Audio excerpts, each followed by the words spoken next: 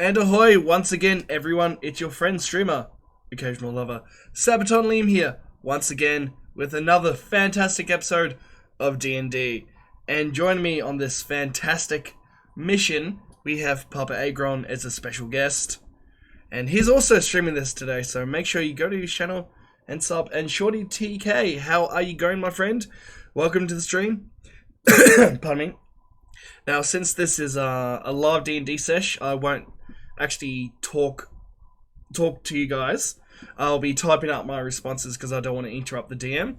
But speaking of the DM, let's go... Oh, first off, how good is the overlay? Oh, thank you so much for the like, Mr. Camp Survivor.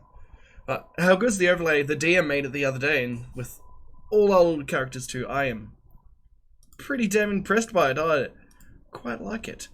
But anyway, let's get to it. We will bring ourselves back into the chat.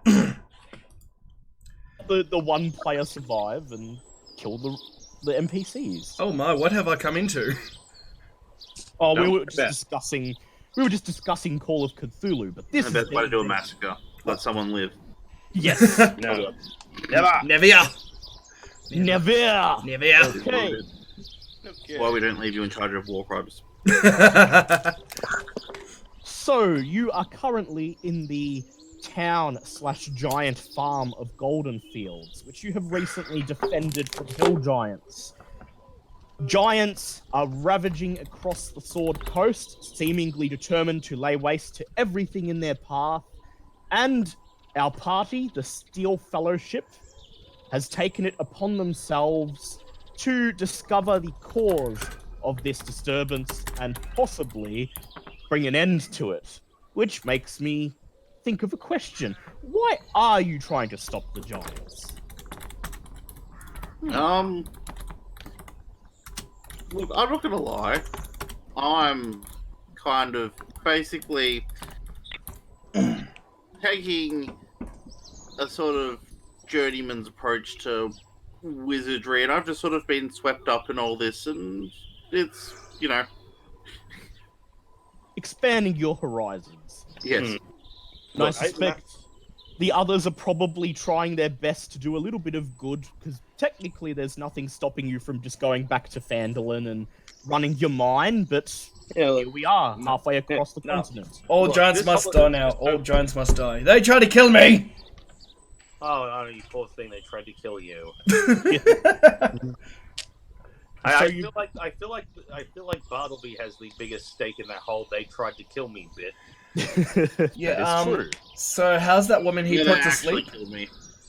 Yeah. Well, And death wasn't such a unpleasant thing. It was more the return journey that sucked. you have Who's that? just awakened after a night in the tavern. It's a nice, peaceful morning, and you have several avenues for where you would like to go next. But first, Miros, the innkeeper, comes up to you, and he says, "Our saviors are here." And then he gestures towards one of the booths and says, "A free breakfast on the house." Ooh. Never say no to a free breakfast. Free food, always good. Food and booze, that's what I want. Make sure you feed Cujo. You take your seats in the booth, and you begin chowing down on the breakfast and free ale. Angus, while you were eating, you notice in the booth across the tavern from you, there is a man wearing black studded leather armor, and he's just sort of staring, watching you eat. When he notices that you've seen him, he quickly goes back to his drink. All right then. Do I make anything of this, or do I just? Do you make anything of this? I don't know. You did we're- save the town from giants. You're possibly Yeah. local celebrities. Possibly. We are kind of an odd group, so it's not unnatural for people to sort of stare at what we're doing. Finish food first, then maybe go over say hi. Yep. Unless he's interested. You finish your food, and you walk over to the man. He pretends to not notice that you are approaching him. He just mulls over his drink. Oh. Good morning there, traveller. How are you this fine morning? He looks up, nods, and he says, "Ah, a fine morning, because apparently some adventurers saved the town last night. I'm afraid I was too, indisposed of." That'd be Come to us! defense. Woo! You heard correctly. That was us. Can I ask your name, friend? He holds out his hand, and he says, "Ah, my name is Martholio. I was in town for business, and after last night, I must say I'll be glad to get out of here soon." Oh. Well, what kind of business brought you all the way out here? He says, you know, little bit of this, little bit of that. Oh, fair enough. Well, yeah. He says, "But having heard of your prowess as adventurers, Perhaps I might have a little bit of work for you later. We seem to be in great stock for work at the moment. What do you have? You want to come over with the rest of us and let us all know? He says, I'll finish me drink and me meal, run some errands, and I'll track you down when I need to find you. Fair enough. At this point, as you begin to return to the booth, you see someone descending the stairs from the rooms. A woman in a blue cloak with a irritated look on her face. Okay. As soon as she reaches the bottom of the stairs, she looks around the tavern, eagle-eyed. She notices Bartleby. I'm like, as I see it coming down, I just like slowly like lower my head so I'm below the table. Oh no, you don't know him. Grab him and pop him up on the table. Pull him up. Yeah, as far as we know, you did good last night, so we're very proud of you. Her lips narrow and she storms across the tavern. Oh, wow. What did you do, Bartleby? She points at Bartleby and then smiles cheekily. And with the snap of a finger, Bartleby make a wisdom save.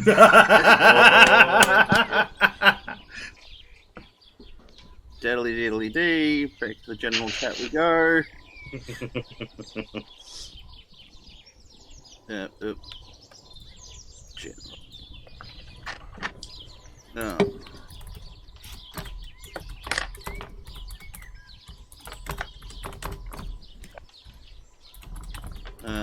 Where's it? Going back to my thing. Does a 12 make it? Suddenly, you feel a lot smaller than usual. Nargle Bartleby has disappeared. In his place is a large toad. Oh. Just chilling on the seat, on the upholstery. I guess I would just have to hold Cujo back because he's this dumb dog. He doesn't know the difference. Yeah, Cujo sees the toad, begins to growl and tries to make his way towards it, and you hold him back. Maxine looks over. She sees the toad sitting on the upholstery, and she smiles again, and she says, "A gift for the lovely time last night." Okay, look, I'm a little confused. Is this normal between other species, or what? As I know, this was far less complicated. This is far more complicated than any dwarven ceremony I've ever seen. What the hell? What's that, Bartleby? You got a frog in your throat? Oh, You see the frog gently extend its delicate little hands and then raise its innermost digit. huh. Maxine takes a seat, brushing aside the toad to sit in his spot. And she says, "So, you saved the town. Unfortunately, I wasn't able to help." She says, "But I hear this morning that the goblinoids made off with some of the crops and a couple of farmers for good measure. Oh, god damn it. So, while you are here, if you'd like to make the town and myself even more ingratiated to your good graces, then perhaps you might assist in their recovery." What She sort of looks- frog am I? One that a doesn't large- talk. You're a cane toad. That's a funny name. I'd call them Chazwazzers. She then looks over at the toad and says, "And as a token of good faith, perhaps I'll restore you to your true form, if your friends agree to help." I just sort of sit there with my arms crossed across my chest, my little frog chest. Your little would froggy seem- chest. Just like lean up against like a glass. So what do you say? Are you going to... Well, Ribbit. it does seem Ribbit. like hands are tied on this matter. Ribbit. She says, Good, good. Well, you could get to it then. She snaps her finger, and suddenly Bartleby is back. Sitting on her lap, no less. She ruffles his hair playfully, then lifts him up and places him to her side. She says, there are a few locals who'll be willing to help you out. She looks over at Miros and says, bring Vector in. Miros nods. He heads upstairs, and then a few minutes later comes down with a rather large, burly-looking figure. However, he's not wearing any armor and looks like he's about ready to pick a fight. Oh? However, Naxine leans over and says, you'll need a rogue, of course. Look, I don't have the most experience with rogues, but they're not normally this, yeah, okay. Now let me tell you, you never met one just like myself. You need a door picked, I can pick a door. You need someone to sneak past the giant or whatever figure, I'm your man. I tell you this, you can trust me with your life. Alright. Okay. Is this All right. a dwarf or In- a Italian question stereotype? How forgiving are you of friendly fire or fire that has come from friendly sources? Just fire. Well, I just tell you, if you don't want to get stabbed, don't get in the way of my lance. Wait. Wait. Let me roll this again. You're the rogue, right? I'm getting this correctly. I am the rogue. Yet you are using something that is quite literally about the same size as you. This is what I'm following, correct? What? I hide behind it. Haven't you ever seen a rogue hide? Can I get another round over here, please? Oh, look at that! It's another dwarf! Naxine sort of playfully strokes his beard and she says, oh, he's proven his worth. He'll be a good asset to your team. We'll see about that. Then she winks at Bartleby. I just slapped Bartleby across the table going, you sod. I am going to use minor illusion to conjure a rather impressive looking arachnid on her sleeve. Jesus. This human cotton is confusing. Oh fuck! Why are we doing this? She looks down, her eyes widen as she sees the arachnid. Then she smiles and says, yes, they do say you're quite the illusionist, Mr. Bartleby. Yes, I am. You call that a spider? I slammed down my spider staff. Oh god! 3 large spiders appear in the middle of the tavern. This prompts her to scream, and with several other patrons, scramble upstairs. These are Spooters. This is Snargle Jr. This is Spooter, and that's Scooter. Just I don't once, think I I'd had like enough to to sit drink. there and have a fucking drink without causing a fight or an invasion or half the goddamn tavern running for the hills. Miros the innkeeper laughs, and he says, well, I suppose I'm booked out for the moment. Well, you have made your acquaintances, I see, and the ranger should be around here somewhere. Of course, he drank quite a lot last night, so he's probably just crawling out of whatever hovel he passed out in right about now.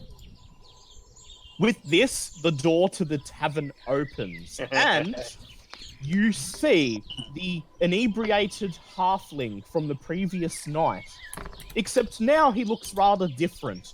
He's clad head to toe in leather armor, with a bow strapped to his back, 2 short swords to his belt, and he is riding atop as if it were a mighty steed, a ram. The ram slowly enters the tavern with the halfling astride it, looks at you, and says, "Ma."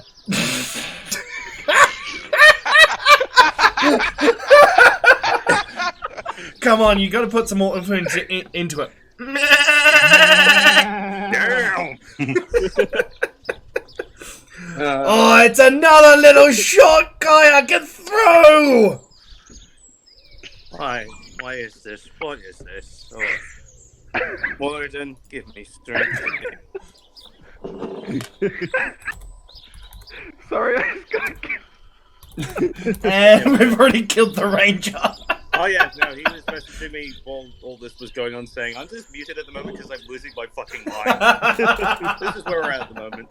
We broke the poor button. I did try to warn him how these usually go. At least we're not in Dagwater. Oh, God.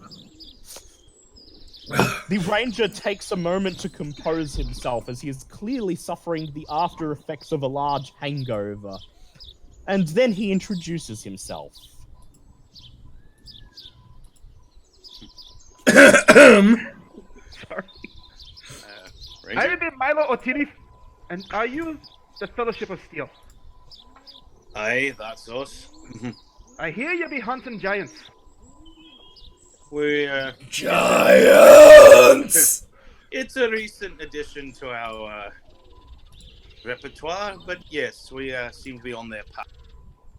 Do you be needing another sword?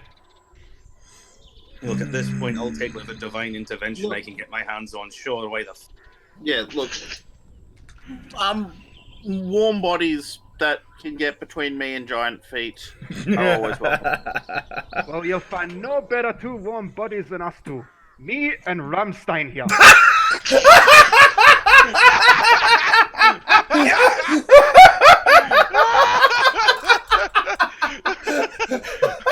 Rammstein once again says, "Man." Fucking hell. Ah, we spent days on that one. You're welcome. And so you begin to depart. Is there anything anyone would like to do before departing Golden Fields? Where are we actually going to find where these goblinoids ran off to? Yes, you're going to attempt to track them. Oh, that definitely seems like something we could. Wait. use a tracker for. Wait. Where's my giant axe? Oh, you'll get that. One step at a time. I feel like the missing farmers come first. Wait, does Cujo have goblin scent? Hold on, wait. It does. Yes, he does have goblin scent. That's helpful. I guess tracking him won't be that painful. Okay. Well, no one needs to get any potions or anything. No,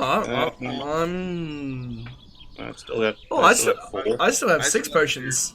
I didn't need any last time. Fantastic. Yes, that's right. As it No, that sounds, matters. I spent still don't all have my any gold money on the from drink. last Get a drink. Newcomers to the party can begin with 2 potions of healing. And before we leave, we must roll for income from Wave Echo Mine. Okay. Oh yeah. What do we roll for that? Hey, So Please give me nominate money. one of you to roll a d20. Ooh. Who's feeling lucky? Not Bartleby at this point in time. All right. M2, you or me? you can take this one. All right. D20, you say? Yep, That is a Any word on 12. that is a 12. Okay, that is. How much money am I getting? Any word on dear cousin today? Yeah, he's on his way. He'll be joining soonish. Okay. Come on, roll the dice roller. Wait, I know what's happening. I have to roll it in general because I didn't give the bot permission to roll in there. How dare you? Ah, Okay, you each receive times 10. You each receive 230 gold pieces. Oh damn! yay! I have money again. As you are ready to depart, a large eagle swoops down and drops a package in the street in front of you. It has the Rock Seeker's family crest stamped on the packaging. You unwrap it and find some income from Wave Echo Mine. Hells yeah! an arm. Do any of our newcomers wish to purchase anything before we leave? Yeah. Ah, I'd like to purchase stuff. Very well. You head to the general store nearby. It's not particularly well stocked as this is a farming town, but it does carry the basics. What are we after? Do you be stocking any shields? A basic one will do. Yep. The shopkeeper points towards the racks of armor behind the shelf. And he says, "Aye, you can have well, you're a little fella, so this one will do." He picks out a rather small shield, but for you, it's normal sized. And he says, 10 GP, and this can be yours. Done. You pay for the shield. You now have +1 to your armor class. Well, la-dee-da, Mr. Halfling.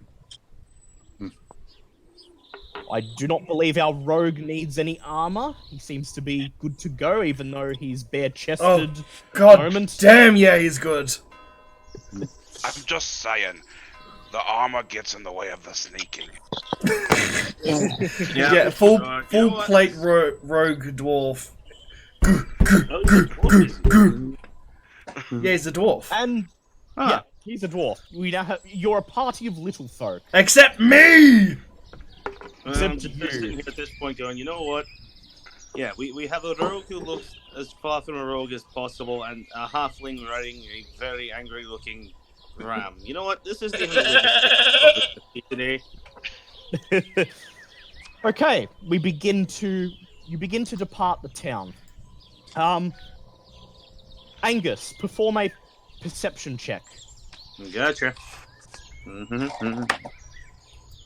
That's gonna be a 13. Yep. Takes you about 20 minutes before you locate the tracks left behind by the marauders. And here is where Milo will attempt a survival check. Ooh. Okay, what do I roll that with? You need to roll a d20, and if you have proficiency in survival, you add 3, and you also add your proficiency bonus. Yeah, if you have proficiency, add 3, and whether or not you have proficiency, add your wisdom bonus. Okay, cool. Okay, so that's 19 plus 5, so 24. Damn. Okay. Yeah, you're able to follow the tracks through some at first easy terrain across the countryside, followed by more and more rougher terrain. Eventually the tracks start to descend into a rather rocky valley. Roll survival again.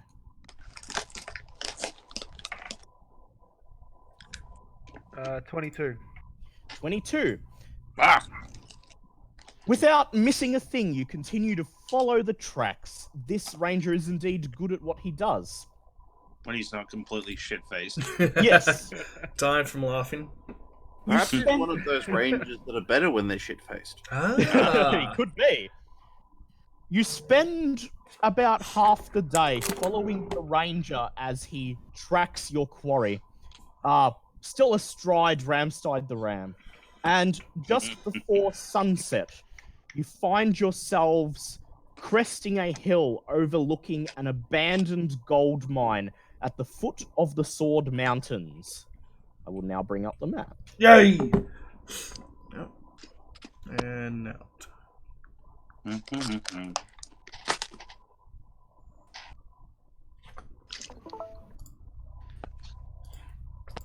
And here we are. Make sure everyone's streaming the map. Oh god, gonna have to move that.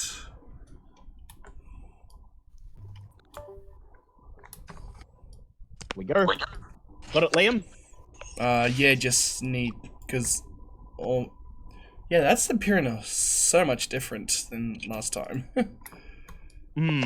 Maybe. Do you reckon we can, like, steal this mine as well? I want Well, some gold. Crap. Oh, I was using the wrong one. Okay, no, it's all good. All Could good. we retire as, like, mining magnates? Milo, as a native of this area, you do know that this mine has been abandoned and decommissioned for several decades and is not currently in operation. It's a decent hiding spot for the goblinoids to have taken their ill-gotten goods. Hidden among bushes, a tunnel burrows into the foot of a soaring snow-capped mountain. Above the mouth of the tunnel is a wooden plank with the words Mountain's Toe carved into it in common, and underneath it, the words Piss Off. Misspelled and crudely drawn. This side's not going to stop me. I don't know how to read. Hey, I thought you better than that.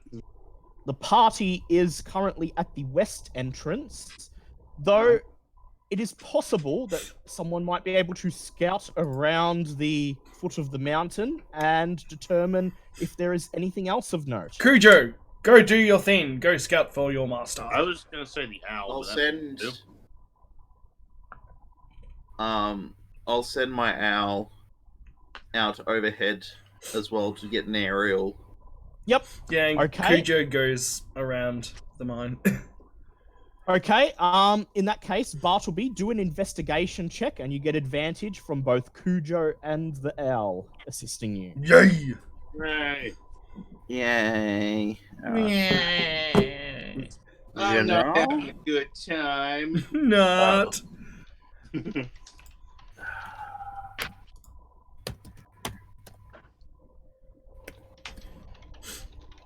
And then again. Oh no. Yeah, Well, I remember I've got advantage, so. Yeah. Nah, I'm just. That's not good. I'm not gonna have fun. Control C. Control V. That'd be a nat 20 with like a +7, I think. Oh. So. Damn. Damn!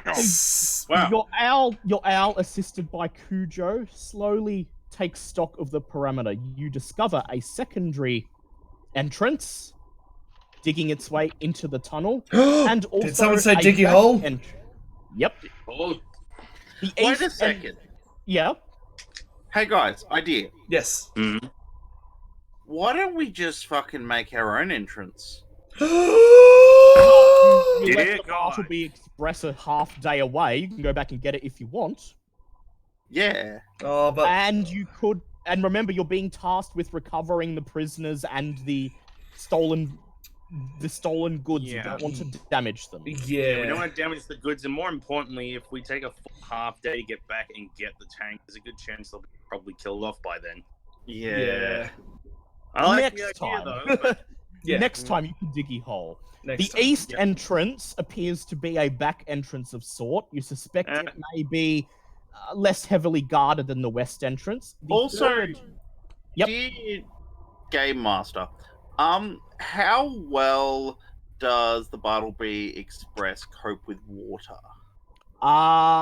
It depends. It can go under the sea floor, but if it gets immersed in water, it will probably sustain quite serious damage. Yep, and I That's think bad. we'd all die.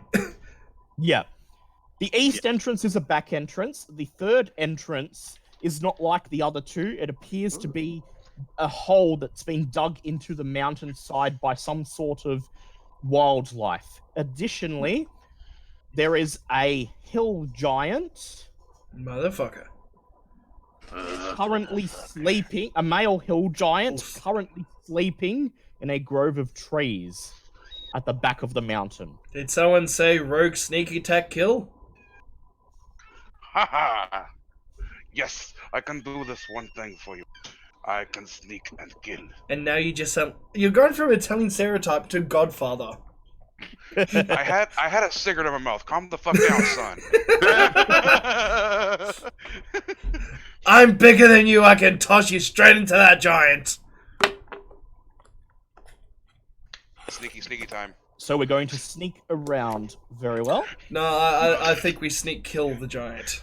sneak kill the giant. Okay. Are we sending him off by himself or are we accompanying him?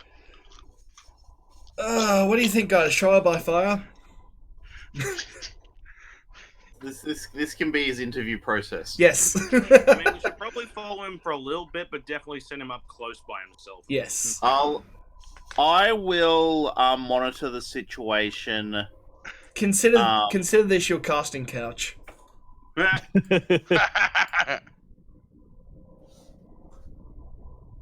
Okay. Wait, do you use like dual short swords? The ranger does, yes. I was talking about the rogue. What do you use, rogue? No. He uses a stick. Yeah, Rogue, explain what weapon you're using. Go on. We're I use a listening. lance. This rogue uses a lance. Shove it up his ass! Okay. You are. There are questions. Very well. No more questions. No more questions. Just. Can we begin? Yes. Yep. Vector, attempt a stealth check. Okay, let's see. For stealth, 25. Oh, nice. Yeah. God damn. Yeah. That's good. Okay. Leaving the rest of the group behind, you Yep. carefully sneak into the grove of trees. And then roll for hit with advantage on the sleeping giant.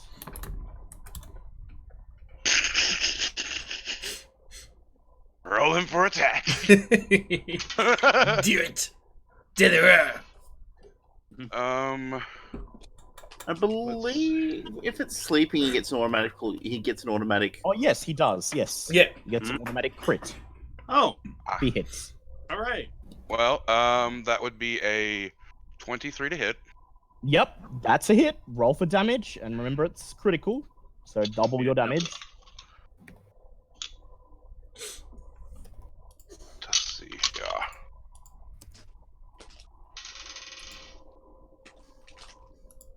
yeah. Doubling damage, but not the proficiency bonus for the attack, and that is 26 points of damage. You insert your lance up one of the giant's nostrils. He grumbles. Grog want shiny rock, and then opens his eyes, notices that you are there.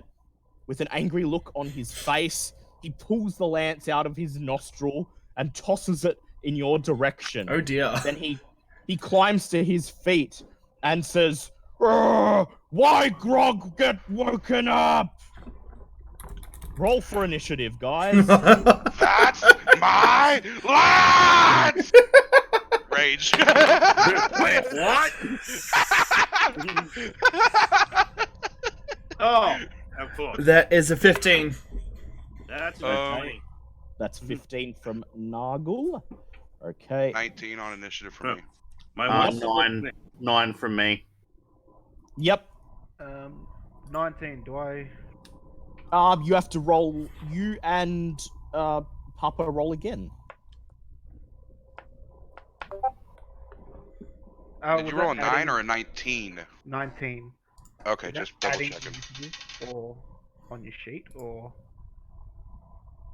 So basically, roll a d20 and you add your initiative bonus. Okay, well I got 23 then. Okay. Oh, Very nice. All right. Never So mind. you're going first. So Papa goes first. No, Papa does not go first. Papa does not go first. No, probably be going about third. Yeah. Yeah, Milo that goes 20s for first. days. How far away are we from the ogre? You'll see in a sec. I'm going to add you to the map. Oh, okay. Yep. Just adding everyone's initiative. Oh, and also, the reason why you don't see Bartleby is because he's sitting on a nice little gnome throne on my shoulder. Yes. Probably still checking himself for warts. Finds an insatiable taste for flies. What did you get on your initiative, Bartleby? 9. Ah, yes. Angus, what did you get? I got a nat 20. That's gonna be like my one yes. the fucking day you watch. Praise Martin. My one nat 20 for the day, and it was initiative. Okay, so Milo, you get to go first. I will zoom in. Enhance. I will just remove Bartleby for the moment because he's still on Nargle's shoulder. Okay, here is the party. You are a little bit behind where the giant is. It's in movement distance. Am I still mounted? Yes, you're still mounted, unless you choose not to be. Okay, and how far away is that? That's what? 5, 10, 15, 20 feet, yeah. 20 Oh, feet? good. And is there anything in front of me? There's a couple of bushes. You can either hide in the shrubbery, or you could just go through the gap between the two shrubs. Okay. I yell out, "Is that the blooded giant I see? Lagerstein, charge!"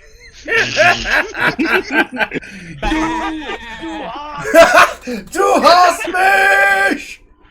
Do ask. Oh, it pays for itself. God damn! You are now in melee range. Yeah. Am I able to use the ability charge, or do I have to be a certain level for that? Oh no, you can use charge if you like. Yeah. So if the ram moves at least 20 feet straight forward, Yep, it gets to so charge, 20 feet, yep. which it has. Yep. Right. I will Target just takes bring an up. extra 3. So Yes.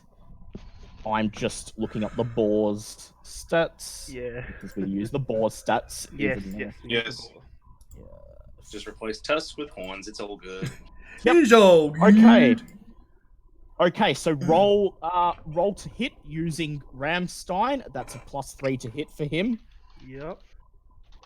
What am I using to roll? D20. You're rolling a d20 and you're adding 3. So that's 3 plus 3. Yep. Oof. Unfortunately, that's a miss. Oh no. Damn. But you can still attack with your own action. Yep. So you can roll to hit, but this time you use your own stats, and you are using a short sword, so you can use your proficiency modifier plus either your dex or your strength. Whichever one's higher. Yeah. Yep. Okay. And that's once again a D20. Just. Yep. Yes. Okay. Unless you're like dealing damage and stuff, most attack stuff that you do is going to be a D20. Okay, Yeah. Cool. Okay, so that's a 16 plus my proficiency bonus. Did you say? Yep. Yes. Plus 3 plus. 20, Plus your actual 23. proficiency. Yep. Plus your proficiency, which is another 3, so 19 altogether, and that's a hit. So now you can roll for damage. 18. Like the deck. No. You've hit. Now you roll for damage. If Oh, you look sorry. at What- your I weapon, was gonna say 18. Oh, Holy sorry. shit. yeah. Sorry. Your now you use 2 short swords, right? Yes, and one was a short sword plus 1. Yes, that's the one you've attacked with. So roll for damage with your short sword +1, and remember to add the +1 plus your dex modifier to the damage. Okay, and that's once again, sorry, with a 20. It's a or- D20, yes. Yeah. Oh no, sorry. For the short sword, it's a D8. Yes. 8. Oh god. Which one's not 8? That one. Looks like 2 pyramids stacked on top of each other. Yeah. So it'll be D8 +1 plus whatever your dex modifier is. I believe it's 3. So 8. Yep. So 8 plus 4, 12. Rush in. Sorry, no, I rolled a 3 plus. Oh, so 8 all up. Yeah, 8 all or 1. Sorry, Okay, yeah. sorry, yeah. You 8 rush in and you slash at the giant's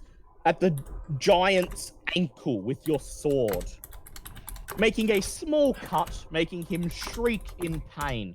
Now, how second-hand weapons work is you can attack with them as a bonus action, but you don't get to use your stat modifiers. So, would you like to attack? Sorry. Yeah. It's literally just it deals whatever damage the weapon deals, no additions. So would you like to attack with your second sword? If I don't, what can I do? Nothing. Nothing? Yeah, it's Oh, just I a may as bonus. well attack then. Yep, okay, so roll to hit. This time you don't add your dex or strength. So that one is a 7. That, unfortunately, is a miss. You go to slash his tendon again, but he steps out of the way. Okay, now it is Vector's turn.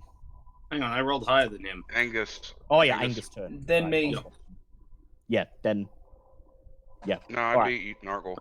Yeah, you beat Nargle. Oh, Okay, Angus, Alright. your turn. Well, I might as well take out my axe and go up and try and see if I can deal some more damage to this bastard. Okay, Hmm. there we go. You're in melee range. Let's see what we can get. That's gonna be 21. Ooh. That's a hit. Roll for damage. And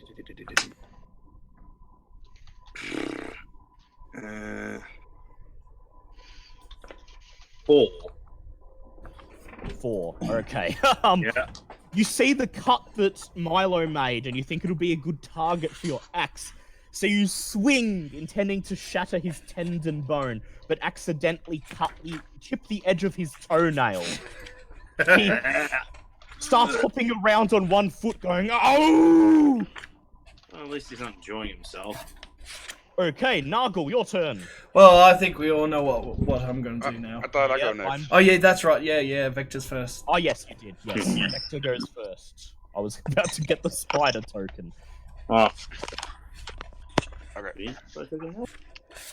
Is my lance within reach? Yes, it is. In fact, you've picked it up as a free action. Yay! I love free action. Now I'm gonna rage and fuck his shit up. Fuck that guy. Alright, rage. Roar! Ah! Worst rogue ever. Okay, first attack. He's got rogue rage. Road rage.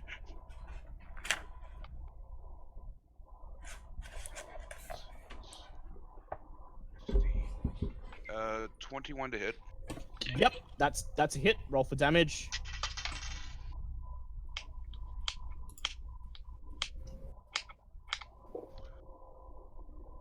$17 points of damage. Yeah, good hit. Nice. Jesus. You drive Bonus your action. lance. Yep. Attack again. Sorry, you can go ahead. I was gonna say, drive your lance into his stomach, and then pull it out, making a painful-looking hole. Now, bonus action. And he holds a Attack. goal. Everyone shit stomp the giant. Bishop jump giant. Everyone jump giant. Giant. Good to be the king. Yeah. This is 18 to hit. Yep, that's a hit. Roll for damage.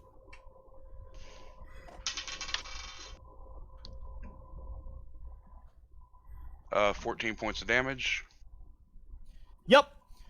And then you stick your lance back in the same hole, twist it around a bit, Who's a good giant? pull it out. Ooh.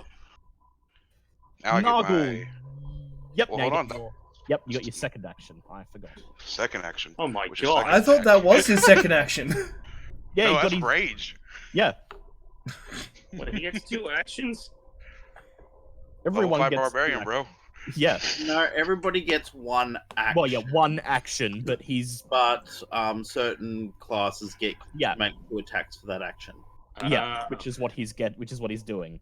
Though it Nice. should be noted that dueling doesn't actually give you 2 attacks for your No. action. It just lets you use your bonus action to attack. Yeah, to attack again. Yes, Okay. It's an important distinction. indeed. However, this is now my secondary action, which I can get my second attack. Yeah. Yep. Go. Dear God. And that is...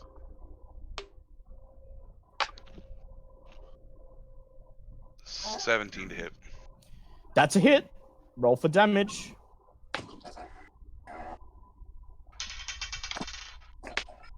Nice, max damage. Ugh. That is a whopping 20 points of damage. Oh! Oh my god, Giant- this is the worst alarm clock ever. The giant sees you coming, and he reaches his hand down to block the hole, and you sort of pivot around and then bait him into moving his hand and then jam your lance into the hole a third time. Stab, Fuck stab, this stab, guy. stab, stab. This poor bastard's just getting fucking pin cushioned. Nargle, your turn. Rage! I think at this point he's just pissed off everyone else is wailing on this giant. Pretty much. Run the fuck into that giant! Roar. Eh. Oops, not that far. Over rage. Yeah, roar, run into the dungeon. Okay, make your attack. It's 17. That's a hit. Roll for damage.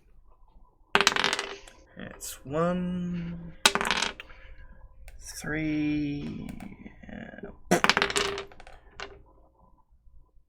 8 plus 1, 9 plus modifier 9, 13 plus 2, 15. Yep. You swing at him with your sword. You're trying to get the hole that the Fuck that! I'm rogue making made. myself a new slit. Okay, very well. You swing right into his kneecap. You hear Oh. something shatter, Oh. and the giant doubles over in pain. Make your bonus attack. God damn. Goodbye, you giant fucker. That is 14 plus... Yeah, 17. And Yep, that's a hit. Roll for Good damage. back. 4... 8... 13 plus... Yeah, it's another 15. Oh, no, sorry, that's 16. Yep. Ah. After shattering his kneecap, you then bring your sword lower, swing in and shatter his Achilles tendon as well. Oh! No! Dear God, no! The giant shrieks, and then he reaches his hands into the ground, pulls out a chunk of earth, Not again! and hurls it at Milo, the most centrally located person. Well, shit. Welcome to the trial by fire. Let's see. Run away! Flee, Ram. Flee for your life. And he hits. Yeah. The rock slams down into the earth, hitting both Milo and Angus. Aw. Because God you're damn right it. next to him. God damn it!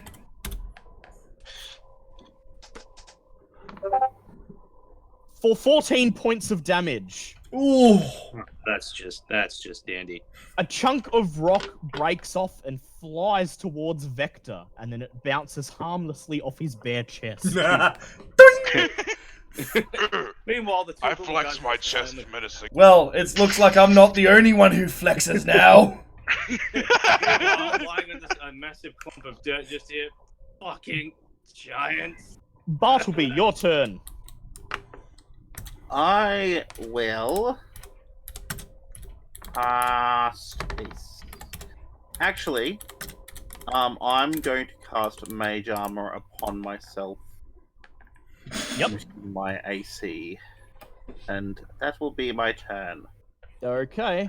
I have Am learned. I have learned to take defensive measures now. Yes. That would Good be a idea. good idea. Milo, your turn. Okay, I'm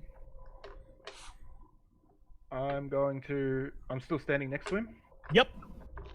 Okay, I'm going to Damn him. attack. Yep. Okay. Roll to hit. That's D20 plus Dex plus proficiency. 10. 10. That is unfortunately a miss. Your sword bounces harmlessly off his thick skin. Heck, I was just going on 12 for a sec, so I'll be back Sure. shortly. Sure. Go for it. You could You can use your bonus action to hit him with your second sword if you like.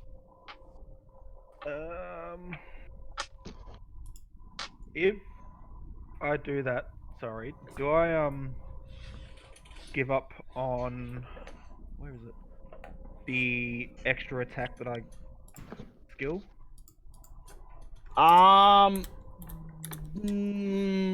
If it says it's a bonus action, then yes. Otherwise, no. Beginning at 5th level, you can attack twice instead of once. Oh, yeah, no, you can do that. So you get 3 attacks technically, because you get Wow. what is a bonus action. Oh, damn! Okay, so People so get I roll to attack with my secondary weapon. Yep, that's just D20 plus proficiency. 9, so I miss again, I guess. That's a miss, unfortunately. But now you get your second attack. Yep, so roll again. At this point, you're just flailing water. Yeah. Someone's having fun. Ah! Yeah. Somebody's lost themselves in the heat of battle. 17. That's a hit. Roll for damage. That's the 8, isn't it? Yes, D8, D8. and you add your Dex modifier and add the +1 from the +1 weapon. The heat of the moment. That is 11 altogether. Yep. The giant, after you hit him after you swing at him the first time, he knows you're there, so he reaches down to grab you. You take this opportunity to leap off of Lagerstein onto the back of the giant's hand, run up his arm, Yes. stick your blade deep into his eye. Jesus. Take that, you giant mother! He releases a sort of guttural rattling sound in his throat and then topples to the floor, dead. Damn. That's Aha. one shot for the little guy. Stab him again.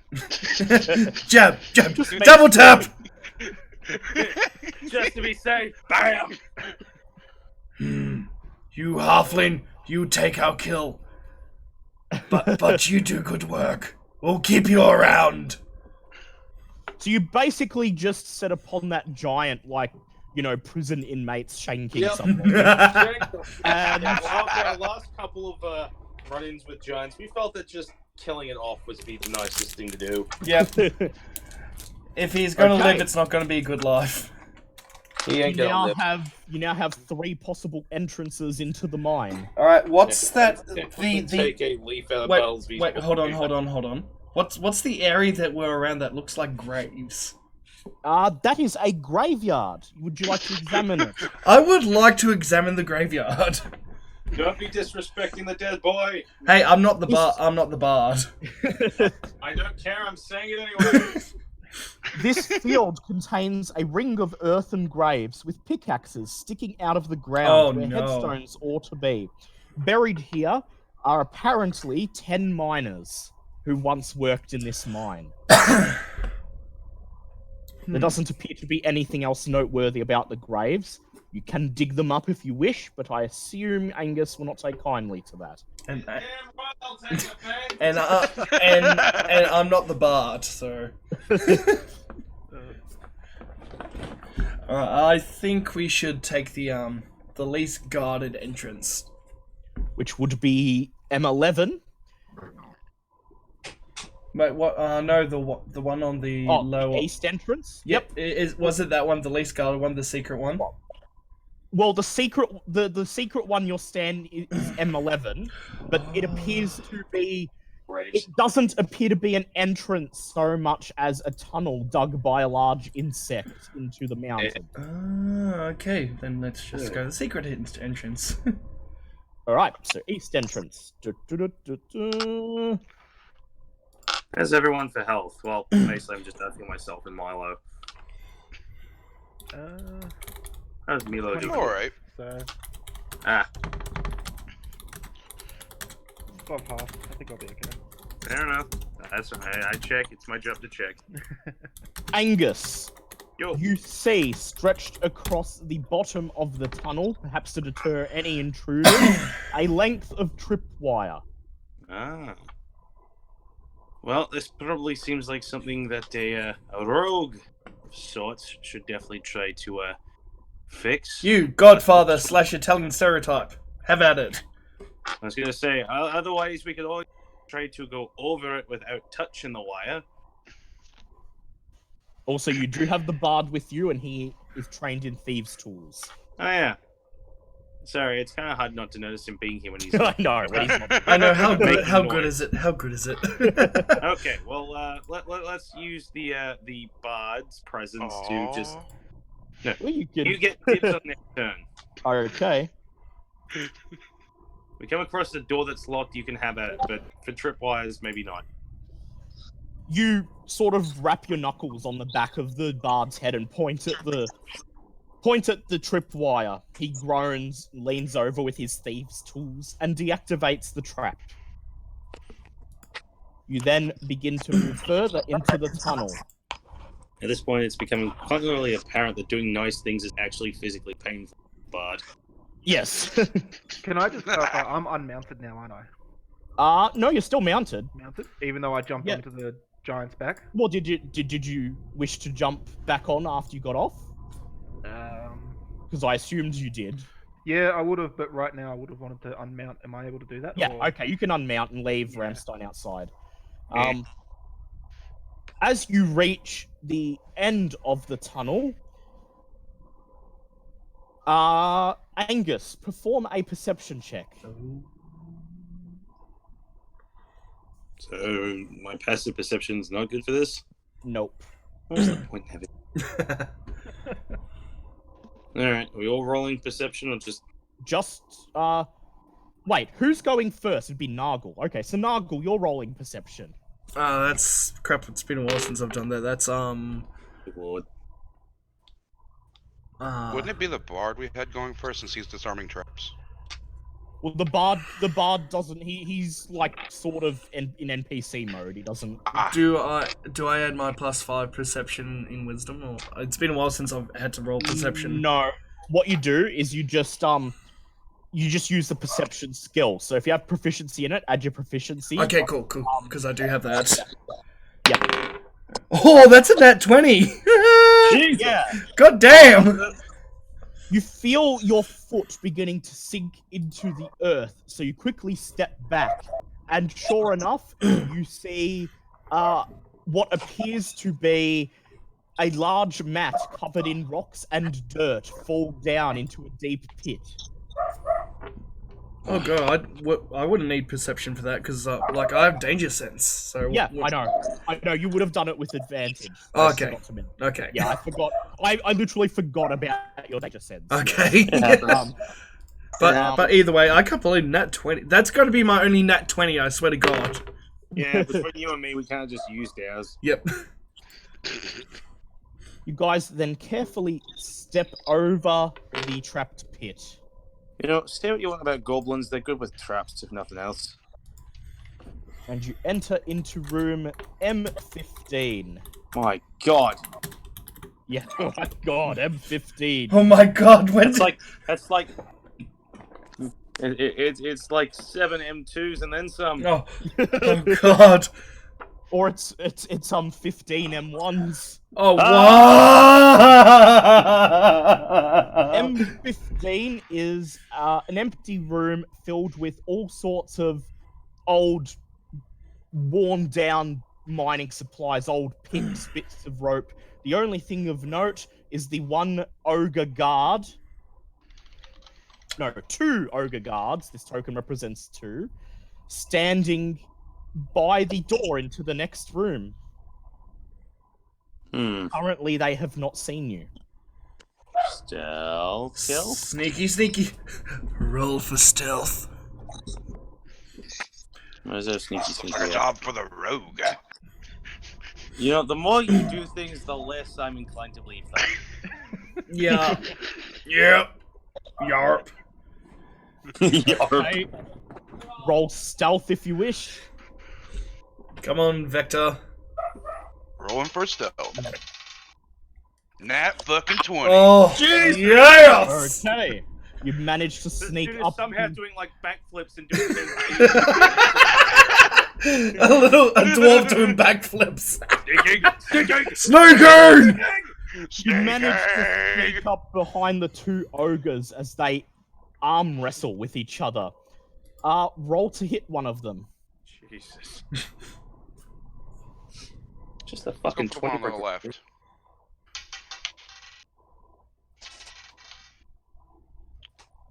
Let's see. 17, That's a hit. Roll for damage. and it auto crit. Yep. Well, no, these ones aren't sleeping. Yeah, it's only when it's sleeping. It's yeah. not a crit. You just, yeah. Fair enough. Not that it really matters because you do a fuck ton of damage. I'm no longer the Lances, strong boy. baby. I know, right? This makes me sad. Yep. I'm not the only dwarf in the group. How do you think I feel? You think I'd be happy about dealing with another dwarf, but I don't even think Martin has anything to do with this one. You grab your lance and you plunge it into the back of the ogre's neck. 16 points of damage. Yep.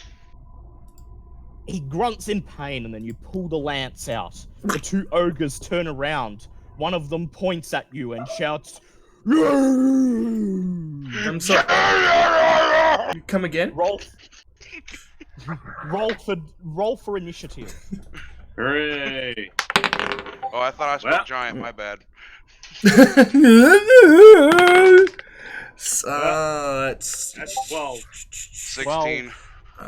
initiative 17, 21. Okay. No wait, no, sorry, 19. Yep. I done not math good. And that'll be the only 20 that I roll. Yay! Everyone's Wow. getting their Jesus 20s Christ. done. Get your 20s out early when it's not important. And does anyone else wish to roll a nat 20 while we're at it? Maybe for something like, I don't know, an actual attack? For the love of God, I'm trying. I got a 19. 19. Okay. Article 19. Angus, what did you get? 12.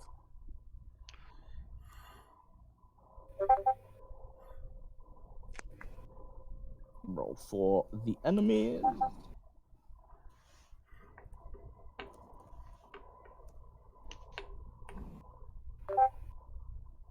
Okay, now we just have to wait for Bartleby to return. Oh yeah, that's right. He went to the toilet. Yeah, well, Do-do-do-do. Oh no, he's here. Oh yeah. Bartleby, Bartleby, initiative.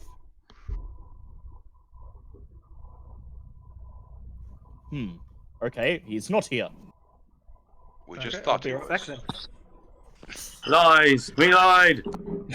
You know, admittedly, I for don't. not being a rogue, my character pulls off some very good stealth. I know, right? It's a tad ridiculous. I I once can't believe it's not a rogue. I once had a rogue. He lied. He lied. Wait, I so you can't a believe mountain it's dwarf not- or a hill dwarf? Mountain dwarf. Cousin! Of sorts. Very strange cousin. Very strange cousin. all I'll backwards roll. Hicks. Bartleby. Hey, technically, all dwarves came from Marden, which means technically most dwarves are cousins. Don't ask. Sorry. Oh, now he's back. Yeah, there we go. Okay, Milo, you're up first. Okay. This area is too small for me to arrange all the tokens, but you are within melee range. We're just that sword. We'll just say with the Yeah. sword. The sword is us. The sword. Yeah, the sword represents the party. Okay, well then I just roll to attack. Okay, go ahead. Charge! On foot. No. 25 altogether.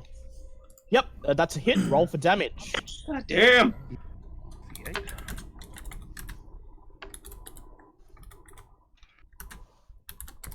It's 12 altogether. Yep, you rush up, and I assume you're attacking the one that Vector already injured? Yes. Yeah. Aim for the weak one. You rush up and you slash at the wound that Vector's lance made. Okay, take your second attack. Goddamn Lance. So the secondary one is just a D20 with It's just proficiency. Yep, that's correct. That's only an 8. Unfortunately, that's a miss. Okay, now you can get your extra attack. Extra attack. God damn all these people with the text. Text for days. That is a 24 altogether. That's a hit. Oh. Roll for damage. The angriest little whirlwind I've ever seen. Yes. That's Spinning and slashing. 10. Yeah, that's a hit. You stick your sword into his rib and twist it around a bit, crunching some bones within. Yeah. Okay, it is now Papa's turn. No, my turn. I got a 19. Oh wait, no, Yeah. no, Yeah. yep. No, no, no. Nargle rolled me. You rush up, Nargle. Yep, rush up for the first action. I'm gonna venom up my Doombringer. Yep. Alright, back guys, sorry about the wait there. Yep. Puppy related. Yep. Roll for initiative, Bartleby. Sure. In the main. 21. Oh, look, I already had you as 21. Okay. Nargle, your sword immediately begins to become engulfed in sticky black venom. Okay, now you have your attack action, but only one because you already used your bonus action. Okay, come on, net 20. No, shit. No, fuck. Oh, shit, it rolled off the goddamn table. Well, go get it. I don't know Play it where it lies. Okay. It went on it went on the chair, and it's a 17. And That's a hit. yay! Roll Roll for damage. that. Yeah. Okay. This time off the chair. 3, 4, 5, 14, 17. Yep, 17. You slash at him with your greatsword. I'll roll to see if he takes any damage.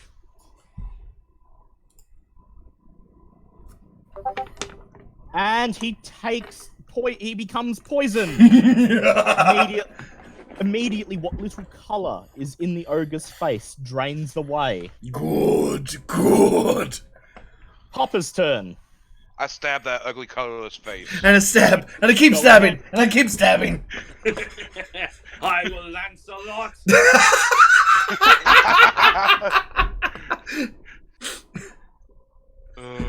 Oh boy. 19 to hit. That's a hit. Roll for damage. This ogre's not having a fun time. 16 points of damage. Yeah. Yeah, Let's that's probably a make hit. something like Okay, this. so the ogre buckled over, opens his mouth to Oh, no. begin to vomit, Oh, and you no. take advantage of this by Oh, plunging no. the tip of your lance down his throat. Oh! He Time for dies. num-nums. He dies pathetically on the end of Here your comes lance. the aeroplane! Second Now- attack. Yep, now you can use your second attack on the next ogre. Good lord. Who's trying to kill you, Mr. Ogre? I don't know, but they better I not. better not. Oh, While staring no. down menacingly at this other. He's looking I at me rip out- menacingly. menacingly, I rip out my lance and then shove it forward. You get yours, sunshine. And I'm going to assume it's going to be a hit with a 24. Oh, yeah. That's a hit. Roll for damage. Stop! Stop! He's already dead. And another 16 points of damage. Oh, The other Disgusting. ogre notices that his friend is dead, and he opens his mouth to scream. You take this opportunity to quickly jab your lance in That's it? there. You don't manage to kill him, but it hurts an awful lot. Well, yes. Bartleby, your turn. Alright. I will A major. I'm assuming in my time since I've been to the toilet, like 3 hours haven't gone past. No. No. That's good. That It's been like 15 minutes. that means I still have All this armor stuff. Okay, I will cast. So we're up against an ogre. Yep. That is correct. Cool. I will cast Phantasmal Force. Grrr. So it needs to make a intelligence saving throw. Oh god. I fail. Skill, intelligence. And he passed as his intelligence saving throw. What? Wow. With a nat 20. Well, Super smart ogre. Oh, you're The ogre looks at you and in perfect common says, I know what you're trying to do, little man. And we're just like, Oh, the God. fuck? I twist my lance. This is officially Okay, the then. worst day ever.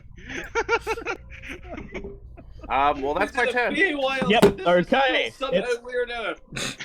It's now the enemy's turn. Well, I tried, guys. And you failed. The ogre takes a swing at Nargle. You bitch. To be fair, you did kind of fuck his friend up. And he hits. Here Nargle, comes you the pain. take...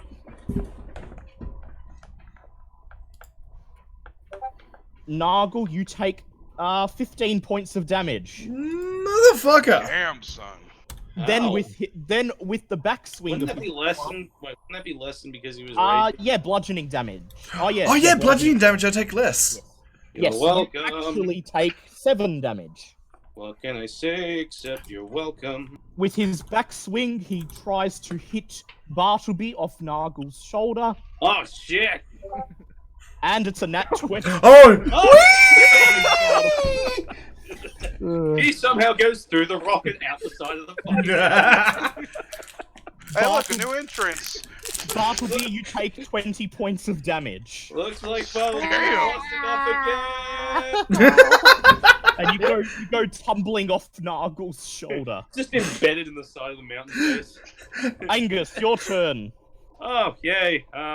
Actually, wait. Yeah, no, yeah.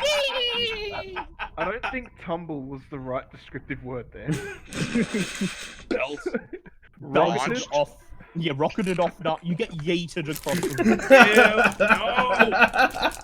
No! I use power word yeet. Enough of this adventure is going home. Forced on reet. No! Okay, Angus. God damn it. Fine, I'm just gonna. Does anyone need. I'm guessing someone's gonna need healing at some point, but we'll leave it till after this thing's dead. Makes sense? Yep. Alright, well, I might as well take out my happy little mace and go club stupid thing's face. It's clobbering time. You grab your mace and begin to shout your dwarven battle cry as you rush in. Roll to hit. Hold on. What's his battle cry? Well, I suppose it'd be something along the lines of, fuck this for Moradin! Oh come on! You couldn't come up with anything good. Oh I oh. know, I rolled a net 20 because of it, so fuck you, Oh, it works. damn! Fuck you for Moradin! Okay, I was gonna Roll suggest it. damage. I was gonna suggest woogie woogie woogie, but that works. Okay, so I have to roll Yeah, twice. me crazy with your boogie oogie oogie oogie. Okay, well, let's see. That's gonna be 15 points. Is that doubled? Okay. Hey? Is that doubled? Yes. Okay. I rolled a 7, so that's Oh, okay. Okay. Yeah, Liam, yeah. he's not Remember, a I'm barbarian. not as strong as the barbarians.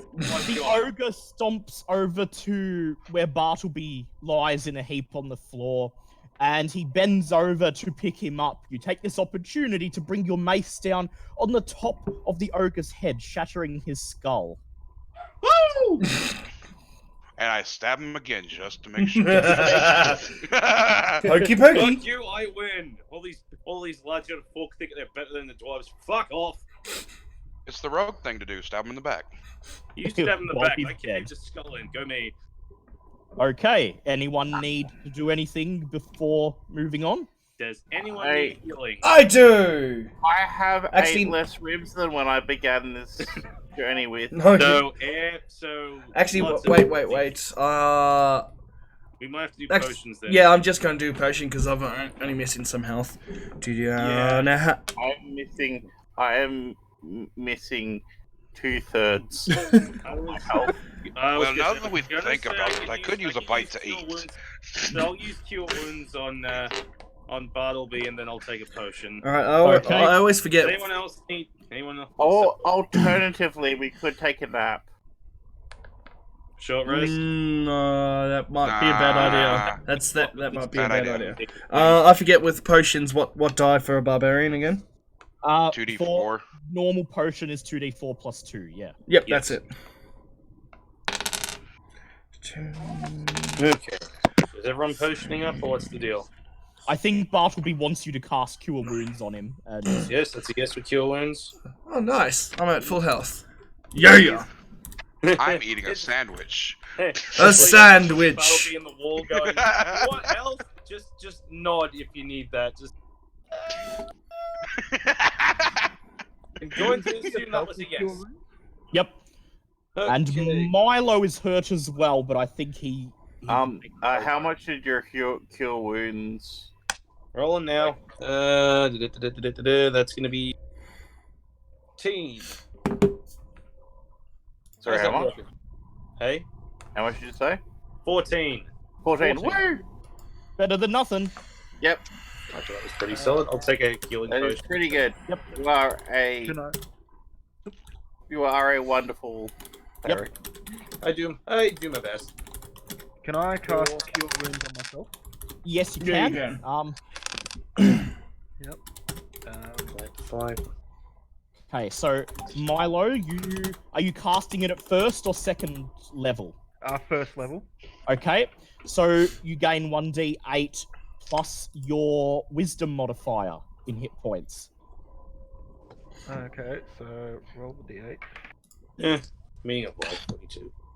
2 plus 2. Okay, I gain 4 health. Yep. Yay. So I'm back up to 30, so I'm happy Yep, with that. that's good. That's fine. Yeah, I'm happy with that. Okay, we're moving on to room M14. Woo! Room M14 appears to be an old miner's quarters. The beds have not been used in a very long time, but you see 5 hungry, tortured-looking villagers all tied together in a bundle at the back of the room. Ah, They look that at was easy. you with wide eyes as you enter. Well, that was easy. Yay for Wow. back entrances. We Yep. have a dwarf, That's 3 what she said. humans, and a halfling. Wonderful. I wander Well, is over with my boot tied knife and up? cut all the bindings. Yep. The halfling immediately jumps on you and hugs you, and he starts going, "Oh, thank you, thank you, thank you, thank you." My ribs, my ribs, my ribs, my ribs. Yeah, I was gonna say, just keep the voice down. We don't know how many are left out there. The dwarf nods and he says, "The supplies they stole are somewhere further in the mine. I think." Any more hostages? He says, "No, just us. But we didn't get a chance to count how many there were. If you're lucky, they're all towards the other entrance of the mine."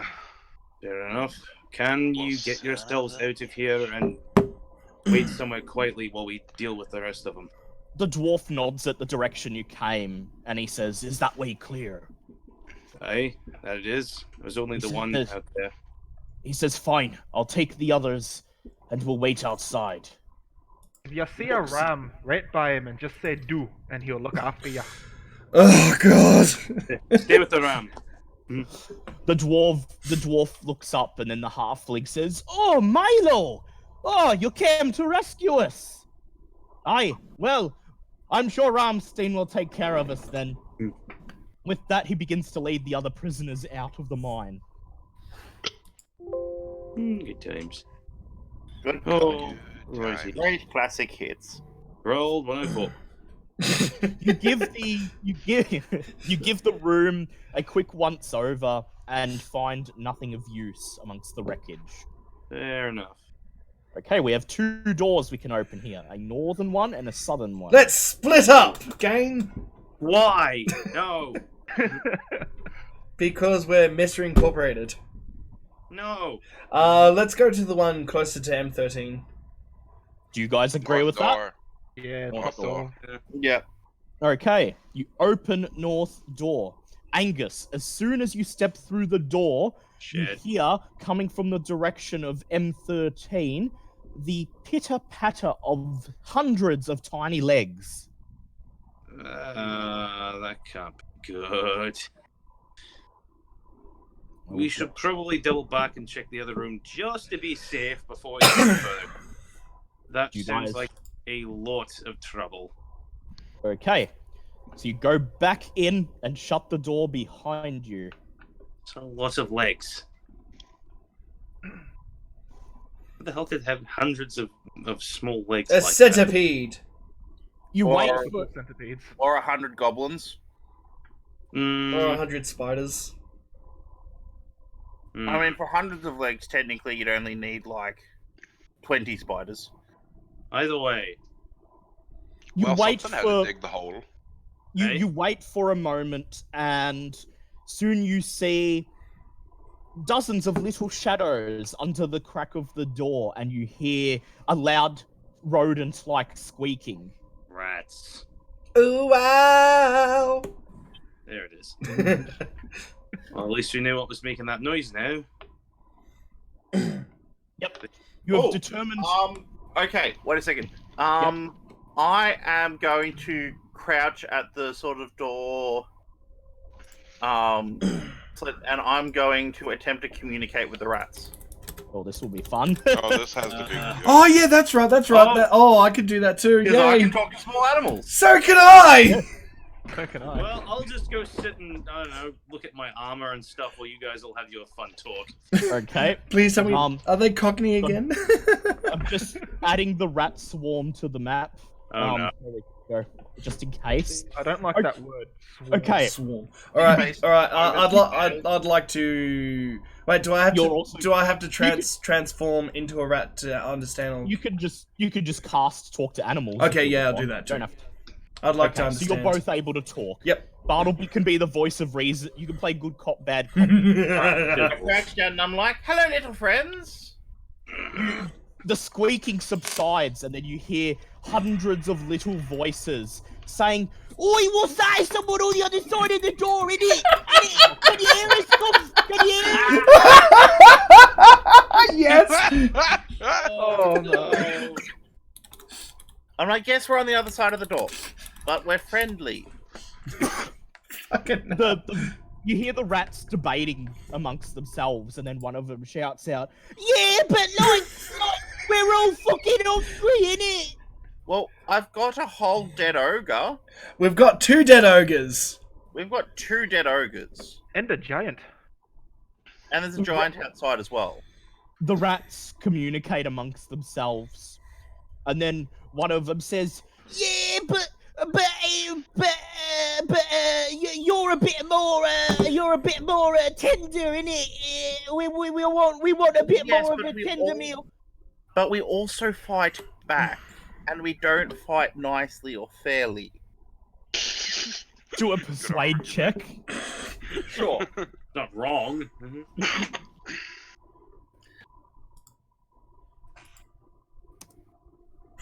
That'll be 7. Shit.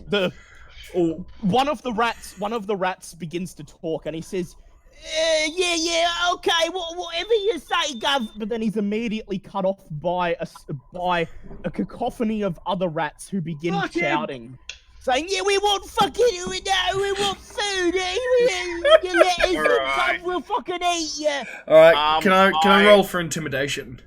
You could be like, if you eat us, it will be the last thing you do. Basically, just open the door and growl at them. Wait, Yeah. no, don't open the door. Don't open the Okay, door. maybe No. not. Don't open the door. I'm actually, while he's communicating, I'm going to reach to my pack and pull out a certain flask.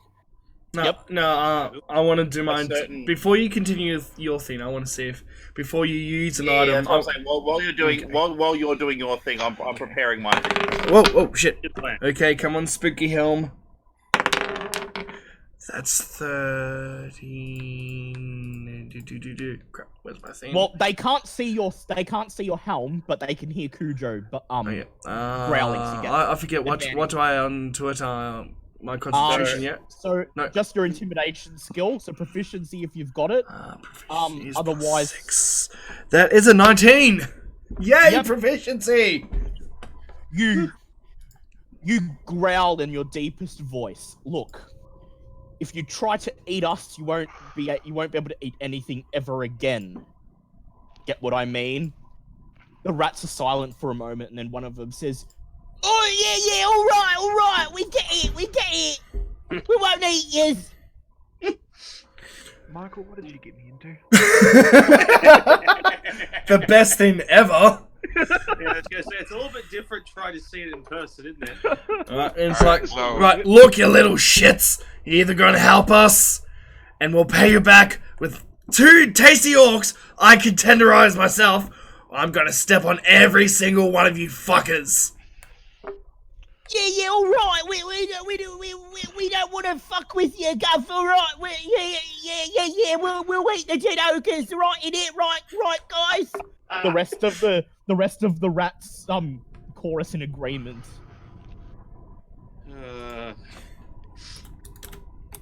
I'm going to take this pause and opportunity to tell you that my chat thinks this is the best narrative with rats ever. Hooray! You should have seen him when we were investigating the murder with 2 cockney rats. That was so fucking good. This is Do amazing. you dare to open the door? Oh, yes, I do dare. Alright, guys, get behind me. Cujo, stand by my side. You open the door and find yourself face to face with what looks to be literal hundreds of rats. There's so many of them that they fill the entire tunnel all the way back into the northern room. Eat. And Right, so where's these victuals you promised us? Where is it, Gov? they're in the back room. You point at the back room towards the dead ogres with a chorus, "Oh fuck yeah!" All the rats immediately rush into the northern room and swarm over the ogre corpse. Oh, is it great, isn't it, Gov? Yeah, it's best fucking grub I've had in ages. Yeah.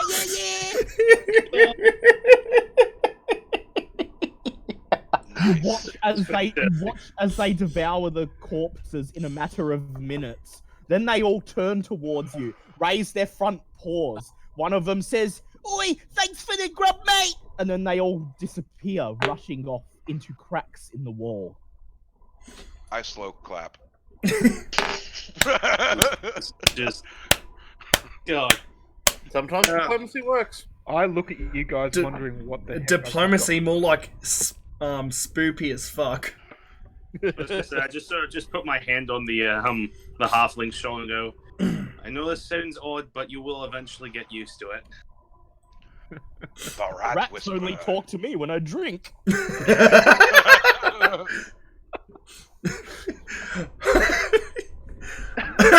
damn it. Alright, so yeah, let's go to M13. Right, you move up. We're slowly move up knocking in- down the M's. Yep. Yeah. You move up into the chamber where the rats came from. As soon as you enter, your nostrils are assaulted by an awful stench. Each of you make con saves. Oh yay! Yeah, I'm proficient in Constitution saves. I think I am too. Oh, actually, that's not too bad. Constitution. That is 20. That's Yep. 13. 13. 13. Angus. 13. Okay, Milo, now what you need to do is roll a d20 and add your constitution modifier. And if you're proficient in con saves, your proficiency as well. Oh, plus Constitution modifier. Oh crap, that's 13 then. I mean 15. Yep. 15. That's 15. I nat 20, Yep. by the way. You nat. Yes. Oh goddamn. 20's just come thick and heavy today. Mhm. And this cloak of protection that says saving throws +1. Yep, that adds a +1 to it, yes. Cloak of protection, eh? Yep. Okay, most of you immediately clamp your hands over your nostrils. However, Milo and Nargle, you are immediately nauseated by the smell of decades worth of rat shit. Oh! Decomposed corpses of tiny animals. God. And the both of you will now have disadvantage on the next roll you perform. Oh shit! Well, literally shit. Aside from the piles of bone and feces, there does not appear to be anything in this room. Well, worth no attention. shit. And so you quickly leave. Actually, I'm gonna take a moment because I'm not so grossed out. Yeah. Use Mage Hand to fossick through it a bit. Okay, do an investigation check.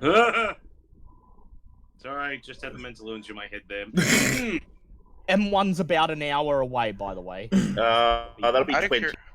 20? Also, red shit's Okay. pretty dry, so... I'm going to roll on the magic item table. Ooh.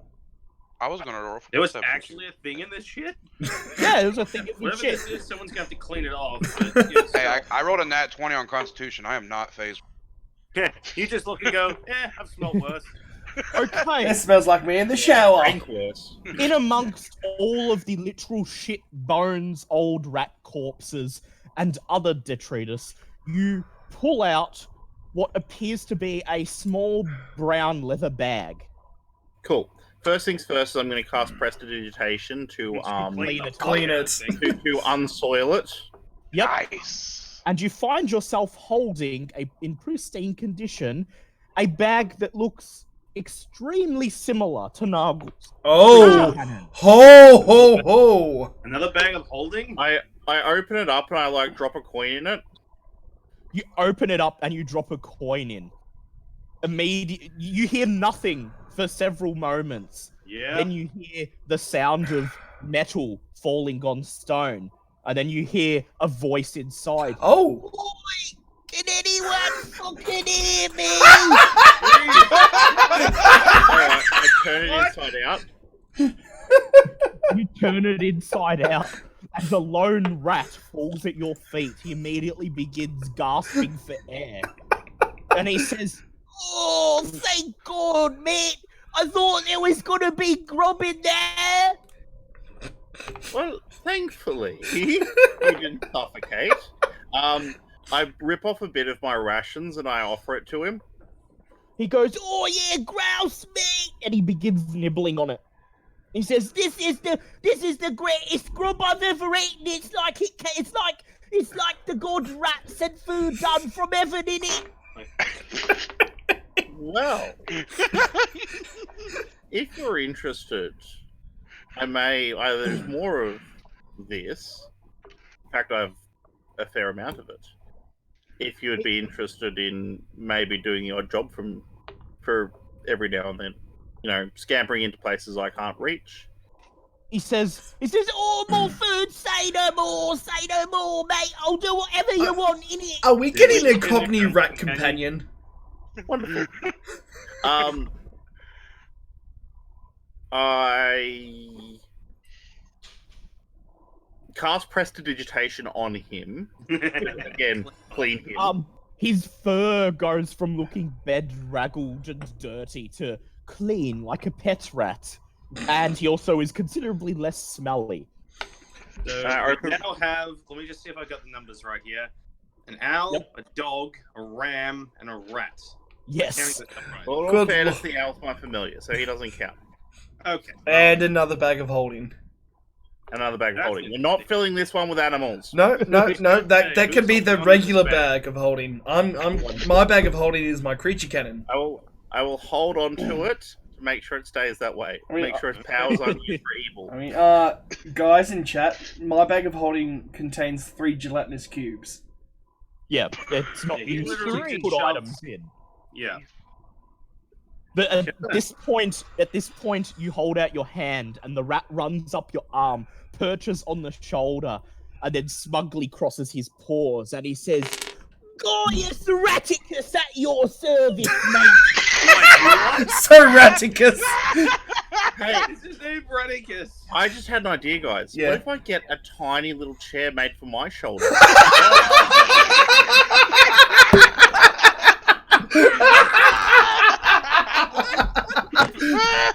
Oh, fuck. Oh god. Okay, so just to clarify, his name is actually Raticus. Gaius Raticus. Gaius, right? Raticus Sir Rattington. I was more thinking of I was more thinking of the ferals. I was thinking of like Radigan out of Great Mouse. Great Mouse Detective. Yeah. Yeah. So this works as well. What was the name of the one in Secret of Nim? The Oh, I could not tell you. I've never seen that, so I don't know. You've never seen Secret of Nim? Oh my god. Oh my gosh. I've How have not- you I'm just writing Gaius Radicus because I've not seen a lot of Don Bluth at all. You need to change that. What have you? pretty dope. Poor I mean, sheltered look, he made some child. pretty dodgy ones, but he made some good ones too. Fritz the cat. Fritz the cat.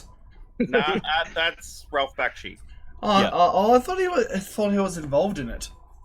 I'm not sure if he was involved, but that's definitely Ralph Bakshi. I was Okay. Anyway, yeah, moving on. Sorry, yes, animation nerds. Aside. Okay, so we're moving on down the hallway. This was the weirdest unexpected find ever. Oh yeah, fantastic. Good roll, good roll. Good job. Angus, you see the Yes. hallway that you are moving across is covered in a litany of tripwires. They are all intertwined and would be exceedingly hard to dislodge unless someone very small were to crawl underneath Oh. and trigger the trap from the other side. Send forth the gnome. Oh. What? You guys gonna say send forth the rat? That would also work. How small are we talking here? Small enough that the gnome or the halfling could crawl under there, but it'd be uncomfortable, and you'd be at risk of touching one of the tripwires with your back. Alright, you seem to have made best friends with this rat. Might as well put him to good use. So can I do some sort of test? Actually, perhaps this would be a better check for the rogue to see whether how the tripwires are set up. So are they set up so that when, like, basically will cutting them disarm them, or will that set off the trap? You have no way of knowing. However, the rogue, quote unquote rogue, can attempt an investigation roll. Ugh. God damn. Ah, yes, investigation. My best suit. Plus 0.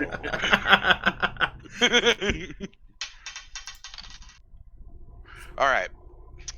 So I rolled a 4. Well, let's put it this way. You can try cutting them and see what happens. I'd really rather Okay, just not. now time to roll bluff. Oh Jesus Christ. This thing's going to kill us. Okay. What? What? So, with a 14 deception, I Yep. basically tell him, from the looks of it, all you gotta do is a little snip and be alright. Cool. Yeah. I relay this information to Gaius Radicus and I set him loose. He says, yeah, all right then. He immediately runs under the wires, nibbles through the first one he can find, which causes a disconcerting rumbling noise to begin to emanate throughout the tunnel. He then immediately runs to another one and begins to nibble through it, and he says, "Oh, you know what? This tastes not bad, this." And then I'm gonna start moving backwards here. Yeah, me too. um, Angus, Moving back. perform a perception check. Ah, shit. What have you done? That's 15. You notice that for each rope Raticus bites through, there is a shake in the roof above. Oh, Hey, for no. God's sake, stop it! You're gonna bring the whole roof down on us. Meanwhile, Raticus is running back and forth, nibbling through the ropes and going, Oh, back out! Back up! This is prime quality rope, this! Back up! I relay that perhaps enough chewing through the ropes now. You've done well. I'll snack fully on my shoulder. He stops. He stops and gives you a mournful look. I pull out another little tiny bit of ration.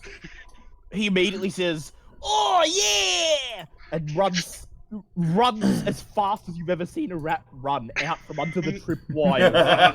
Oh yeah, hey mate! up onto your shoulders where he gleefully nibbles the cheese. Okay. So now we know what happens if you cut too many of the wires. Namely, that whole roof is gonna fall down on our fucking heads. Goblins and such have heard the rumbling from further in the cave. Possibly, but maybe not. Is there any way to help? You could send a scout ahead, but No, yeah, that ain't gonna work. you don't hear anything from further in the mine. Okay, so It appears that it'll just bring the roof down in this specific tunnel, not the whole mine. yeah, but if it brings the bloody roof down here, we're gonna have to go all the way back out and around to the other entrance. Yes. What if we went up to M11 and came back down? Yeah, you could do that. We're probably gonna have to, unfortunately. If no one's game to try and crawl under the wires and I was gonna say if we sent the rat and actually check the other side, but we're working off the bluff of someone that's clearly trying to get us killed.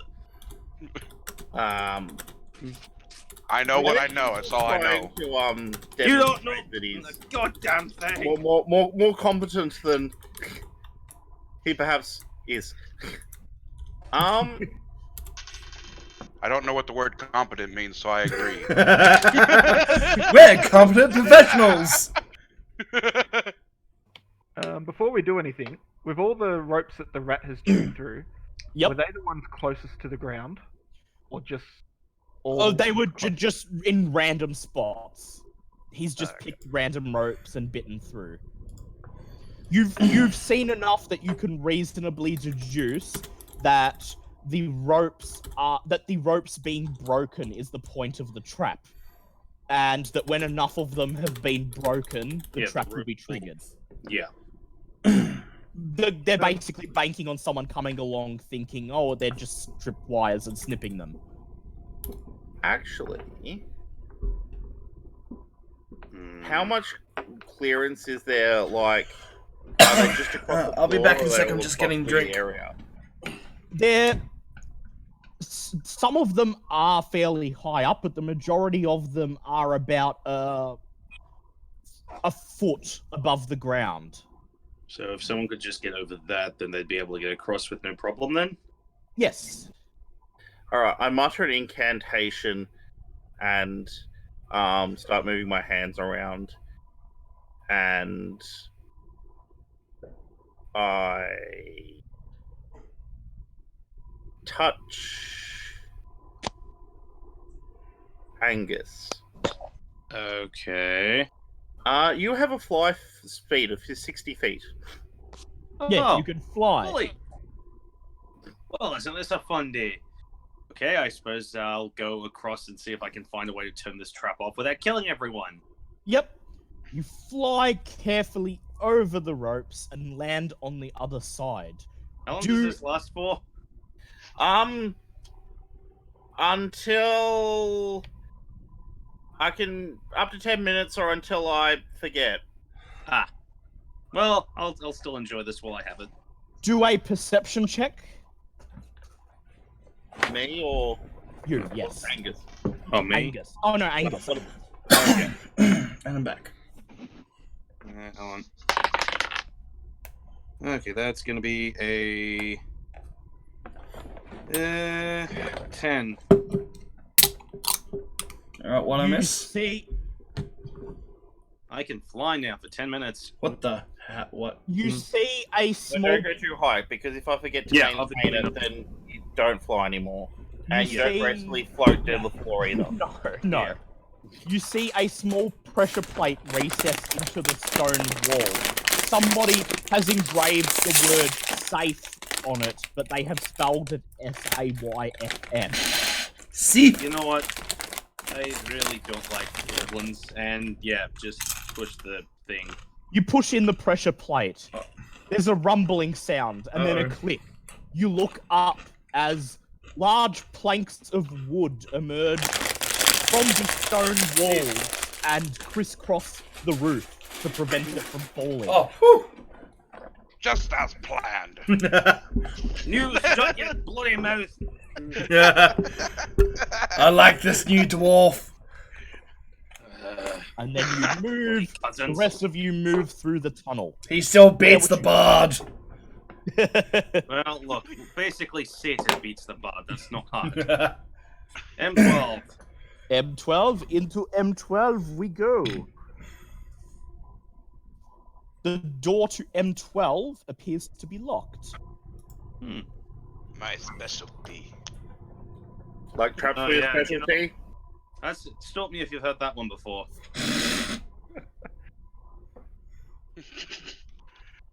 Alright. You're gonna let me pick the lock? Yes, please. Okay. With your fist. Okay, so I pull out my handy dandy thieves' tools. You know, my crowbar. Ah, good old Bluey. Never lets me down. Crowbar! I'm liking this dwarf more and more. Make a strength check. Moradin, what have you done? And that's a 23. You watch as the rogue jams his crowbar into the corner of the door, gains leverage, and then with perhaps the loudest crash you've ever heard, wrenches it right off its hinges. I will now roll to see if anyone heard that. And those must be the densest enemies out there because no one heard a thing. You enter, I'm the rogue. Sneak in. you enter into the room. It appears to be an old foreman's office. There's a collapsed desk, a chair, and a large wooden strongbox in the corner of the room. I suppose someone want to check that strong box? Me! Okay. Okie dokie. I checked the strong box because I feel like I haven't done I anything. step back. Well, I mean, you scared that. Step back. Please don't smash whatever's in there. That could be valuable. Who am I kidding? No one knows how to. Yeah! Okay, make a strength check.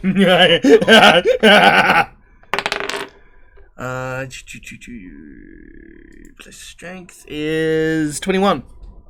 21. You shatter the strongbox into splinters. Yay! With anything inside. Oh! You see small. I You have see. respect for this dragon. Noggle smash! You see small shards of glittering gemstone and metal that may have been part of some type of jewelry that was in the strongbox.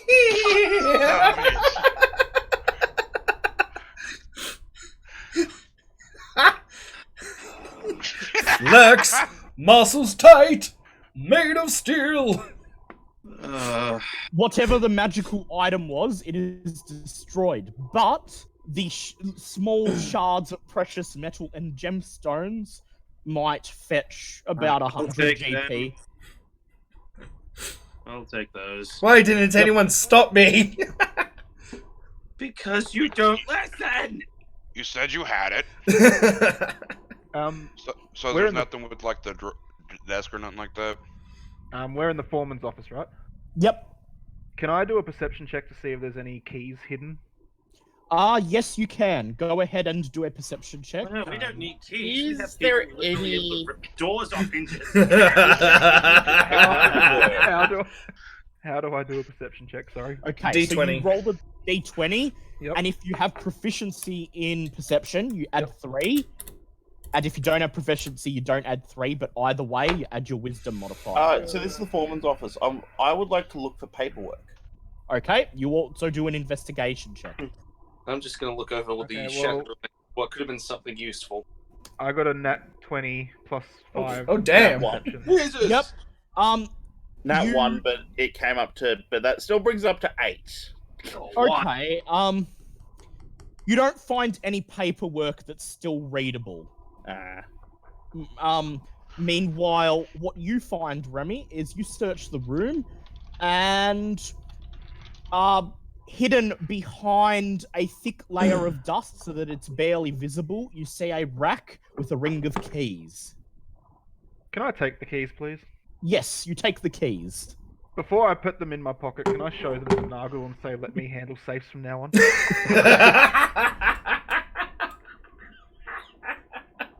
I still get the doors.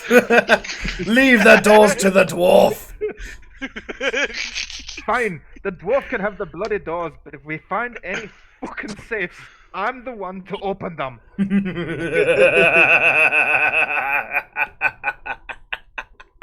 Oh, what have I gotten myself into? The adventure of a lifetime. Oh god, what did I miss? Aye. Okay, where to now? What did I miss? Oh, you. M9. We Remy got some keys. Oh, yay. Yeah, let's go to. To Were you here when I picklocked the door?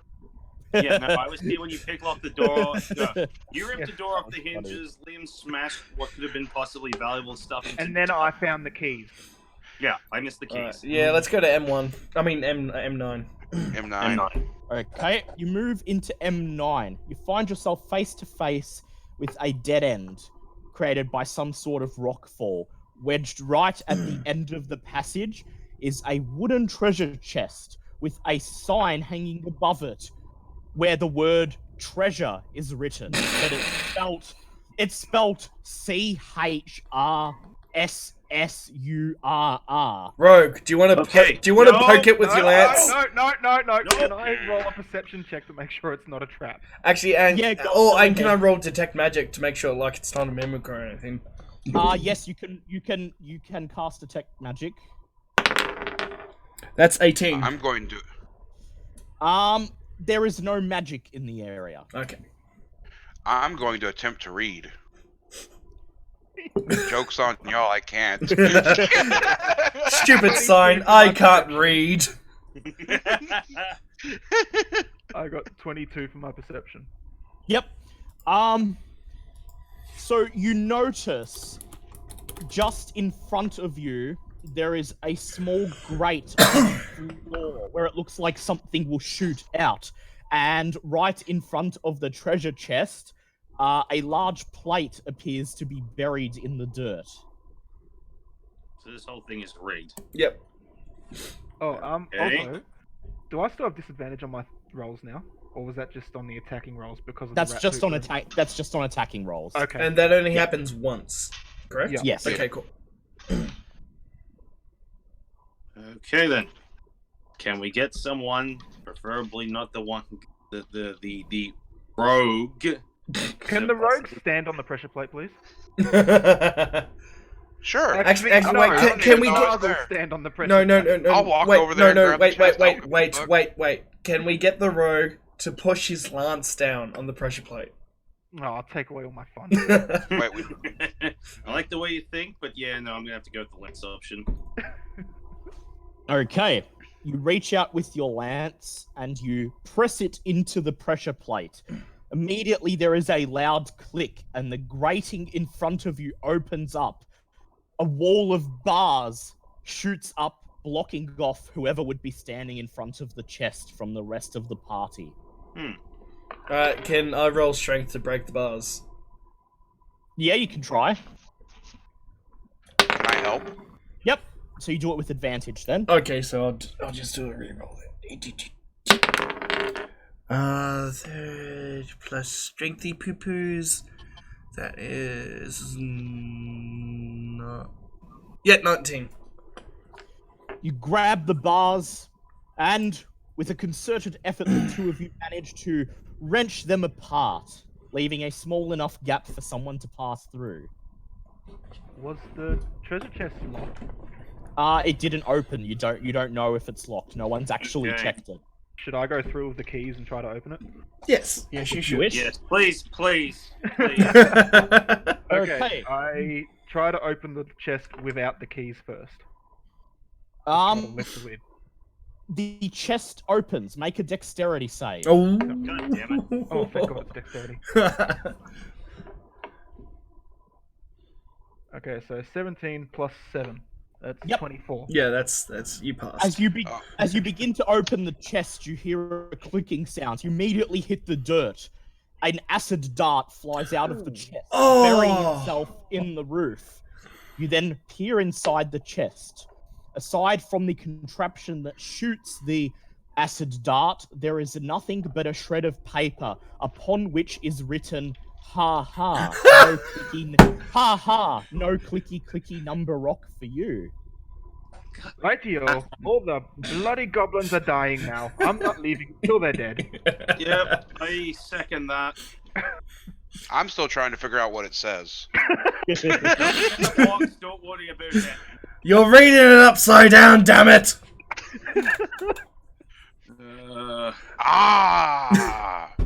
So we go that way. Aye, 'tis be some kind of treasure map. Seriously, where the hell did you come from that no one taught you how to read?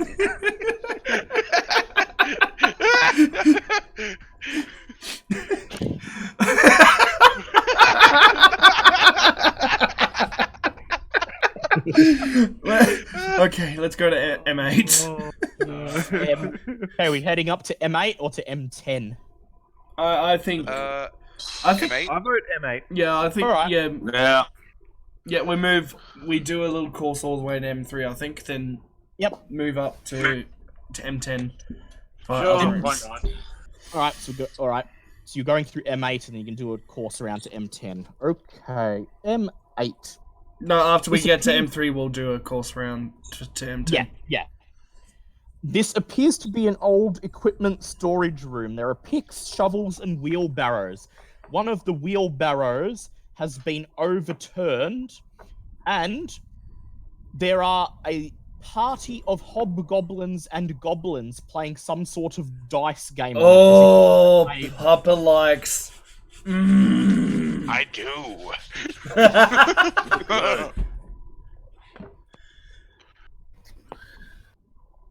And they I don't will know it's grab- us.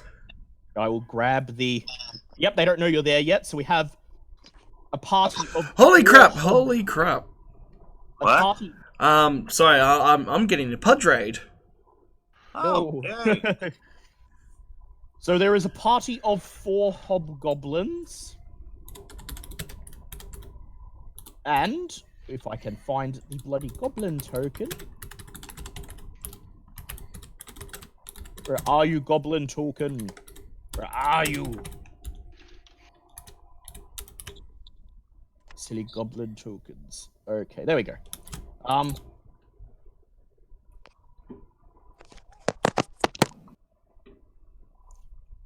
There are 4 hobgoblins and 10 goblins in this room.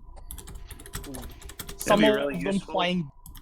playing dice, and the rest of them cheering the game on as they watch. Oh, damn, wish I'd been mounted. I was gonna say, it'd be really cool if we had something like, a massive air X spell that could kill them in, like, one shot. Wink, wink, nudge, Which we nudge. do have. Nudge, nudge. Okay, the party can perform one action before alerting them.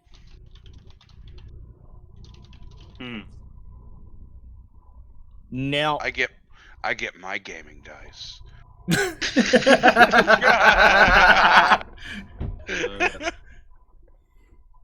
I would just say that firing off a fireball in here, Bartleby, is probably not wise. Yeah. So, That was worth a shot. We are in a mine. That is also true. They're not known to be the most stable of. Yeah, you leave the main alone. Well, my initial idea, Okay, Before- dwarven mines. while I was asking how this thing coped with water, was my initial idea was we get the hostages out, and then we divert a river to the entrance of the mine, flood it out, put the river back, and then Fossick through the remains. I mean, you probably could have mentioned that part of the plan. Could have. Well, unfortunately, our digger doesn't cope with water particularly well. Can't imagine why. I know. See, if it was gnome engineering... Hmm? If it was gnome engineering... I don't know whose engineering behind this mine is. No, I was talking about our digger. yeah. Did someone Yeah, say Diggy Hole? diggy hole? Dig, Um, no, dig,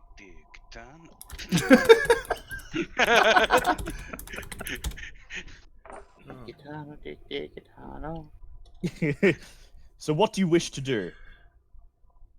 I would like to roll initiative, I suppose. We get one free attack before. You Yeah. get one free action. The whole party gets one free action before the goblins and Let's hobgoblins. see. Well, you still oh, have... I know what action I'm going to do. Pull up you my still deck of have cards. the fly up here. Yes. Wonderful. Minutes. Oh, Do you ask? I was just going to spray everyone with acid. Well, they're Do not it. all in the same spot. Yeah, right. All the goblins are. All the goblins Yeah, are. they But all get affected. Before we start combat, can I go back and mount my ram and bring him back here? That's a I far ass don't have fucking way that. back. Yeah, that's a far back. Okay. They'll have noticed the party by the time you get back. Okay.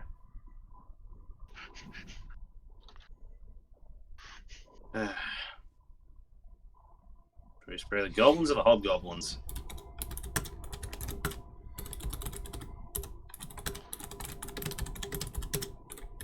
Hold on. They're in different groups. Yeah, Yes. Okay. there's two groups. One of 4 hobgoblins and one of 10 goblins. Goblins are easy enough. I'll go for the hobgoblins. Alright. Alright, I will roll their deck saves.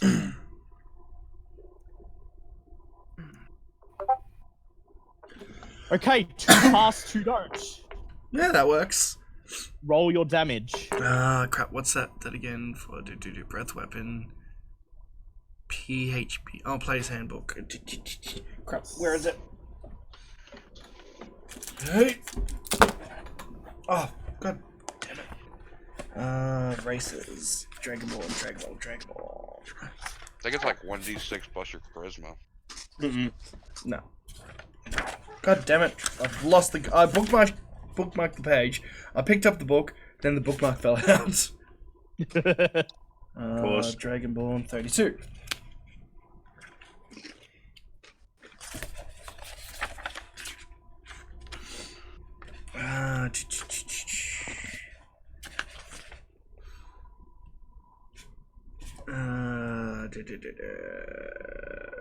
The DC for saving throws, because it's using a creature that takes 2d6 damage on a failed save. 2d6 damage. Yep, and ones that passed take half. Yep. That's 5 and 5 and 6. That's 11. 7. Yep. Yep. So the Yeah. yep, and the rest take 5. And they're all starting to corrode. You charge into the room and you flip over the wheelbarrow that they're playing dice on, and then breathe acid. Man, bees! Wait. The enemies. Papa, what am I doing? To the air. I love you, Daddy. The enemies immediately burst into an uproar. Right? Yay! Acid! Woo! Okay, roll for initiative. Alright. So it's 12 on 6. Sounds like fun. Oh shit. 10. 18. Crap, where is it? Initiative 19. 21. 21. Okay, Bartleby. Diddly-diddly-dee. Bartleby is rolling. And he gets an 11. Yep. 11 for Bartleby. Milo. Hello? Hello? And Angus, I forgot. I didn't get Angus's either. Sorry, I was muted. 10. Yep. Don't mute yourself, you silly bastard. It happens. Everyone's done it at least once. Not Okay, me. Angus and Milo, your initiatives are 7. 7 10. for Milo and 10 for Angus. Okay. Oh, I gave Milo 2 initiatives. That's okay. He can go twice. Give him 57 attacks. It's 10. fine. Okay. It is the enemy's turn first. What? How much did they roll? 22. Oh, Shit. wow. Immediate retaliation. One Fuck. off. Okay, the 4 hobgoblins rush in. 3 of them... all 4 of them swing at Nargle. Oh, fuck off. Well, look at you, Mr. Popular. You interrupted their game and you breathed in their face. They don't like you very much. I don't like that stuff that very much. Okay, 3 of them miss, 1 of them crits. Oh! Fuck! That's... Well, that's not fun. Well, at least 3 missed. Okay, Nargle, you take 14 points of damage. Oh no, not 14 points. Meanwhile, the 10 goblins rush in behind you. And all of them attack. Right. Ooh, strength in numbers. And 3 of them hit, 1 crits. No, wait, 2 crit, 2 hits. Wait, who are they hitting? You. Oh shit, everyone's hitting me. Yeah, because Everyone jump you dragon. ran into the middle of the room, flipped over the table, and breathed acid, so they've basically all just ran straight for you. They'll do it. Fuck this guy! Bloody brilliant. Perhaps one of them can get Bartleby. So 3 of them hit you, 1 of them Yeah, hits shit, Bartleby. Bartleby's right with you. Yeah. The one that crits What do hits they roll Bartleby. against me? Alright, let me get me goblin. Let me get Good me lord. Okay, so that is roll 4d6. Okay, and that's 10. Okay, Nargle, you take 10 points of damage. Bartleby, you take 4. What did they actually roll to hit me? It rolled a 20. Okay, cool. Yeah. I cannot dodge that. You are now surrounded by a throng of screaming goblins. Okay, go. Me. Nectar, go Nargle, your Yep. turn. Rage! Oh, well. Let's go for the hobgoblins first. Yep. Well, 2 of them more wounded Yep. than the other 2. yep. 13 plus 6. That is 19. Yep, that's a hit. Roll for damage. Good. 5, 9, 10, 16. Yep. That's not enough to kill him, but you deliver a good blow. Now for your next attack. I'll attack the one next to him. Yep, okay, so you've attacked both of the injured ones. Alright, Yep. roll to hit. 16. That's unfortunately a miss. Oh, god damn! Okay, Vector, you're up.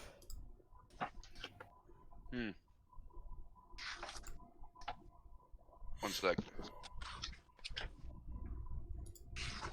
Sorry, I had a mouthful of pizza. Yeah, it happens. So, Nargle's been attacking the hobgoblins, correct? Yep, but he's also got the goblins behind him. Yep, I am a surrounded dragonborn. Oh. You made friends. I did. So, pincer attack? Yes. Yep, they've got him in a pincer attack. Nice. Well, I'm gonna pincer the goblins. Alright, go ahead. You run in behind the goblins. Keep in mind that to squeeze past them, they will get attacks of opportunity against you. But Right, it so is... which one's closer to me then? Alright, let's... Okay, so Sorry. Nargle is where the M8 logo is, Okay. and the goblins are here. Ah. Yeah, you know what? I'll give them attacks opportunity because fuck those guys. Fuck Yeah, them. they're not gonna be likely to hit you, so... With your 20 AC and whatnot. Yeah, and none of them hit you, so you're fine. They all swing at you as you run past, but unfortunately none of... Oh wait, one hits you because he got 17. So that is 2 points of damage that you sustain from those 10 attacks of opportunity. You've got a slight scuff on your chest now. I attack that one. That first. makes me so mad!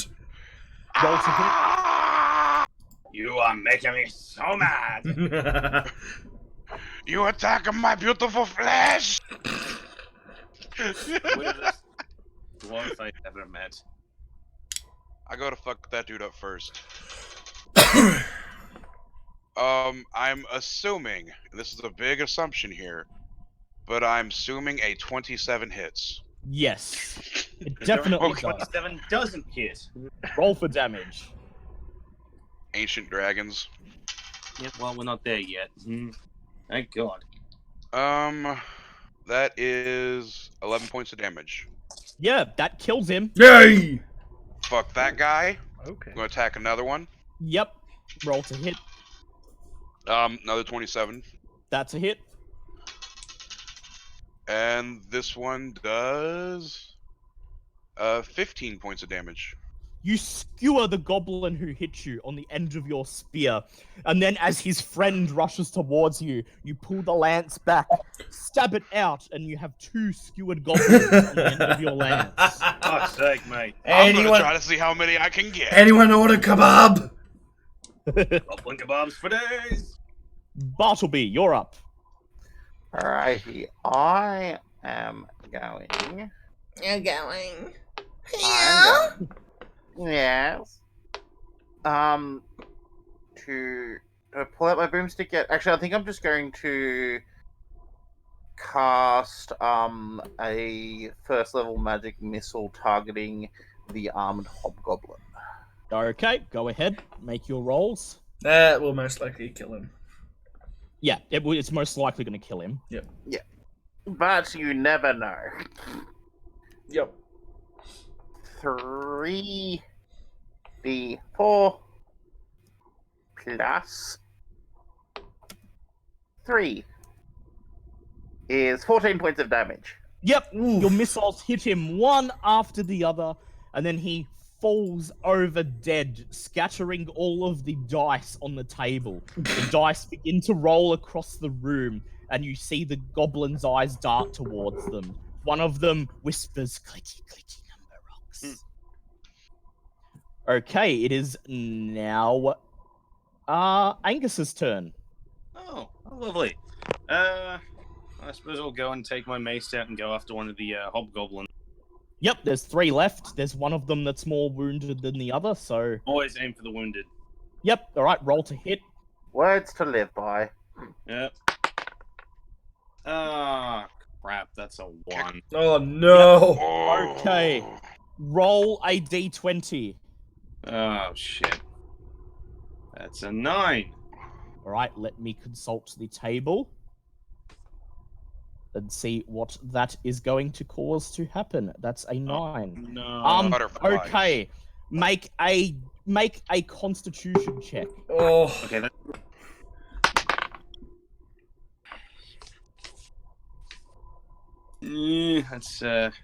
10. Okay. You go to swing at the hobgoblin, but you swing so fast that you pull your muscle. And now you have disadvantage on your next few on all the attack rolls for this combat. God damn it! Oh, I'm getting too old for this shit. wasn't that supposed to be Mile- Nargle and Bartleby also having disadvantage? Oh yeah, Nargle. I forgot to apply disadvantage, so next time you get it. Okay, Milo, you're up. Also, no, for me, there was no attack roll for magic missile, so. Yeah, no, and you don't have disadvantage anyway because you didn't get grossed out by the rat shit. Milo, your turn. Okay. Am I within melee range of Yes. anything? Yes, you are in melee range of both. Okay. Just unable to flank them without them hitting you as you go past. Yep. Okay. I'm going to. Am I in range of anything that's wounded? Yes, the hobgoblin. Okay, I'm going to try and attack the hobgoblin. Yep, roll for damage. Roll for hit, sorry. And you have it at disadvantage, so this means you roll twice and you take the lowest one. Okay, so that's 14 was my first roll. Yep. Second roll was a 2. oh, Yeah. He deftly deflects your blow with his sword. You still have your extra attack, however.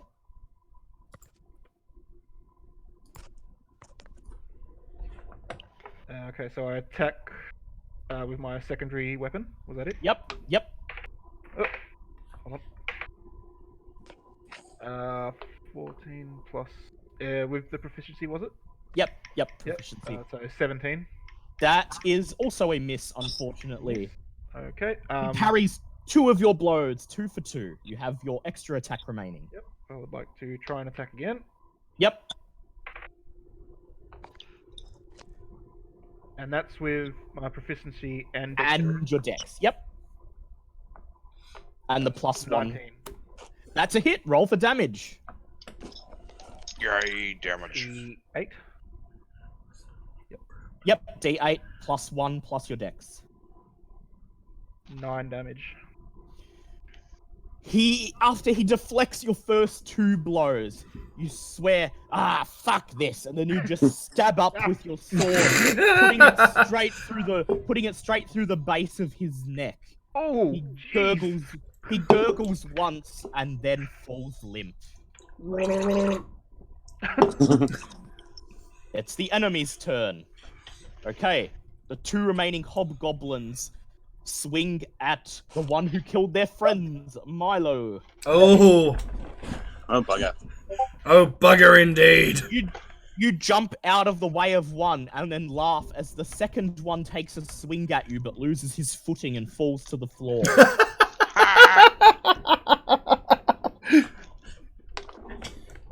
Meanwhile, the remaining 8 goblins decide to swing at Vector and hope that they hit him. And three of them hit 1 crits, so that is. Oh crap.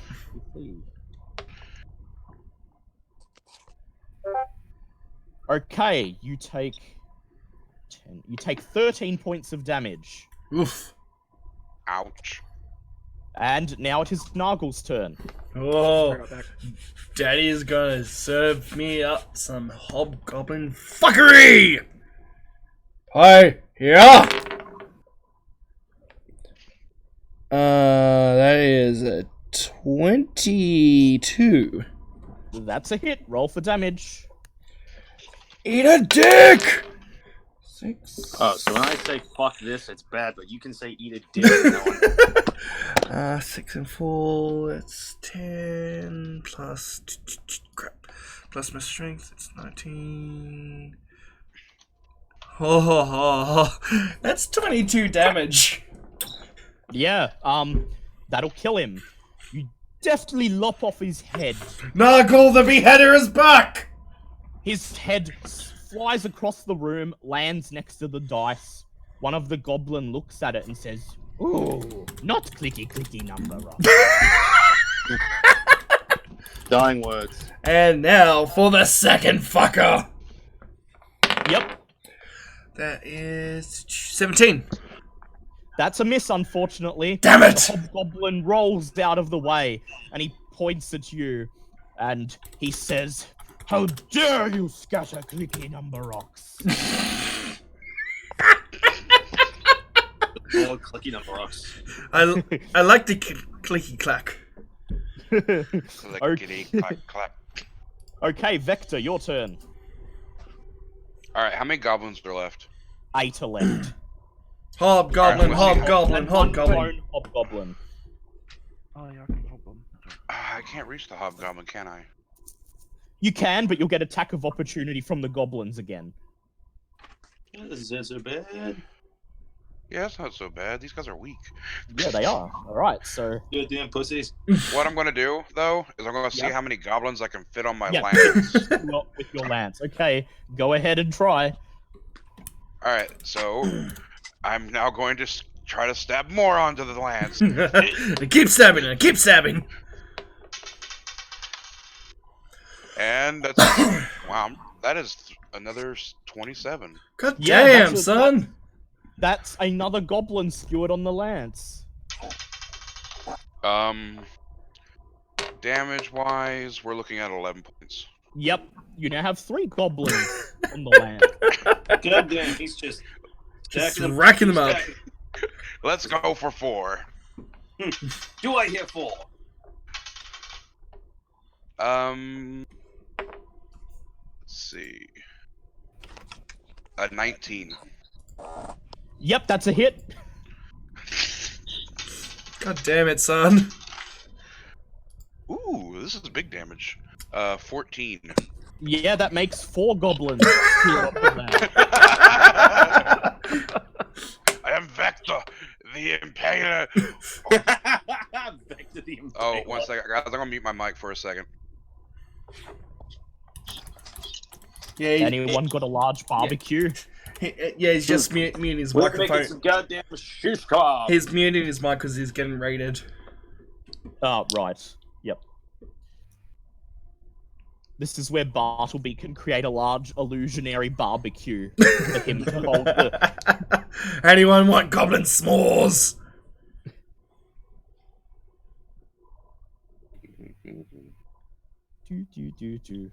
Who wants barbecued goblin? I do. Cujo, you Probably hungry? gross. Do you mind if I take a quick lunch break soonish so I can Yeah. Yeah, I was gonna say I'll have to take a break soon as well. Yeah, 'cause in put some 6 food in minutes. my cake hole? Yeah. Literally in 6 minutes, we're gonna take a break. How long break? I don't know, like 10 minutes, and as long as it takes for M2 to do his school run. And how long it takes me to make and eat lunch? Yeah. Yeah, Oh, finish yeah, this- that's fine. Me and Papa can just talk to people. Yeah. We'll just resolve this combat first. Yep. All right, back. Alright. So that's 4 goblins skewered on your lance. Gonna try to fire. Yay! I can't. I'm not raging. Oh, yeah, unfortunately. Well, we'll get How Bartle- dare you we'll not get- rage? We'll get Because Bartleby I only get to... 3 a day. Yeah. And I've already used one. We'll get Bartleby to make a giant barbecue that you can hold them over. Okay. Yes.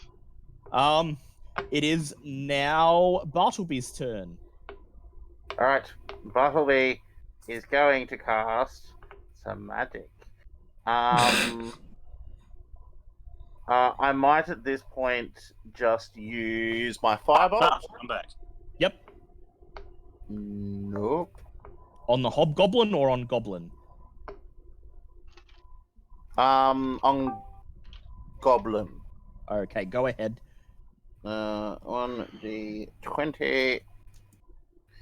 That's not a 0. That's I a suck life. 2-0. That's a 2-0. Yeah, I know. My brain's not doing brain things today. In all fairness, the O's just above the thing, so that's I know. 16. That's a hit. Go ahead and roll for damage.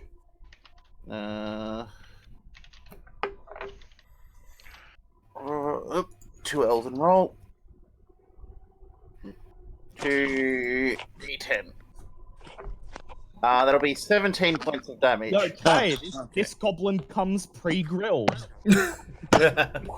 Pre-barbecue. I just blow off my finger gun. I'm like, Gonna finger bang you. Have a pre-grilled goblin on me. Have one Angus, on the go house. Oh, well. Toasty! Well, it's on that one. Yep, Oh, what are you doing, right. Angus? Well, I'm still sitting here with a goddamn pulled muscle in my back because apparently I'm older than I thought I was. So how much are we looking at? Who's dead, who's alive? So we've got 4 goblins left and 1 hobgoblin. Outstanding. How's the hobgoblin looking? He's a little bit wounded.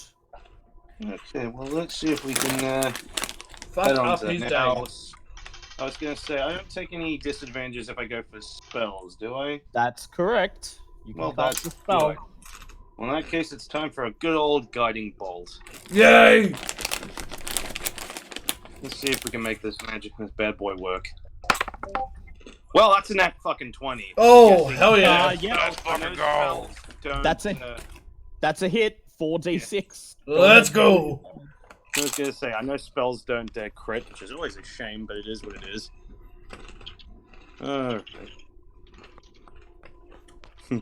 Just casually wheezing as I'm like trying to get my muscle back into shape, going, fucking god damn it. Survey says 13. 13. Not enough to kill him, but it spears a large portion of his skin off, and that doesn't look very pleasant. And whoever swings at him next gets an advantage. Have Have fun, kids! It's Milo's turn. Speaking of next. Yep. Milo might be able to kill him. Yeah, I'm close enough to hit him, or You are. You can go ahead and you get Okay. advantage on your attack rolls. what does that mean? Means you roll 2 and take the highest. Yeah, 2d20s and whatever's higher you take. Okay, so that one was a 5, so that's 12 plus 3, 15. 19. That's a hit. Go ahead and roll for damage. Death. Death in, mate. 9. 9. Okay. As the hobgoblin screams from getting his skin seared off, you take this advantage to insert your short sword in the gap in his armor and stab him right in the heart, Yay! killing Damn. him. And you still have your bonus action and your secondary attack. So my bonus action can be used to attack someone else? Yes, it can. You can go ahead and do it on the goblins if you like. Yep, I would like to use my bonus in Yep. hand. Yep, roll to hit. Oh, that's only a 5, so it's probably a miss. Unfortunately, that misses. Okay. You're gonna use your second sword.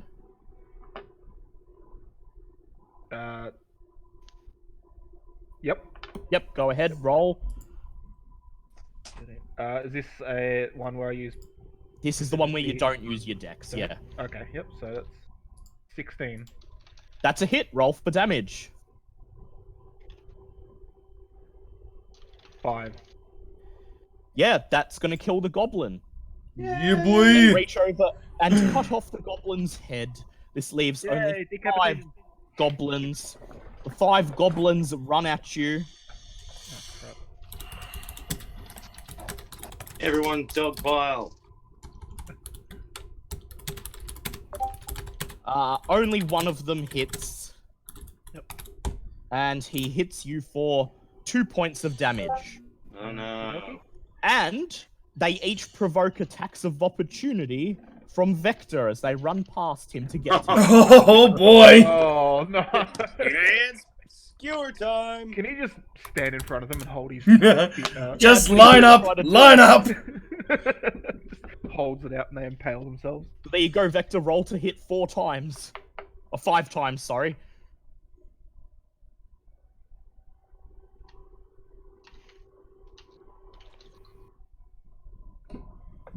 Oh, pardon me.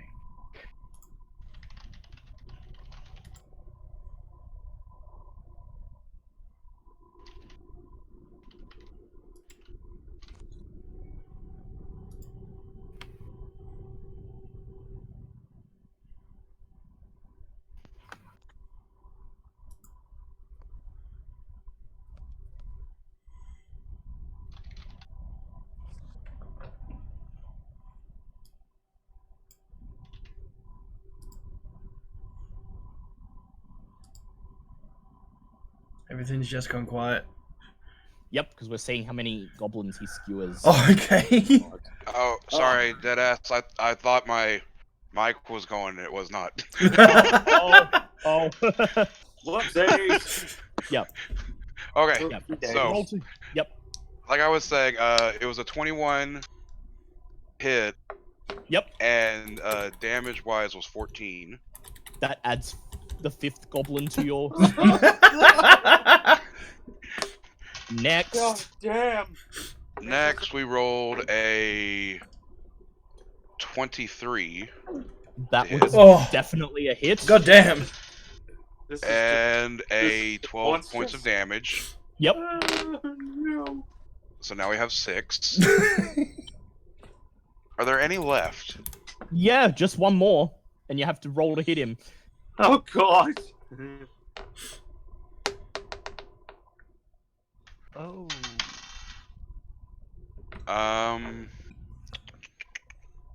26 to hit. Yep, that would add him. To the gates of Dear hell! god, the carnage. As we may cut away This to man- And that's 14 points of damage. Yeah, well done. You now have a lance with 8 goblins skewered on it.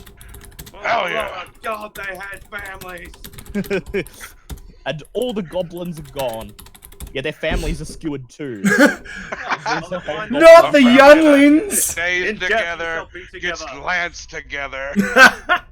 Okay. I think we're gonna need to take a short break. Yep, we'll take a short break now. How long are we talking? Well, Make as I said, long I'm just enough- gonna, Make it as quick as you can. I've got to eat some food. Yep, and Yeah. long enough We need to at make least your 10. full run. I'm gonna need at least like 10 to 15 to 20. Okay. If you want to keep going, just feel free to just. Yeah, We'll yeah. do- If you guys want to start before I'm back, feel free. Yep. If M1 jumps on, tell him to just wait, because he's due to join. Sooner or later. Yeah. Maybe. Alright, so 15 to 20 minute break. Okay. Alright. Yep. See you Feel guys free to soon. talk amongst yourselves. guys soon. Yay. Me and Alright. Papa I shall gotta go discuss get something to everything. eat. Yep. Yeah. Go get something to eat. Well, now it's only us. And all the kebab goblins. Like, what the? Oh. But, right now I'm Shambles. I'm playing a, Dwarven Barbarian. Who thinks thinks he's a he's a rogue? rogue? Oh, it's freaking amazing. Not gonna lie. And I'm a dragonborn barbarian. Who thinks he's a barbarian? With a 10-inch penis. Literally, I rolled my penis size. It's a thing you can do in D&D. It is a thing. You can also roll for your breast size as well. 3'6" with a 10-foot dick. Yeah, boy. Ooh, Ganassi? Yes. The last Ganassi I played was a fire Ganassi, and he was a paladin. But I went down the Oathbreaker class. Well, they actually do.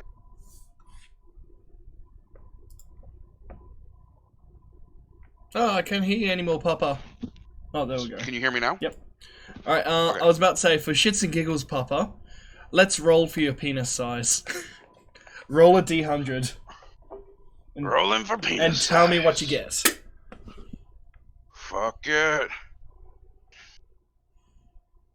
Yeah, I did Oathbreaker as my class or my paladin thing when I played the Fire Ganassi. And 94. Oh, sorry, 96. Oh, damn! You are a dwarf with a 10-inch penis. You're a fucking hung That's ass not a goddamn penis. dwarf. That's a fucking. That's not my penis, that's my other leg. Watch out when this dwarf turns left. God damn! Oh. You want to see me swing my hammer? And that's not adding the girth of a dwarf as well. Dear God, that's terrifying.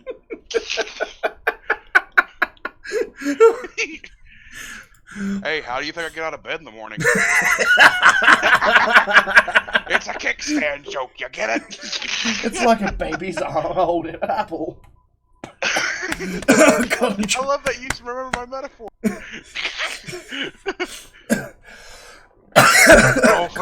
Roll for girth. Alright, rolling for girth.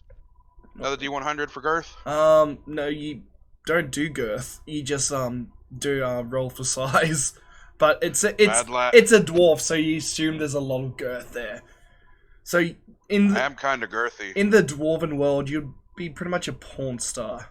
Like, no one would want to fuck with you. Hell no, they're afraid to eat them. Oh my god. Oh shit.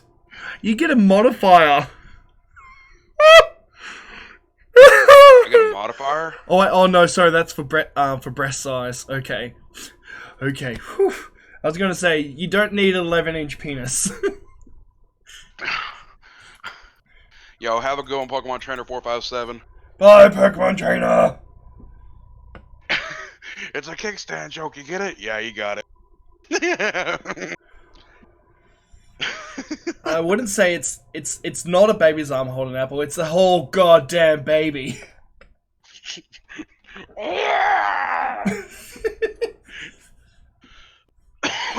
Oh my gosh.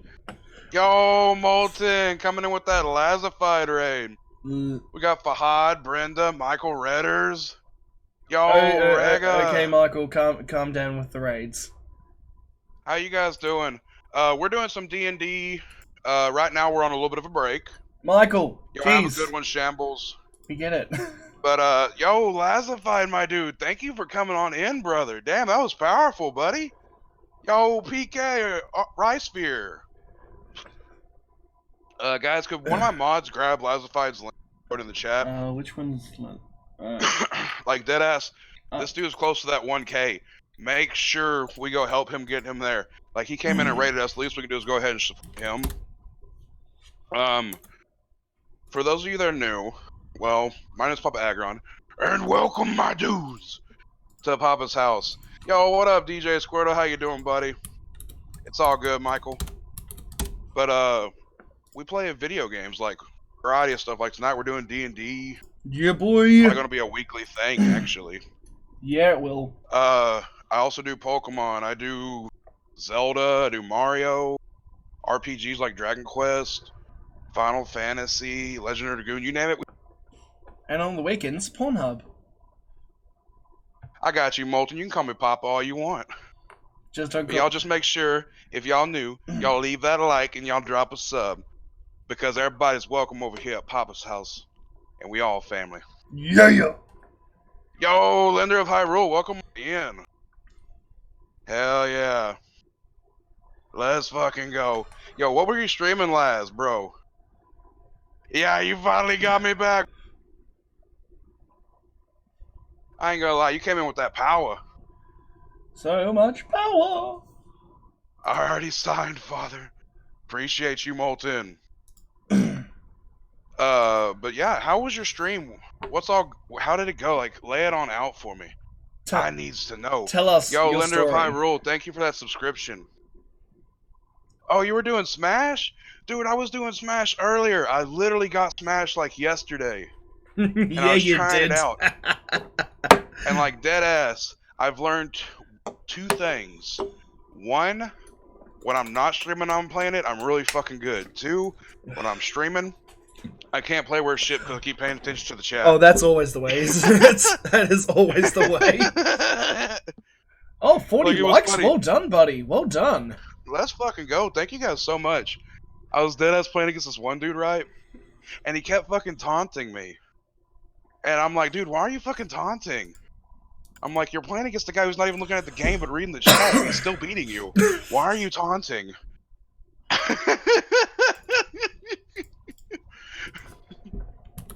Oh. Nice. Dude, I appreciate that, brother. I really do. Like, deadass, I'm chasing that 2.5. And you will get it. Laz, it can be pretty good. Yo, Laz, what do you main, brother? I ain't gonna lie, I main an off the wall one. I main Kirby, but me and Kirby are bros for life. Oh, by the way, Liam's streaming D&D too. If you want to go check him out, like he's on that. He's at 752 right now. Yeah, On his way to 1K. Actually, he's 754 at the moment. Papa wouldn't be doing D&D if it wasn't for me.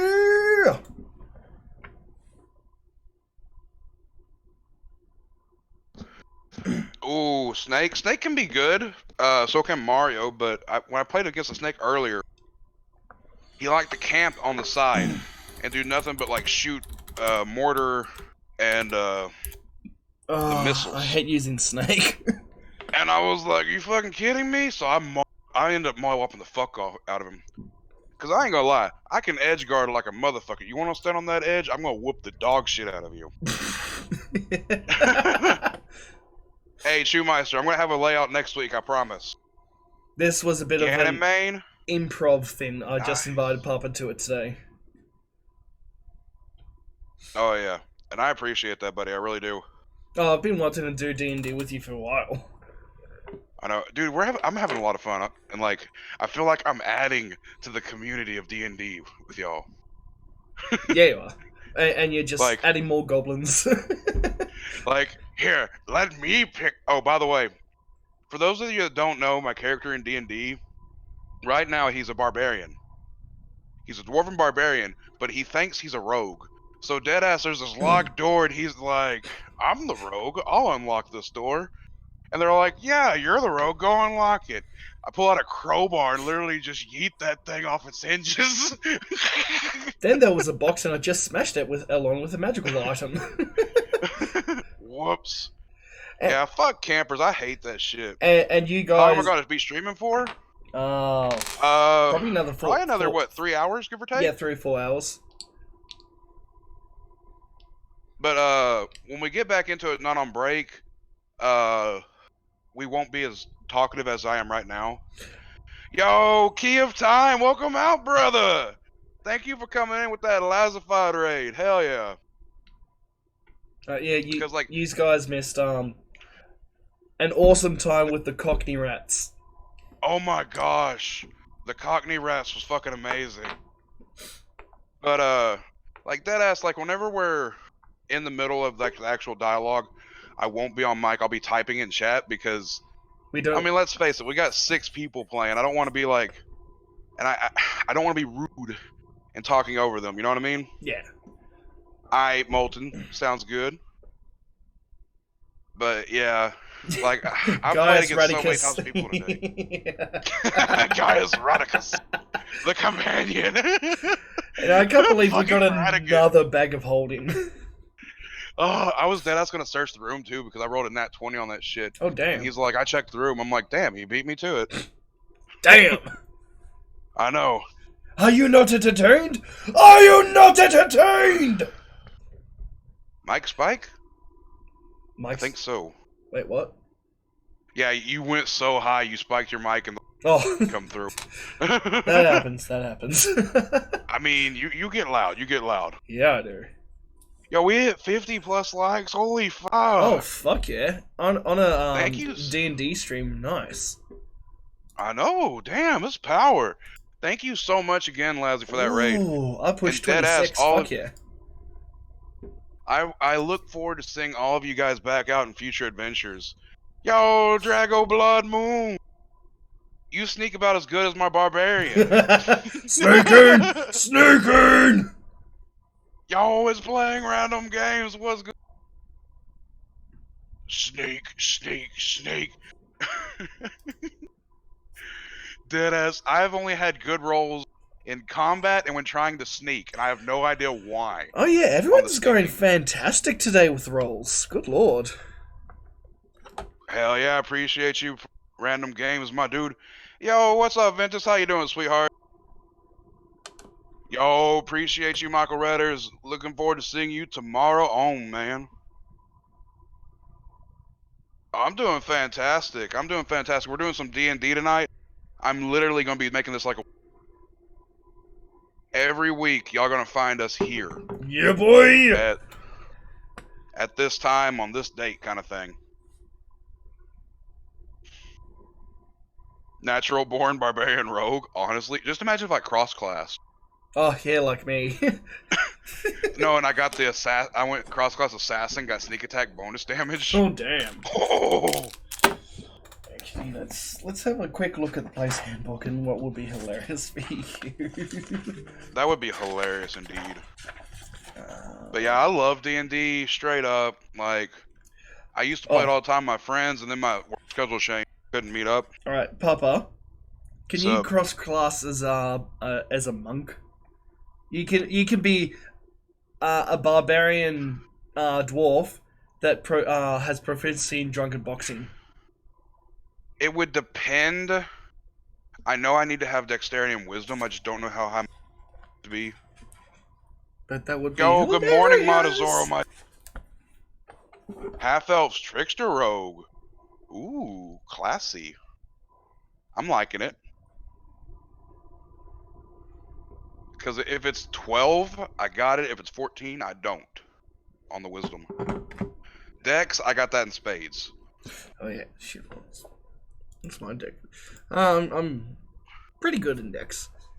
What's your dex modifier? I didn't see that. I have a +4 in Dex modifier. I'm one behind you in dex. Oh, my specs. Maybe. Maybe I am. Maybe it's Maybelline.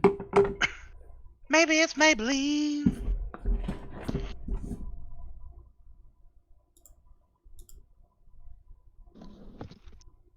I have no clue about D&D at all. Dude, it's hilarious. I love playing. Monk also is usually... Yeah, you're right.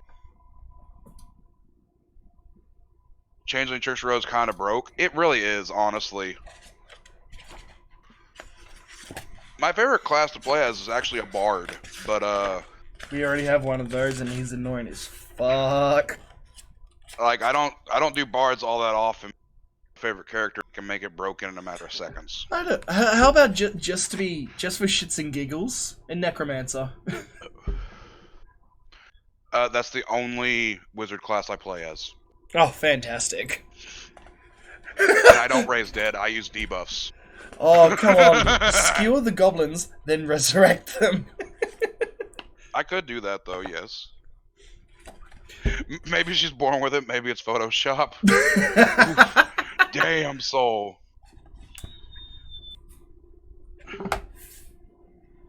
Yes, actually, it's a collaborative party thing. Like, for example, if you have a cleric who's your main source of healing, and you piss off that cleric, so he decides not to heal you. Oh yeah. You're gonna die. Like, there's no ifs, ands, or buts about it. You dead, son. Ooh yeah. And like, each character has their own specific role that they can do. Now, when you get a larger group, like say the one we're playing with, sometimes you get characters like me and Liam who are multifaceted in we fuck shit up. That's what we do. Mm-hmm. Hey, it was awesome. Not last week, the week before. Because multi-class in Druid, I shapeshifted into a bugbear and used Barbarian Rage with that. Shit went down. Oh, and Shoemeister, I never play with less than a group of 4. Yeah, at the moment we're doing a group of 6, and that's a good party. Like, you need at least 3 players and 1 DM. Yep. Otherwise, it's just, it's not as fun. I hate to say it, but like, you need the people. A good team, but what you need even better is what we have at the moment, and that's a good DM. Yes. Like, I could DM for days, and I can do voices. Like, what? I'm not good at that. Like, I can set stuff up, but I can't do, like, the art stuff he's doing right now. He's Welcome just back, using Molten, my son. Oh crap! I forget where he's using it, but he's getting the maps from a D&D site. Oh, it's not off of the Steam thing. The maps he's using for the stream thing. He's getting them from a D&D site. I forget which site. Oh, okay. And then he just downloads them and photoshops in everything that he needs, aka the monster tokens and us. I completely understand that, Saul. The only time here recently that I played, and by recently I mean the past 5 years, played a cleric. Oh, Jesus! Hallelujah! Praise Martin. Well, that was fast. That was fast. Hey, this isn't my first rodeo, kids. Welcome in, Mim, too. So why can't you join us tomorrow? I'm sad. The simple reason's gonna be, while I've been doing all this like D&D stuff and everything else, I haven't really seen a whole lot of my family since we've been doing this quarantine stuff, and that's fair enough. People are insisting that tomorrow night's gonna be a family night, so that's fair enough. Love you guys and whatnot, but yeah. Yes, hi dogs. Fair enough then. Fair enough. Rip. It's okay. We'll still have 5 players even with you guys. It's okay. You can still get your bloodlust out. Yes. We still have 5 players to kill, so only 5. It's gonna be a short night. Oh, I don't want to think die. about the Foreign Legion? Hey? We're talking to people in Papa's stream at the moment, since you guys we're taking a break. Yes. Yeah. Well, in that case, hello everyone in Papa's stream. That is M2 Productions. Another good... AKA since I have Angus Hammerfall. AKA my best friend, AKA another guy you should go sub to. Yay. And soon we will be joined by the M1 to M2. No. And that's when shit goes down. We're not together. We're not a thing. We don't make that a thing. Our own separate entity. Okay, have a good night, Saul. Thank you for hanging out with me, buddy. Let me just put this here again. I also have Sabaton Liam, the Dragonborn. Yeah! AKA Nargle Hammerfall. And then I have the DM, AKA the DM. Yep. Good times. I was going to say, speaking of streams and whatnot, since the rest of my day, well, apart from tomorrow night's free up, I will be back to streaming again tomorrow. Yay! We'll cross that bridge when we come More to Dark Souls. I mean... Never! I never played Dark Souls. I mean Bloodborne. The D&D has been Also awesome never. so far, Trebs. We're just taking a small break so everybody can get... We highly recommend Divinity Original Sin 2 if you want to encounter more Cockney rats, M2. we were just mentioning the Cockney rats before. Do your voice for the Cockney rats. There is a terrible temptation, my friend. A terrible, terrible temptation. Yo. If you do ever play the... Yep. We need to hear your impression of the Cockney rats again. Okay. Yes. Okay. We used to check it out, right? We was trying to get food in it, and then this big guy comes along, and he's like, no, don't try to eat us. If you try to eat us, I'll kill you all, right, mate? So we decided, he's gonna give us some dead ogres, right, to eat in it. So we all swarmed over, and we ate it all, and then we ran off. And that sums up the Cockney rats.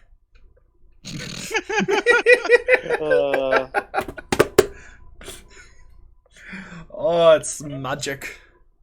Then I one-shot my ranger. Took up a hole. Ah, that's fair. I can see it. 100% Drago.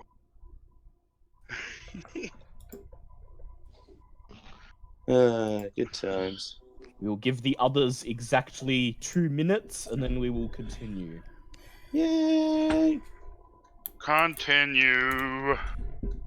Alright, I'll be back in a second. I'm just gonna go to the loo. Yep, Excellent. to slay the brown dragon. By the way, while y'all were gone, Liam said, "For shits and giggles, let's roll for your penis size." Oh, he's been trying to force everyone to do that. And so I said, "Well, okay." He goes, "Roll a die 100." I rolled a 96. Jesus Christ!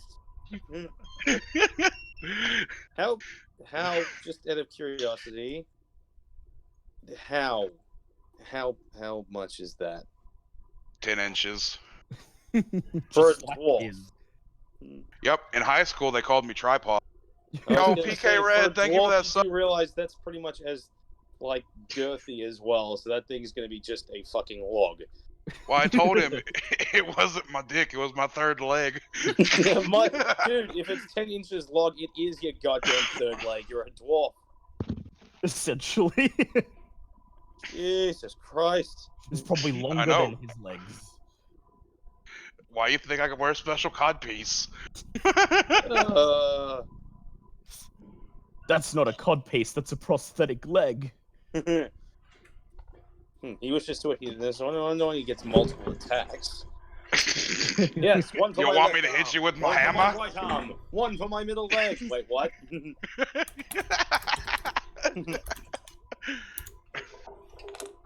And that's how I beat the dragon. I hit him with. I'm about to turn left, and I don't Oh, wait, oh. crack you with my dick. Oh, you told him your penis size? Right. So you didn't. Or you did. No, I he did. did. Okay. He told me. And it He is told me. remarkable. It is a remarkable penis. Jesus. Put your little 5-inch to shame now, doesn't it? That man is unnatural. He's an unnatural goddamn dwarf. I don't know what the hell he was, what kind of mountain he was. And that's why my character's not so smart. Yeah. All the blood's at the wrong head. No shit.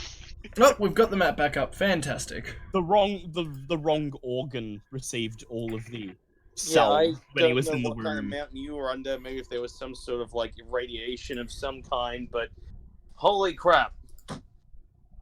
He's so goddamn stupid he thinks he's a rogue despite the fact that his idea of a thieves' tool is a freaking crowbar. Hey, And he's that perfectly works. fine walking around with a 10-inch dick in the middle of his legs, which is probably dragging on the goddamn ground.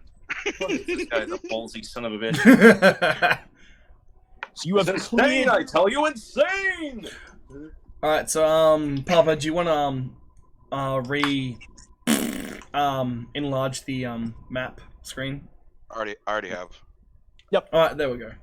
You have cleared the equipment room. You've taken out all of the hobgoblins and goblins who are enjoying a lovely game of dice. Can we see if there's anything else in this room? Of course.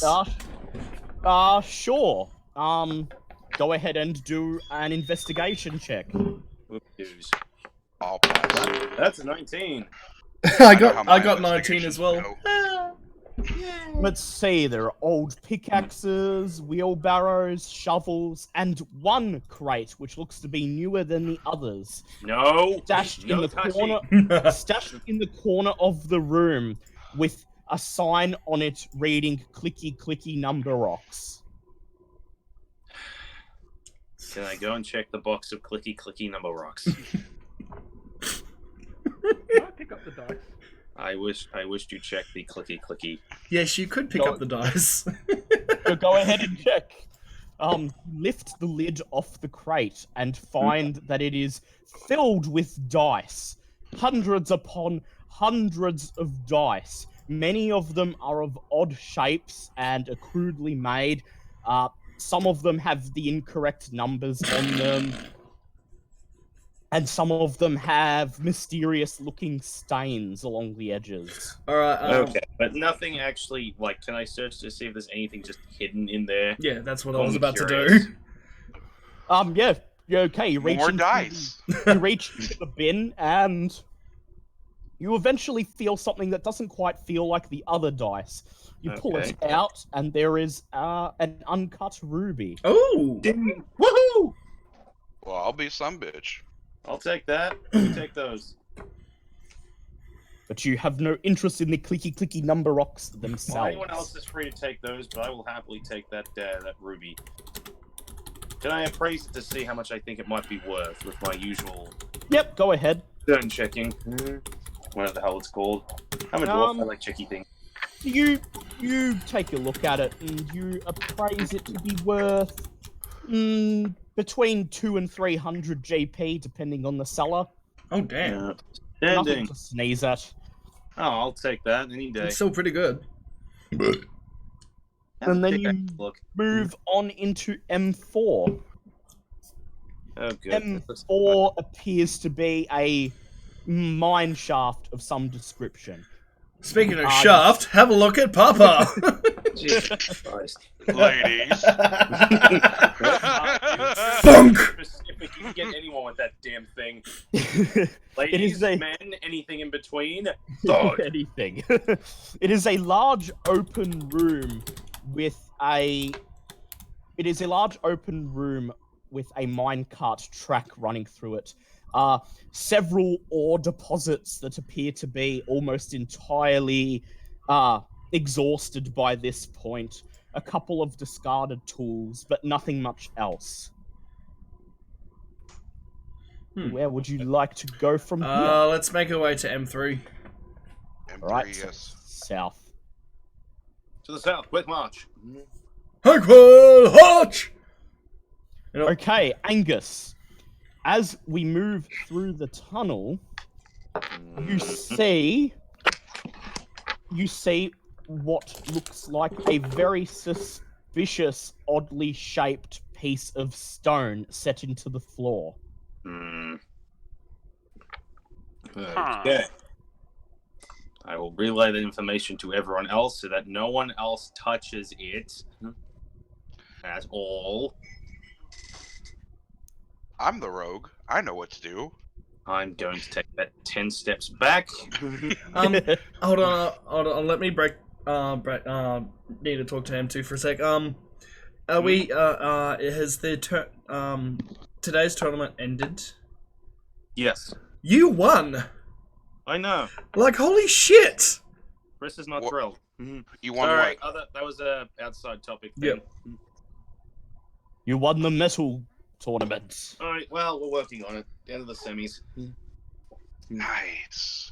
I don't think I'll last much longer. So after I lose tomorrow, it's going to be a case of Fokim versus Fokim. Fokim wins. Hooray for Fokim. I'm Fokum. Anyway, yeah, But- go on. Sorry. Moving on. Yep. Moving on. Okay. I think the rogue was going to attempt to disable the trap. God help us. So, I take my trusty crowbar. Okay. By crowbar, you mean penis. No, I didn't say hammer. Miss Crowbar. Good old Bluey never lets me down. Make a dex check. Okay, that's a 23. Yep. Okay. You walk up to the oddly shaped stone and you insert your crowbar underneath it. Phrasing. And you attempt to lift it up. Instead, there is a click and a small panel in the wall slides down and begins to spray acid in your direction. You deftly roll out of the way. And then the rest of you watch as the acid fills the tunnel, and then after about 40 seconds, the spray stops. Just as planned. There's not gonna be an answer for everything, because I don't think you planned for anything. I like this dwarf. He's proven himself in my eyes. After this dwarf,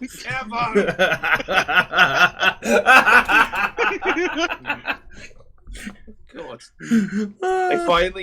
I finally have another fellow dwarf in an adventure, and he's the complete worst at everything. Okay, But the I rest of. Yep, go ahead. I not be the worst at anything. Look, I have a ship club of 8 goblins. Yes, well, I can definitely Still carrying that as a around. barbarian, you're very good at what you do. He's carrying it around so that when we eventually encounter a barbecue, he's ready to go. That, or it's also threatening the other goblin. I was gonna say, failing that, I could probably just use heat metal and just like cook it on top of like or something. Oh, Okay, onwards. The rest of you must make dex saves as you move through the corridor that is now covered in dripping acid. Crap. Great. Right, Dex. since it's just little drips of acid, would it still affect me? If you step in enough of it. Okay, so we still have to do the dex save. Whoa, don't fall. Shit, you fell. Well, Play it where it lies. That's 17 by itself. So Yep, that's a pass 11. from you. 11, that's a fail. I Milo, 16. 16, that's a pass. I'm literally clunking around in freaking heavy armor. Don't expect anything dexterous from me. Okay, you take 5 points of acid damage as you step in a particularly large puddle of it. Get off.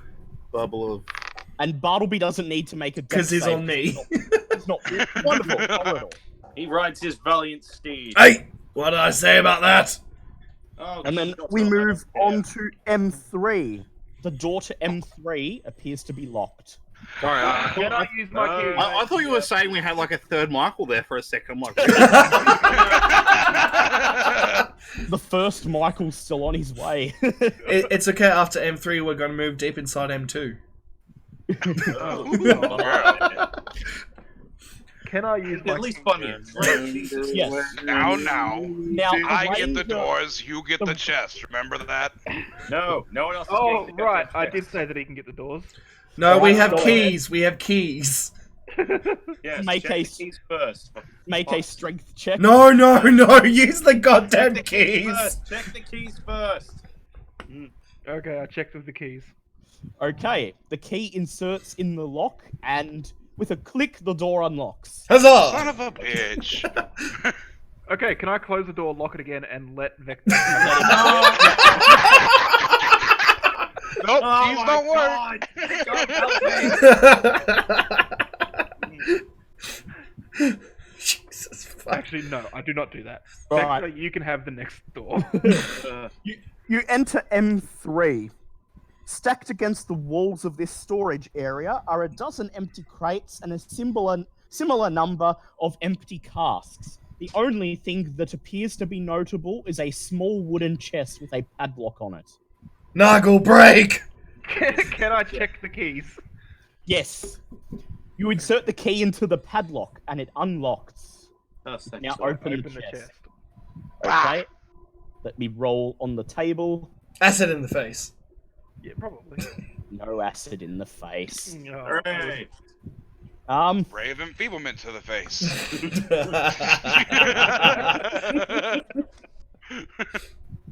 Inside is a small silver ring with a wizard's hat carved into it. Oh. It looks remarkably similar to the ring that Nargle wears. Oh? What does Nargle has all the good stuff. Oh yeah, He has- that's right. I have the wizardry ring. Ring of wizardry. Detect magic. Yep, it is indeed magical. Okay. Is I'll there a do way to that. determine I mean, like, how it's enchanted? yeah, Yep, that was what I'm aiming for. Well, you could cast identify or Oh, that one. okay. Do shit. Dan Cooper the Bard will attempt an Arcana check.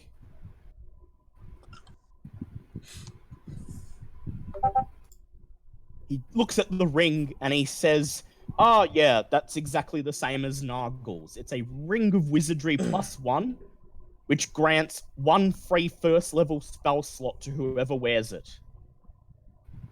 Okay. I would find that very handy. To the gnome! Okay, so Milo's Yep. keeping it, I assume. Yeah, I'll keep it for now. Yep. Fair Right. Alright, time to venture deep inside M2. We move into M2. Please buy me a drink. Giggity. Jesus. Never! Remember when I moved in you?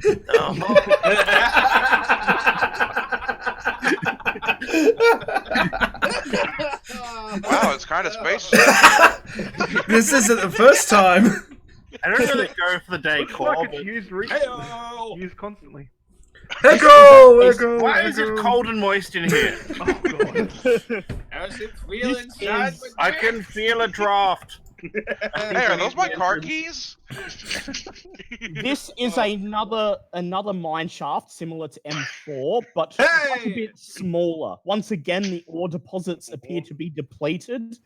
A row of wooden pillars lines the middle of the shaft. This appears to be the only thing protecting you from a cave-in. You notice that one of the pillars in the room appears to be in considerably worse shape than the others. And as you approach it, Angus, you notice that somebody has tied a rope to the bottom of this pillar and strung it across the shaft. Okay. M2! Hello! Hello! Hello! Hello! Yeah. Yep. Okay. You good? You got that in your system? Hey, Alright. look, I can talk in a cave. Yay! Yep. We good? Okay, might I suggest we backtrack to M4, And take the door. Into take M1. the northerly door? Yeah, this doesn't seem like a good plan. Rather than Backtrack is good. We like backtrack. Rather than tempting fate, you return to the larger shaft and enter the door. And now you are here. Now you are at the crossroads between M5 and M1. At the precipice of M1's entrance. Yes. Christ. Alright, I go balls deep into M1. Okay, let's get this over with. Okay, you enter M1 and immediately Oh god. Immediately, everything goes to shit. Wow. find yourself face to face with 3 ogre guards 3 this time. guarding the entrance. Why Roll did we for do initiative. this? M1 fucking sucks. Okay. 10. Into the general chat. Da-dee-da-dee-da-dee-da. I know, I'm surprised M1 could have 3 ogres inside of him. I'm not. 10 for Marlo. Yep, 10 10 for for Milo. Hello! Hello! I got 6. Hello! I got 8. Yep. Yes, you did. Yes. That will be 8. And Vector 7. Okay, Yeah, I it shall was now not the best of rolls. roll for the enemies.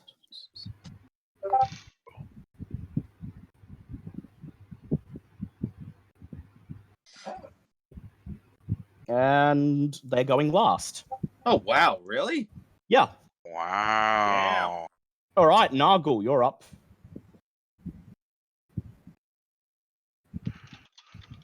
Oh, gee. So many options. I guess I'll just rage. Brrr.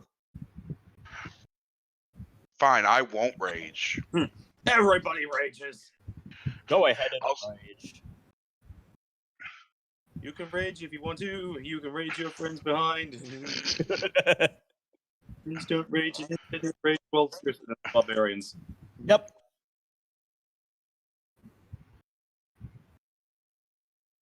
That So is close. a hit.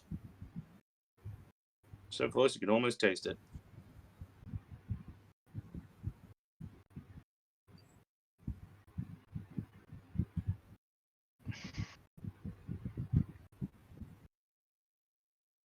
Yep, Did you say 15 8 damage. plus 9? You cut some flab off his fat stomach. Wait, did you say 8 plus 9? Yeah. Okay. All right. Bonus. Yep.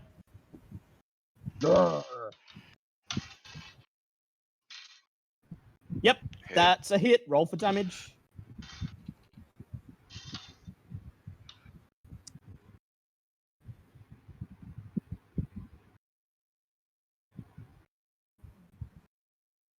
Yeah, this ogre's quite surprised. You've got 2 good hits on him. He looks very, very angry. Bartleby, your turn. Kill them all. Kill them I all. am going to. Nuke. So are we fully engaged with the ogres yet, or do I have a bit of breathing room? I believe we're all Nargle's- fully engaged. Nargle's fully engaged, yes. All right. I am going to try and cast Phantasmal Force again on one of the wounded one? ogres. Actually, probably the more healthy one. All right. So what I'm going to do is I'm going to conjure a illusionary wall of fire. Ooh. That has the potentially to psychically hurt him every turn. Yep. And Good what's your study. DC? My DC is 15. Yep. And he. Let me check what his. You get off your phantasmal force. He fails Wonderful. with his Thank negative God. 3 intelligence. He not that smart. You see an illusionary wall of flame separate yourself and the. Only he can see it. Oh yes, only he can see it. Okay. Cool. You see the ogre's eyes grow wide as if he is seeing something he doesn't like. And he goes, "Ooh." Let me see how much, if you have to roll for any damage. Phantasmal Force. No, it's only if he, yeah. Okay. All right, go ahead and take your turn, Milo. Am I within melee range of any of them? You can be. Okay. Do I need to use an action to move? Yes, you do. You do. But you I still get can your deal- bonus. I can deal 1d6 psychic damage to him with my thing Yeah. every turn. Yes, yes.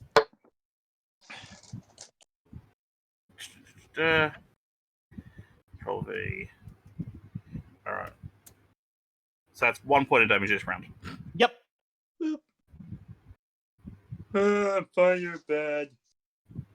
Oh, fire. So I use an action to get within melee range. Yep. And of now you have your the damaged one. Yep, and now you have your bonus action with your secondary sword. Yep. So that's 13. That is a hit. Roll for damage. Cool.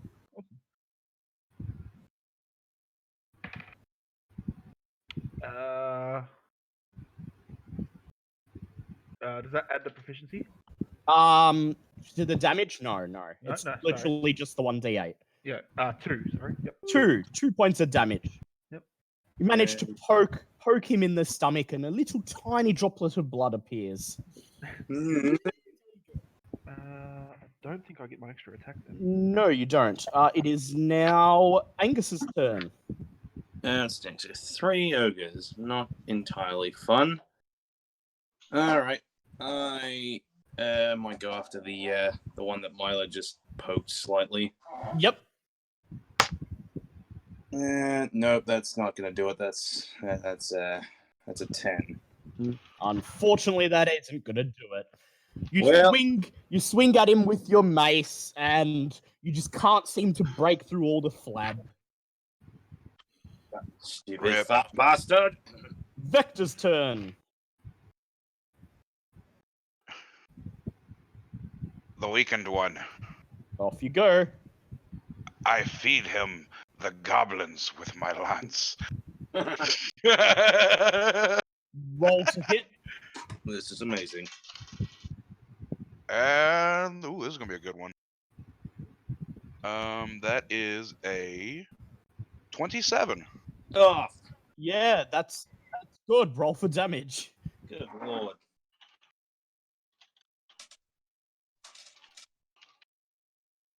All right, and damage calculation roll is a 16. 16. Yep. Yeah, you poke the end of your lance into his stomach, but the sheer number of goblins on it prevents you from pushing it too far in, so you pull it out and you go in for your second attack. Roll to hit. I'm going to shove him down his throat. Yeah. It's getting a bit hard to maneuver it with all the goblins, so try again. Oh, I will strength No. roll. Strength roll for days. You're eating these damn goblins if I have to force the whole Nat fucking 20. Oh, All right, God. nice. Go ahead, roll for damage and double it. Oh, no. He's literally going to shove goblins and all down his throat. And that is a 24. Yeah. So he rushes for you. Opens his mouth in a roar, and you then plunge the lance with the dead goblins on the end into his mouth and push them down as far as they will go. You hear him spluttering and choking, trying to spit the goblins out, but then he suffocates and falls to the ground. Jesus Christ. When I pull my lance out, does it come out clean? Yeah, it comes out. It comes out clean. The goblins are sadly now gone. Oh no, they're not. I know where they're at. Welcome to the fantasy version of a turducken. It is the ogre's turn now. The first one goes for Nargle. Well, not for the guy that just hideously fucking deformed his brother. And he hits with his first attack. Who do you attack? Nargle. Nuggles. Doesn't even want to go near you after what you just fucking did. Right, Nargle, you take 15. You take 7 points of damage because you're raging. Yep. Wait, that was 15 after deducting half of it? No, 7 Oh, after okay, deducting thank God. half. Then with his second swing, he goes for Angus. Of course you bloody do. Throwing it! And Angus, he misses. Hey! Deftly block his great club with your shield. Yeah. The second ogre rushes forward. With his first swing, he goes at Angus, who once again blocks it with his shield. And then with his second, it's all in the knees, boys. with his second swing, he goes for Milo, and he hits Milo for. Well, shit. Let's see. He hits Milo for 11 points of damage. Lovely. It is now Nargle's turn. Yeah, it's not that bad, but I'm down to 17 health. Okay. Yep, and what do you want to intimidate the ogre into doing? Surrendering or just to put him off guard? Okay, make a strength make a charisma intimidate check. With advantage, of course. Are you enraged right now, Liam, or no? Okay.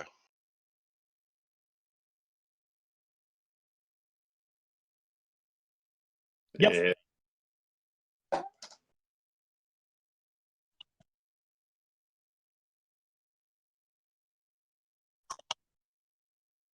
You add your charisma modifier and your proficiency if you've got it.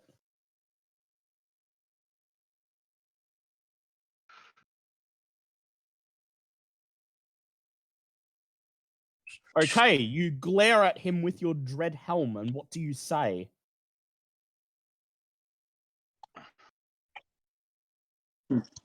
Apparently coughing. Doesn't make me. You cough and splutter bits of acid everywhere. The ogre looks particularly disconcerted. He scratches his head, drops his great club to the ground, and says, "Me give up." Leaving. Well, I suppose that works. Yep.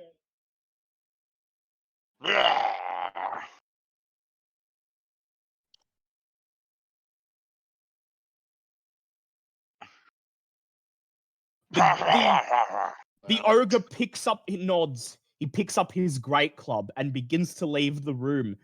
As he leaves the room, he turns around to the other ogre and, well, he's about to clobber him on the head, but then the other ogre reaches his arm up, grabs the great club, pulls it out of his hand, and then clobbers him with both of them. Gee, that's good. Yeah. And Well, good news and bad news. Good news is we're down an ogre. Bad news is the other ogre has 2 clubs. Joy! Yep. And the first ogre who was meant to be working for you is now a bloodied heap on the ground, having been smashed on the head with 2 great clubs. Well, Fun. Yes. He's dead. Well, he's unconscious at the very least. Sucks to be him. Well, that was a bloody success, wasn't Yep. it? yeah, that was the idea. Yep. Yeah, and Well, maybe we deal with the other ogre. yes. Okay, Bartleby's turn. Wonderful. All right. So is the one that's in the firewall still there? He's still there. Deal your 1d6 damage.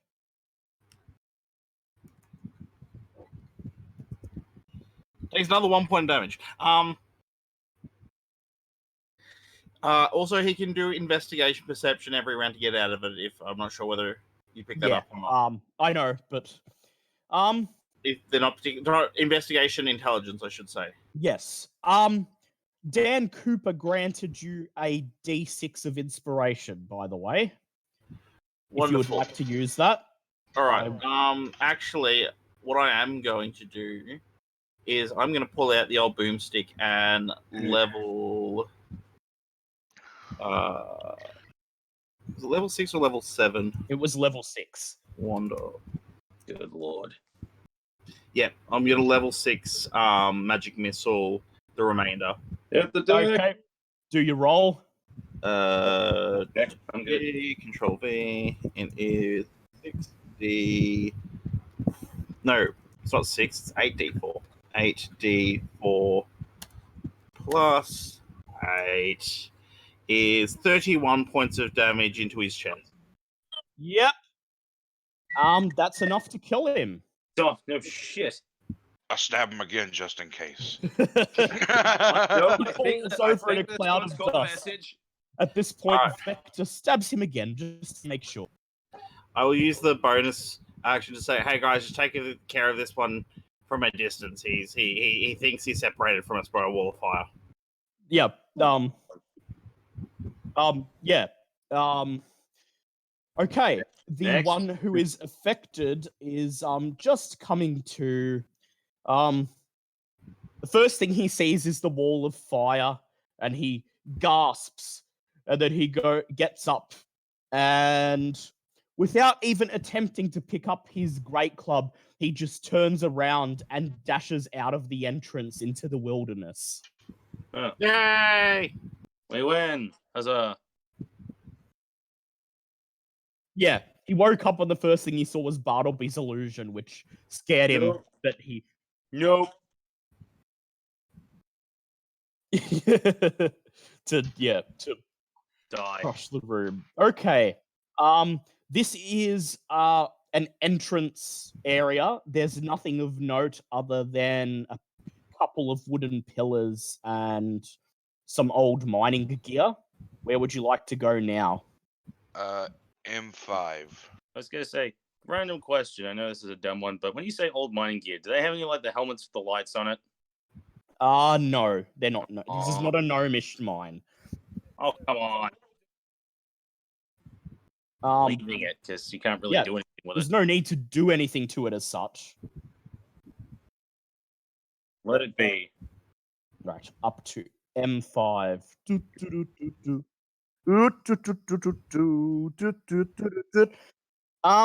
Okay, so this used to be an old storeroom. However, what used to be in here has since been removed and has been replaced with several crates and barrels of apparently fresh produce.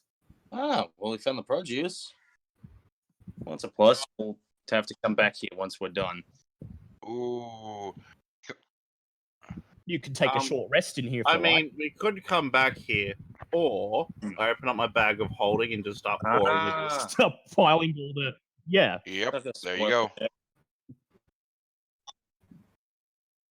Yep. Okay, so that's 2d4 plus 2. Yeah, I'm gonna have to do this. Yeah, I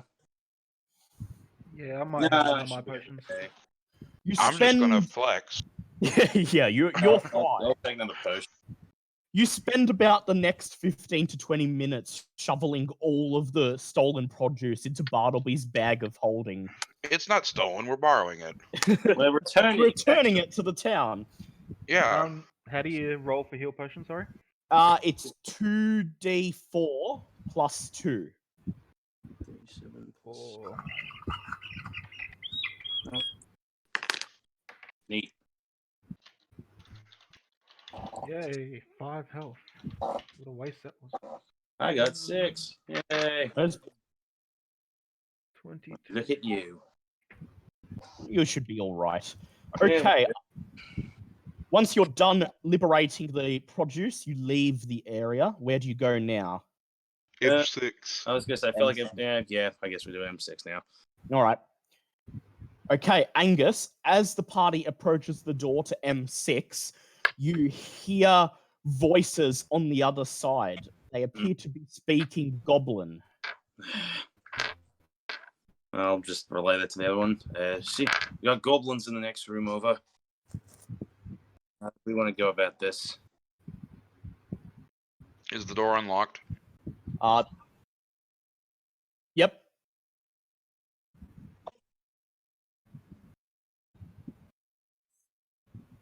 That's right, we still have him. Yes, he might be willing to do that. Well, we got plenty of rations to barter him with. Oh, yeah, they're in M6. I mean, we could just. Okay, so who's going to propose this plan to Raticus? I was gonna say, I would like to point out we could just ask them ourselves. Oh yeah, but they've all gone off to wherever they go after eating. Oh, I see. Right. Okay. Well. Tell them we found more food for them. Hey, Radicus. What do you need to convince him? What skill check? Do you need a skill check? Okay. So, rations. buddy, for you. As you in Yep, sorry, you have to say that again.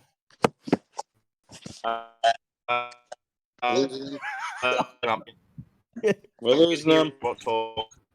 We're losing him. Yeah, you have to use Discord on your phone. We lost him. One too many blows to the head. There we go. Am I back again? Yes, you're back. You are back Okay. again. Wonderful. What do you say to Raticus? I say, cool, buddy. All right, I've got a new plan for you. Okay. So, same reward as last. Tasty foods. Need to get your buddies up together, and you need to lead them to So I draw a little sort of map on the ground, roughly, of what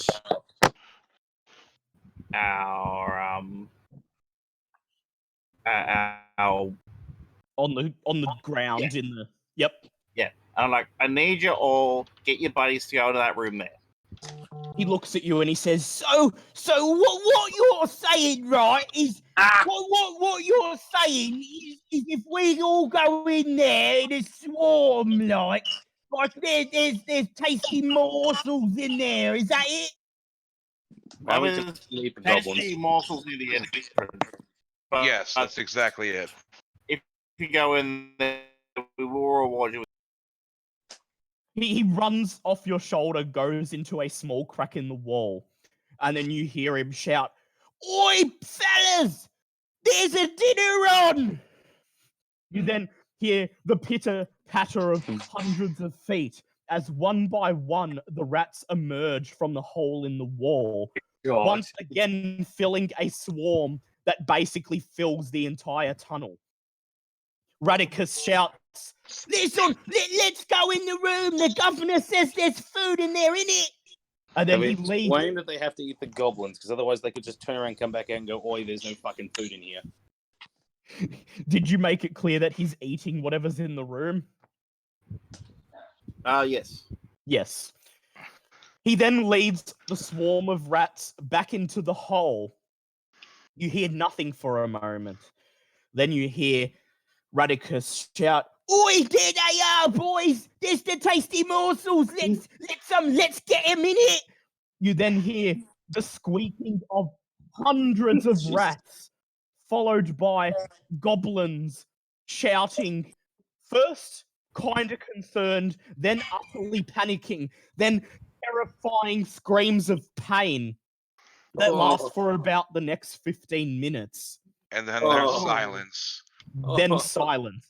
Oh, bloody hell. Look, I don't normally say this about fucking goblins, but I don't even think I could wish that upon them. Yeah, rats don't know to I mean, kill I don't really before they wish eat. them upon it, but I don't really feel bad about it either, so. Yeah. Still, Jesus. Do you enter M6? Might as well. Okay. You open the door and you step inside. You see thousands of rats swarming over the floor. The rats basically are the floor. You can hear 100 voices all together going, "Oh, yum, yum. Oh, really that's glad I fucking can't do this. that's tasty. That's fucking tasty, innit? Oh no, Gov, that's mine. Let me have that ear. You have that other ear. No, No, no, it's no. not just No, brought the no, I Oh get my the God. nose. I get the nose. Oh, fucking, let me eat that. God damn.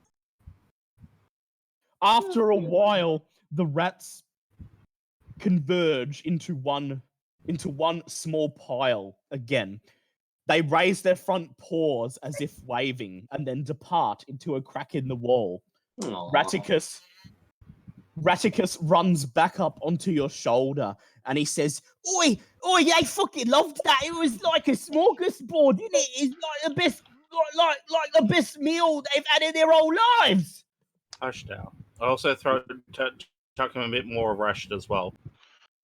he begins nibbling the cheese immediately, and he says, "Oh, that's the good stuff, innit?"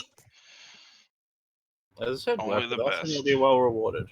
all that remains in the room is a giant pool of blood containing what's left of the goblins, Jesus. namely chewed bones, a few scant morsels of flesh, and a heavily chewed down wooden table with a couple of dice. Well then, victory for us then. There isn't anything else in the room. Well, you can conduct an investigation if you wish. Sure. Why not? 18. Yep. I'm clearly you- distracted because that's a 7 for me. You search through the wreckage, and on one of the hobgoblin bodies, a hobgoblin wearing an armor with an insignia on it, implying that he was the captain. Oh. He's wearing he's wearing leather armor that exudes a faint magical energy. However, the rats have utterly destroyed it to beyond the point of Well, use. damn. Oh well. There's like barely anything left of it. There's Yeah, like they a would have couple of stripped that scraps thing of leather. fucking shreds. They would. There's know. like a couple of scraps of leather attached to the bones with faint magic emanating from them. Yeah. Yeah, those guys don't fuck around. Aside from that, there is nothing else in the room. Yeah, And with that hobgoblin warlord who was the boss, the dungeon is now cleared. Yay! Did we ever go into M7? Yep. Yep, so you move into M7 or M10. M7. I want to say Damn it. We've lost 2. We're down 2 bits of magical items now. No, that was fantastic. I love that. So this room contains 2 wheelbarrows and an empty bin. One of the wheelbarrows has a chunk of gold ore lying. Gold? We found gold, guys! Holy shit! You appraise this to be worth, again, about 200 to 300, depending on who the buyer is. Dang it, daffodil. ain't bad. You then move on to M10. Did anyone That's where the rats were. Yep. Yeah. No, the rats were in M13. Yeah, M13. Yeah, M10's the only one we haven't been in now. Oh, okay. Well, what about M11? Oh no, it's Yeah, that's just a tunnel. Okay. Yep. M10. You enter M10. This is some sort of clerk's office. There are 3 desks throughout the room. Shreds of paperwork still upon them. At the back of the room is a cabinet that is locked with a padlock. I use the keys on the padlock. Yep. damn. I was click, hoping I could use Open the cabinet. With a click, you unlock the cabinet and you open it up. Inside is the debris that remains of a couple of shelves of old stationery, but down the bottom of the cabinet are 2 bars of gold. Ooh! More gold! You ascertain these to be worth about 400 each. Oh. Jesus, I fell over there. For half a second, I dared to dream. So, an ore and 2 gold bars. Yep, and a ruby. Uncut ruby. Yeah. Alright, then I got gold. Totaling 2 around 300. 1700, give or take. 2 gold bars. How much are the guessing gold this is bars? Shared in 400. Gold bars are 400 each. Okay. And the 2 items that got destroyed were a periapt of wound closing and a studded leather armor +1. Okay, well, studded leather armor would have been really good for our Ranger. halfling friend. What was the Yes. other one? A periapt of wound closing, which basically is if you get knocked out, you automatically pass your death saves and stabilize. God damn it. Damn. And Damn. with that, the dungeon is complete, unless some of you would like to squeeze into the M11 tunnel, which just leads outside. Well, I would like to go through the M11 tunnel to pick up my RAM. Yes. Plus, we still have all the people we have to take back. Yeah. Okay, so you wish to crawl through the tunnel outside. Okay, as you guys approach the tunnel, Angus, you hear some sort of metallic chittering in the depths of the tunnel. Again, the tunnel looks like it was dug by some sort of large insect. Okay, what do we want to do with this? The tunnel is quite small, and anyone who is not of small size will be doing everything at a disadvantage while in there. I'm of small medium. size. Yes, you are. We so basically anyone that Just basically just Nargle who's going to be in trouble in there. I'm technically classified as a medium. Oh yeah, you are. Yeah, dwarves I? are medium. Ah, shit. So it's literally me it's and Norman. it's only Milo and Bartleby that can move normally down there. Well, off you two go.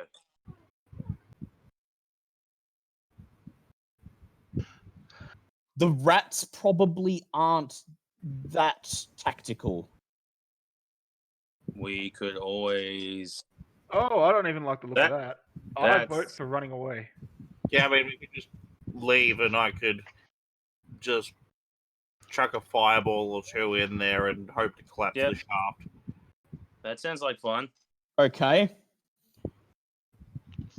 Death by Deuces. fire. Fire now. All right. Bartleby's shooting a fireball in there. Fire in the hole. Fire in the Go- hole! Go ahead, roll your damage, Bartleby. Billy. Oh, come on. Control. There. Ain't D6. 36 points of damage. How much? 36 points of damage. The small tunnel fills with flames, and you hear something terrible screeching in the tunnel. Then, as if to flee the burning, I stab it as soon as it comes out. you see two carrion crawlers drop Two. out of the hole and run in your direction. Well, there were four Stab. in there, but Oh, Stab, God. stabbity stab. stab. Yeah, except Vector can get a stab off as a reaction. So Damn it, I should've roll tried to hit. Plus, as long as they come within 10 feet, technically it's attack of opportunity. Yes, 23 to hit. Hey, that's Yep. pole arms, bro. that's a hit. Roll for damage. What are we rolling? And 15 points. Ah. If we need it still. Yeah, I'll just use the same order as last time. Yeah. Dang, roll 17. And he hits the carrion crawler. You spear it with your lance, but its chitinous body armor prevents your lance from going too far in. Wait, body armor? It's Chitinous body armor. exoskeleton. Chitinous.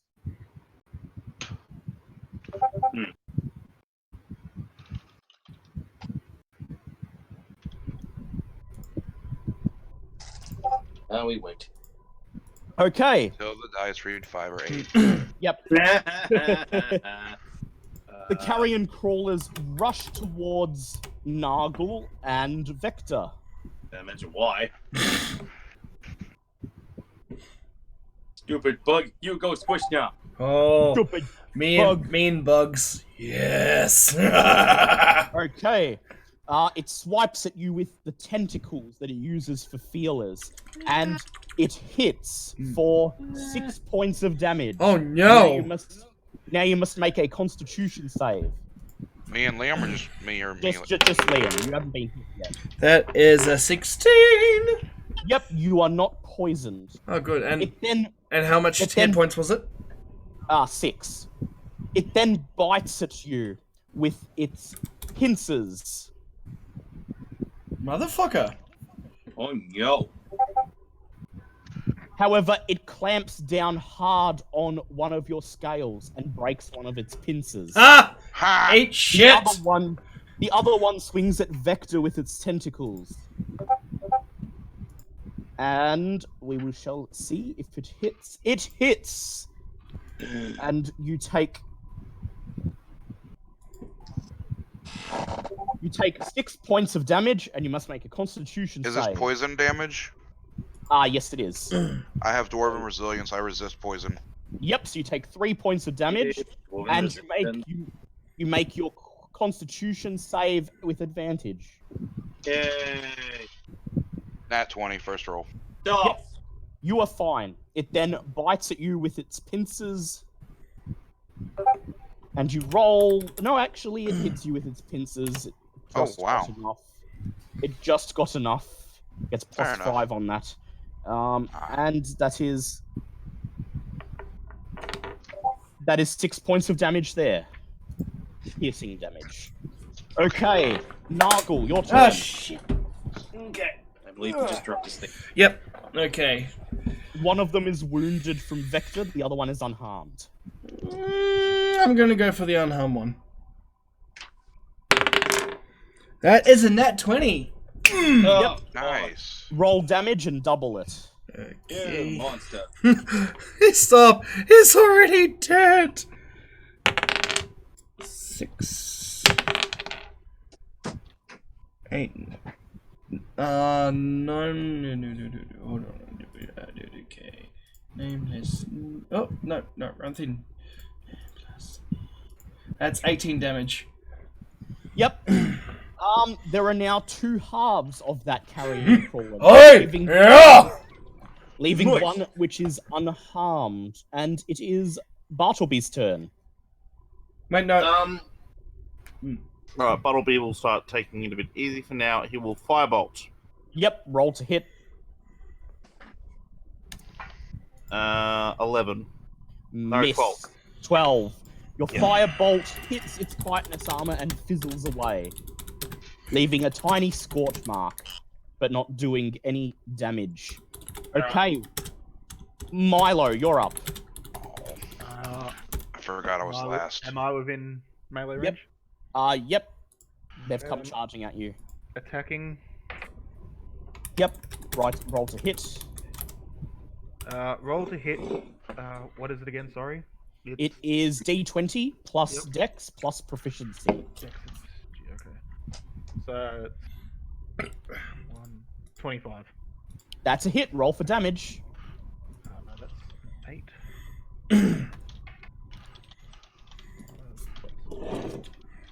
And then it's plus my dexterity as well, is it? For my main attack? Yep. 10. 10. Good hit. Okay, you have your extra attack and your bonus action. So my extra attack is 18. Yep, that's a hit. Roll for damage. 8. Yep. Okay, now you've got your bonus attack. Ooh. God damn. Mm. 21. That's a hit. Roll for damage. It's a goddamn whirlwind. Yeah. 8 damage. So you dart around the carrion crawler, dodging as it tries to hit you, and you slice off 1, 2, 3 legs, and then bury your sword behind one of its chitinous scales. It shrieks in pain. Okay, it is Angus's turn. Well, Fuck it up, brother. might as well take my good old mace out and see if I can't squish this bug. I'll be right back. Ew! Bug go squish now! Alright. Well, that is 20, but not nat. That's a hit. Roll for damage. Alright. That's gonna be 5. The bug leaps at you. You bring your mace down on its what passes for its head as it leaps through the air, and you crush it. Thickening crack. Bug go squish now! Damn it, but I don't know much, but I know I squish you. yeah. There we go. And the tunnel is now cleared. Well, might as well see if we can't get anything out of these stupid bugs. Yep. So you can salvage 1d6 pieces of chitin from it. Chitin, what's that? What is? Chitin. It's the material that insect exoskeletons are made out of. Oh. Like, I also thought that was pronounced chitin. That's right. Chitin, chitin, I've heard it pronounced both, so whichever one you prefer. Who wants to roll for it? I'll roll, it's 1d6, yeah? What can we make out of it? Can we use maybe- Armor. That's a 4. Armor, mainly. That's a 4. Okay, so you get 4 pieces of chitin, which either you can sell or make something out of. Alright, let's see, I will put it in my No, invent. I think you're right. That it's chitin. Yeah, no, you're right. Because in Morrowind, you can actually, like, chitin armor is like the first category of armor you can get, and they pronounced it chitin in that game. How do you spell it again? Sorry. Yeah. It's just- C-H-I-T-I-N. It's one of those words I've read a lot. I've never ever heard. I know. Do you wish to search the interior of the tunnel? Yes. Why not? Yeah, might well see if we can't pick up any more from the ones. Okay. Milo crawls into the tunnel, and Milo, you can make a perception check. Perception? Yep. Awesome. That's 20. 21. You Nice. find the remains of the other two carrion crawlers. They are too damaged by fire to be useful, but in the middle of the tunnel, in what remains of their nest, you see the skeletal remains of a doomed adventurer. Oh. Rip. Around his necklace, around his neck, he wears a particularly ornate-looking silver necklace. Ooh. What's around the necklace? It's another necklace. More bones. I heard you like necklaces. I got a necklace for your necklace. Take necklace for your necklace. Take 1d4 Take the psychic necklace. damage. Yep, you wish to bring this out and show the others? Yes, please. It appears to be magical of some description. Identify. Okay. It is an amulet. It is an amulet of health. Oh? Oh, they're pretty good.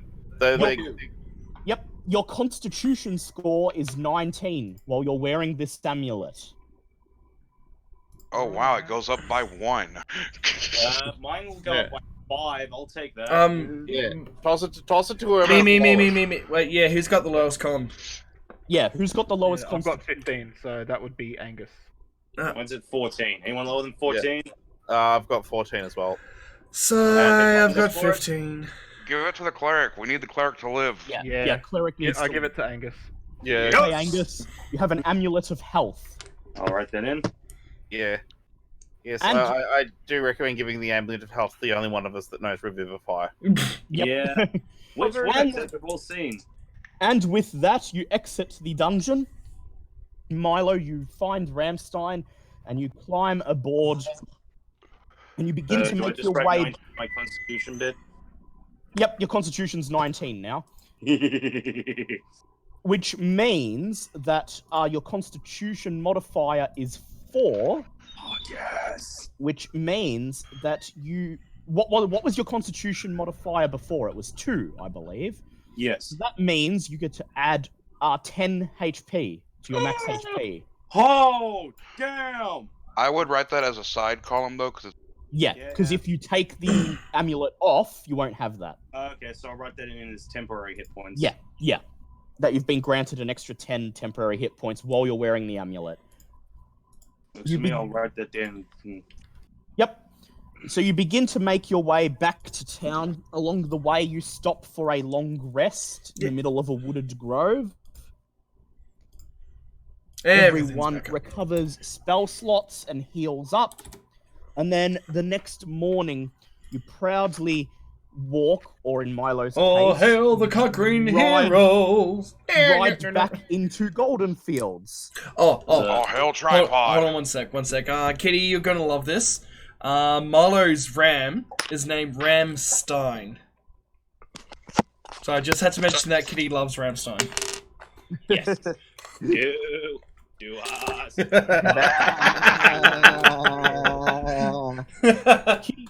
Kitty should roll a character sometime and jump That would in. be amazing. Yeah, Kitty.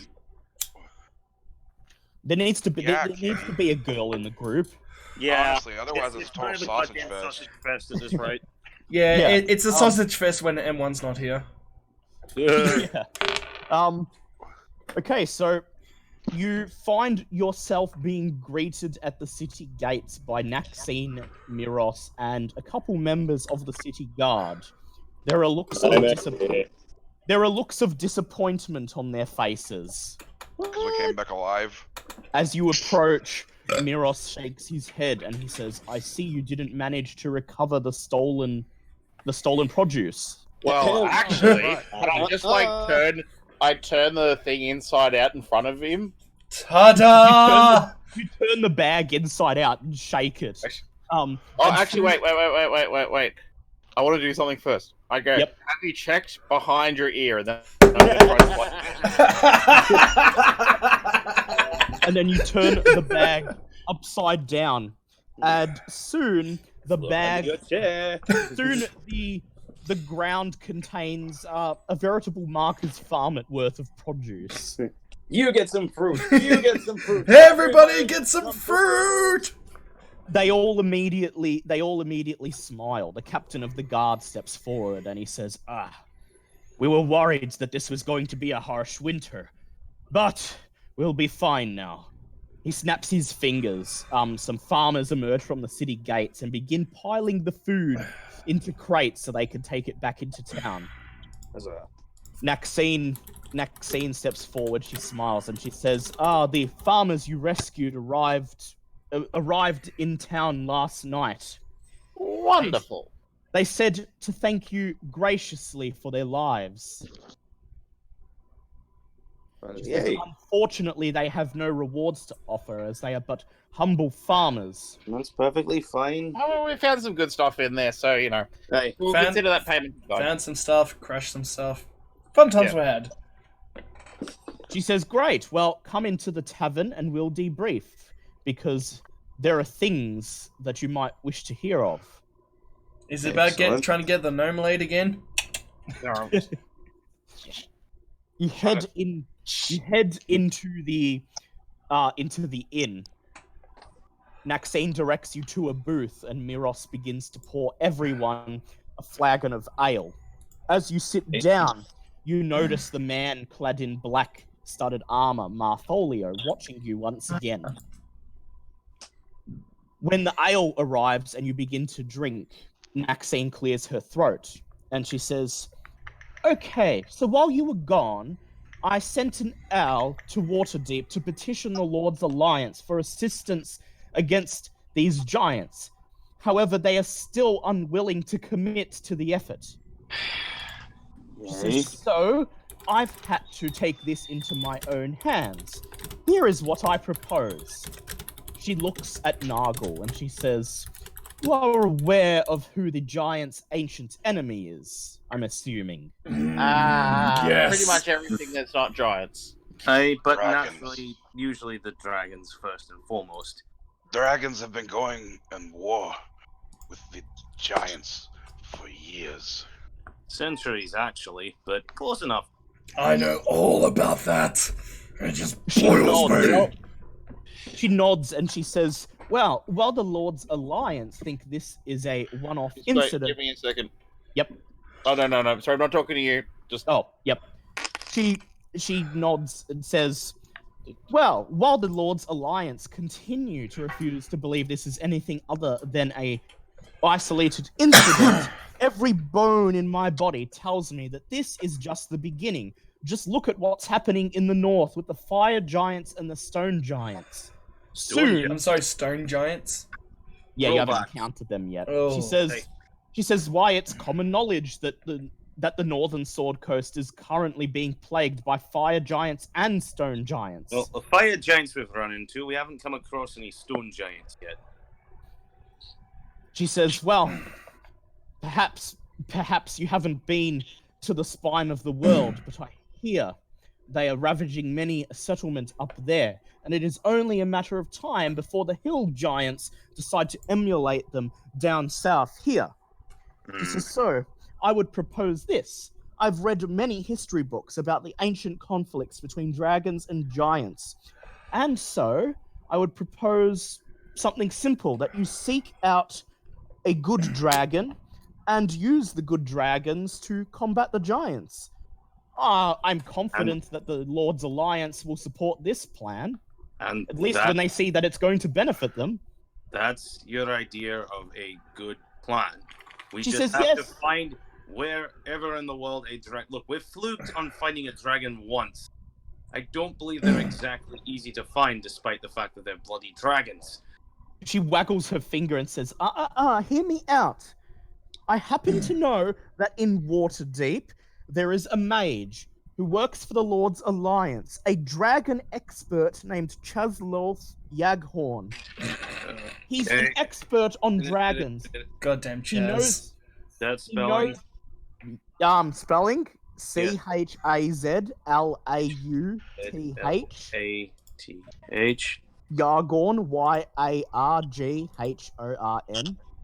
O-O-N. Dragon expert Waterdeep. Yep. Gotcha. He is a renowned expert on dragons, has entreated with them many times. I am almost certain that he would be able to direct you to a dragon who would be sympathetic to our plight and tell you how to earn their trust. Mm-hmm. She then says, furthermore, there is a noble in Waterdeep, Lord Halueth, H-A-L-U... L-U-E-T-H, Mm-hmm.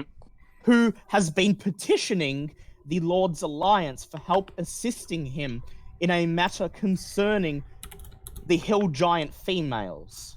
And she says, and if I recall, you expressed an interest in locating the hill giant females in order to rally support. This is true. She says, I suspect if anyone knows where they're hiding out, it would be Lord Halueth. Mm-hmm. You're looking for giants for support? What Okay, kind of yeah. madness is this? Look, don't get us wrong, it's not exactly ideal, but we're basically planning on trying to find giants to overthrow even worse giants. There's no such thing as worse giants. They're all good dead. Well, that's obviously your particular opinion. Clearly you and giants don't get along, which is obviously why you're here. But one thing at a time, I suppose. Maxine smiles and she says, anyway, with that contraption of yours, a trip to Waterdeep shouldn't be too far out of your way. No. No. No, it was like, no, it shouldn't, but got coughed. She then stands up and drains the last of her ale, and says, I would accompany you, but I suspect the Lord's Alliance would have my head if I left my post. So unfortunately, I leave this quest up to you. She then looks at Bartleby and winks and says, but do come and visit from time to time. I believe that's what we call a booty call. After she leaves, you order another round of ale. All right. And do we know anything about the hooded person who keeps watching us? Yes. Well, Said he was as you get served your second flagon of ale, he actually gets up from his booth, walks over to the tavern, and without asking, takes a seat where Maxine was. I just turned to him and going, Who are you, and what do you want? He says, the name is Shalvis Martholio, my good dragonborn friend. And I couldn't help hearing that you might be heading Waterdeep way in the very near future. It would seem that is the case. Now, I know you said you had something you might want to discuss with us. I suppose now's the time. I'm just looking down on him. Get on with it. He says, indeed. I wish to be journeying in that direction tomorrow. I wish to be journeying in that direction tomorrow morning, and I have a simple favor to ask. I simply ask that you escort me to Bardright Inn, which is perfectly on the way to Waterdeep. He says, after all, the way is dangerous, and I cannot think of anyone who would make a better escort than the much vaunted Fellowship of Steel. You know, awfully you know awfully a lot about us, and we've noticed you've been looking at us the past few days while we've been here. Why come now? Okay, Nargle or Angus, make an insight check. That'd be me. I'll do that because I've. Can I make an outside check? I have. No, I have proficiency in insight. So that's going to be a 16. It is indeed a bit strange that he apparently knows who you are and shows so much interest in you, despite admittedly not being there on the night when you saved the town and only having met you the previous day. Nargle, make an intimidation check. Oh, that's something I can do. Oh yeah, you can do that by a touch as well. Need to print up my thing again. What's my intimidation plus 6? That is a 16. Yep. He scratches the back of his head and he chuckles nervously and says, you have saved a number of towns by this point, unless I'm much mistaken. You have defended Golden Fields from hill giants, and if what I've heard is true, then you also were there in the defense of Tribor when it came under attack by fire giants. We are, but that's not explaining how you know all of this and everything about us so easily. He says, your deeds are remarkable. Not every day a new adventuring company appears out of the blue and immediately saves 2 major towns from giant attacks. He says, but I'm not asking much of you. I'm simply asking that you escort me to Barge Inn, and I will offer you handsome payment from my contact once I get there. For your trouble. What do you guys think? Well... Nargle no like bad medicine. Yeah, this guy definitely is holding up a kind of a red flag here. Yes, we have done a little bit in our short time as a guild, but at the same time, he should not. What's the worst that could happen? Do you want that chronologically or alphabetically? Alright, can I roll for I have another? a crowbar that says otherwise. Can I roll for another intimidation check to like really put the fear of God in him and make sure he's on the level? Yep, go ahead. Crap! I need to keep this up. That is 19. You growl at him and drip a tiny bit of acid onto the table.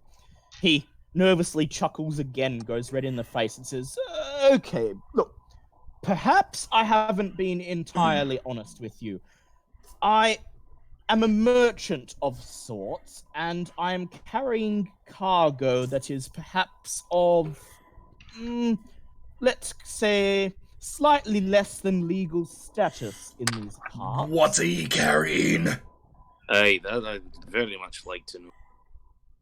He says, oh, you know, nothing too noteworthy. Some adventuring supplies, some equipment. It's just that, You said illegal. Do I need to put my claws around your throat?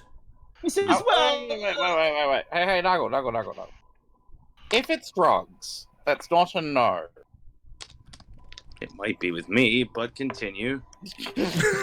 He says, okay, it's not the goods themselves that are illegal, save for the stinkweed that I've promised to transport. It's more that the way in which they came into my possession was perhaps not altogether honest. Look, either get around to the point or... Yeah. Be straight with us. We're not necessarily your enemy here. If he keeps fucking around like this. He nods and he says, very well. He leans in and whispers, I have been tasked with escorting stolen goods and contraband to my contact at Barge Inn, who will take them off my hands.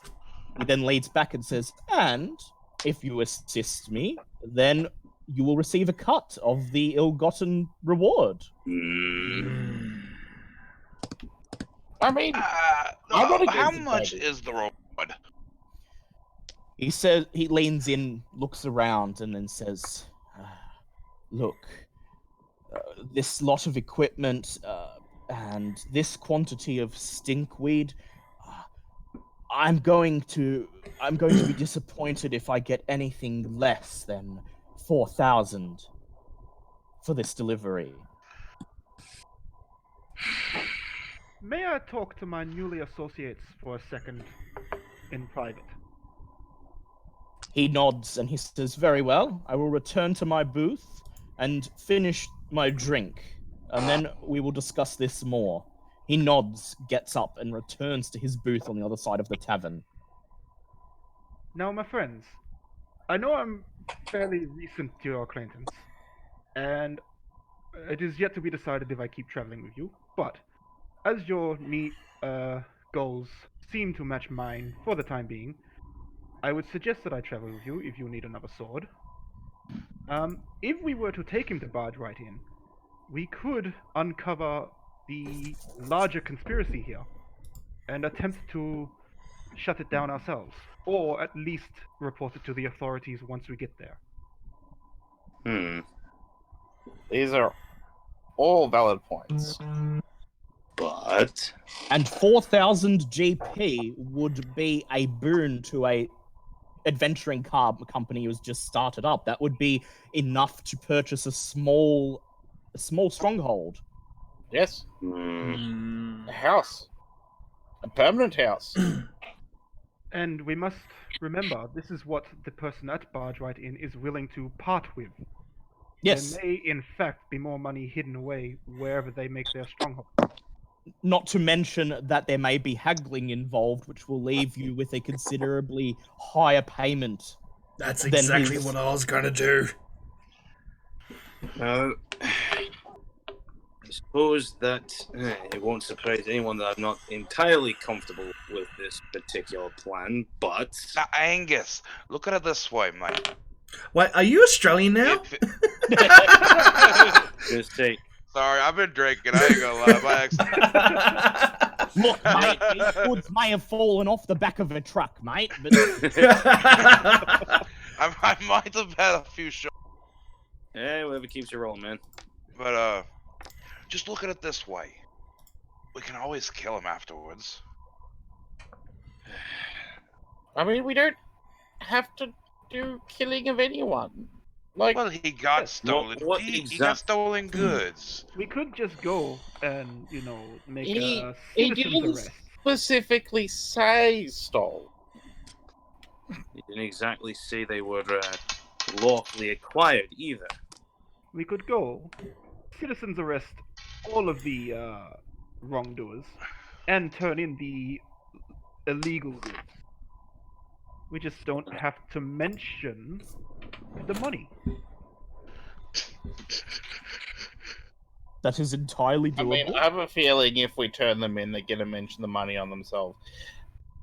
Yes, but who are they going to believe? The adventurers that brought them in, or the obvious criminals that we've brought in? Who are suddenly 4,000 GP richer? Yes, well, we don't have to take the GP with us into the city when we take them in. Yeah. Not to mention, when you look at it this way, pod, they don't know what we had before we got here.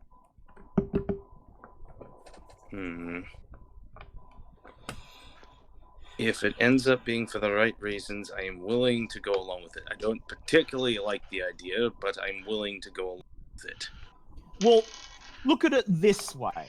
It's not all above board, but you, the adventuring party, are not actually conducting illegal activity. No, we're, if anything, getting either involved or possibly nothing. We're, what's the word? You are accomplices in a manner of speaking, but that amount of money could be put to good use for the greater good against the greater good. Could I potentially roll a religion check just to ease my own conscience here? Yes, go I'm ahead. still on the fence here. Yes, go ahead. That's going to be a 18. You feel, you remember, you think to the scriptures, and you think, what would Moradin do?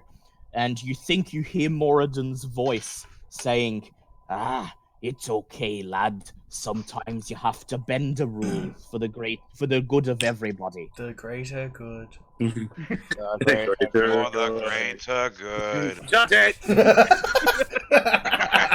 Okay. If it ends up being for the greater good, and you promise that it helps end up being for the greater good, I am willing to go along with this.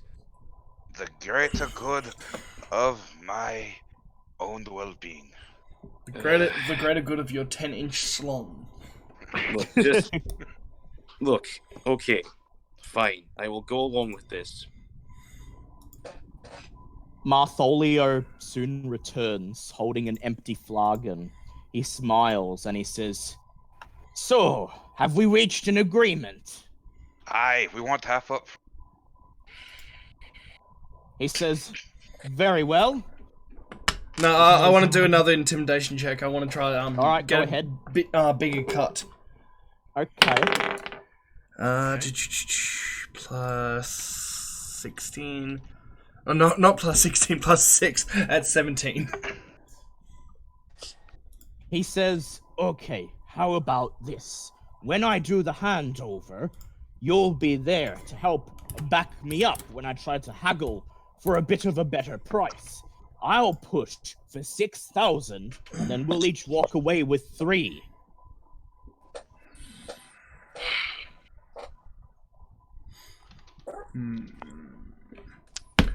Make it 350 and you got a deal. You mean 3-5? Yeah, 3-5. Okay, do an intimidation check. That's 21. 12. He says, okay. We'll have a 60-40 split. He says, geez, I know you're good adventurers, but you don't come cheap. You pay for Well, what you you're the get. one. I was gonna say, you're the one who knows our resume. You know how good at what we do. Just be glad you haven't got the bard here. He laughs sheepishly and says, okay, all right, look, whatever will get you to come along, I'll be willing to pay it. Very well. It would seem that we have an accord then. He says, good, right. I'll meet you outside of town tomorrow morning next to that thing that you came out of the ground in. He goes back to his booth, orders another flagon, and sets in. You spend the rest of the night discussing what's to come and having a few more drinks, and then you go to bed. Okay, Bartleby. Bartleby, make a wisdom check. Seeing if Maxine's not in the bed with him. Yeah. That'd be shit. 6. Bartleby, in the middle of the night, you wake up briefly to have a drink of water, and then you roll over in the bed. You feel something warm and large. Warm and large.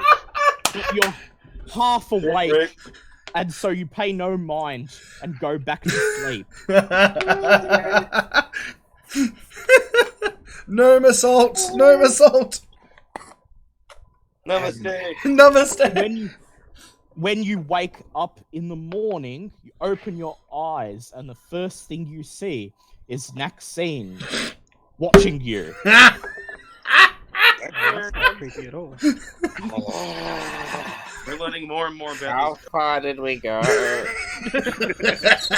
Context for everybody that doesn't know who's Maxine. She smiles and she says,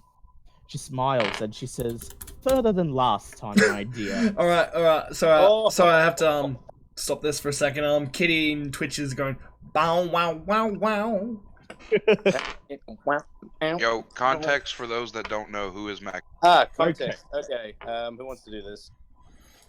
In last week's session, when the party arrived in this town, they noticed Naxine, the female wizard who's an agent of the Lord's Alliance and sometimes waitress in the tavern, and I tried to get Angus first laid. tried to set her up with Angus, but however she wasn't interested in chunky small boys and had her eyes on the gnome. She seduced him upstairs, however his social anxiety got the better of him, and instead of advancing the encounter to its logical conclusion, he cast a sleep spell on her. And then left. She has now turned him into a toad in retaliation and has apparently done something to him.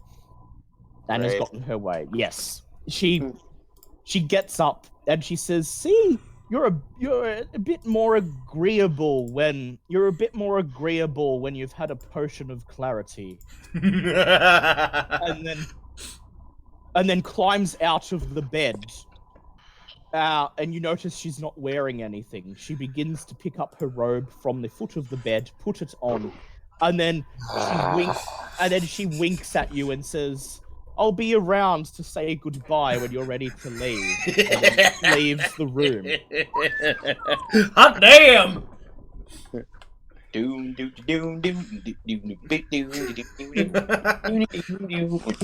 the rest of the party down. Kitty just said they're going to get married.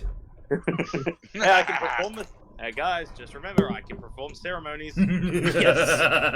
I will have to look. I should look up what happens when a human and a gnome have a baby. Halfling. I don't think they create halfling. Oh, That's dear how Lord. halflings That's exist. Yep. my parents. Daddy? Son?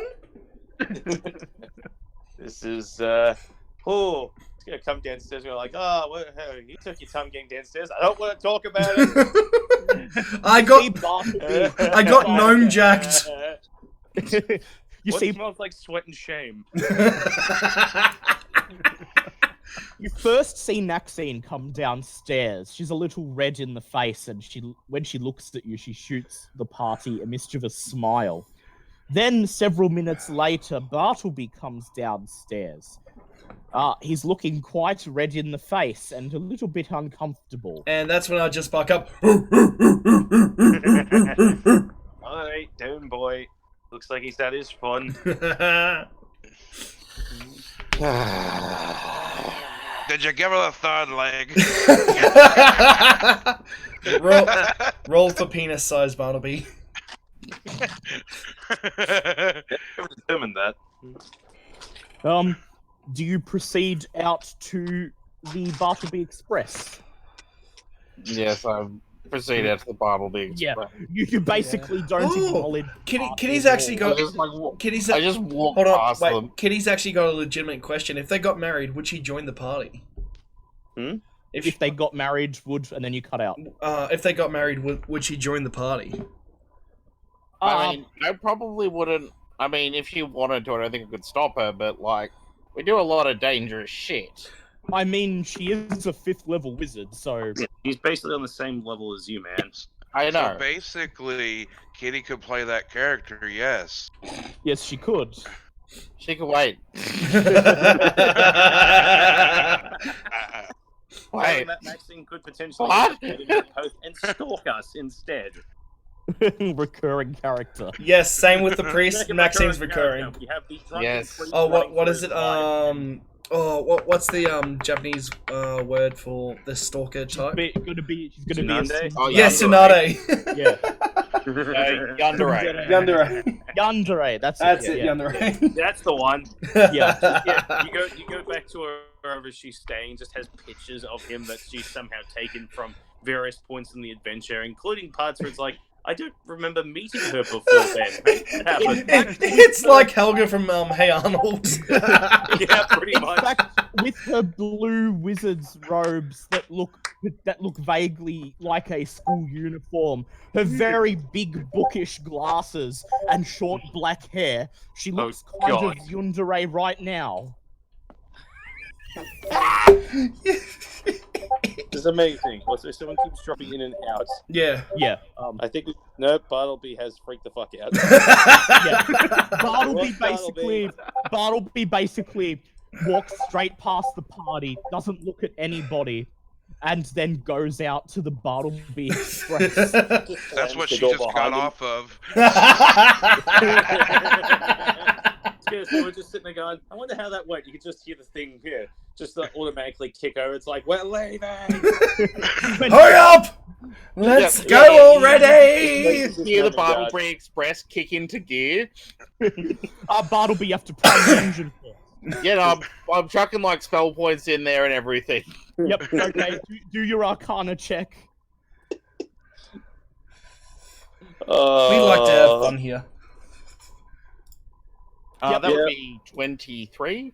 While you're standing in the tavern looking at each other, you hear the unmistakable sound of the Bartleby Express's engine roaring to life. Shit.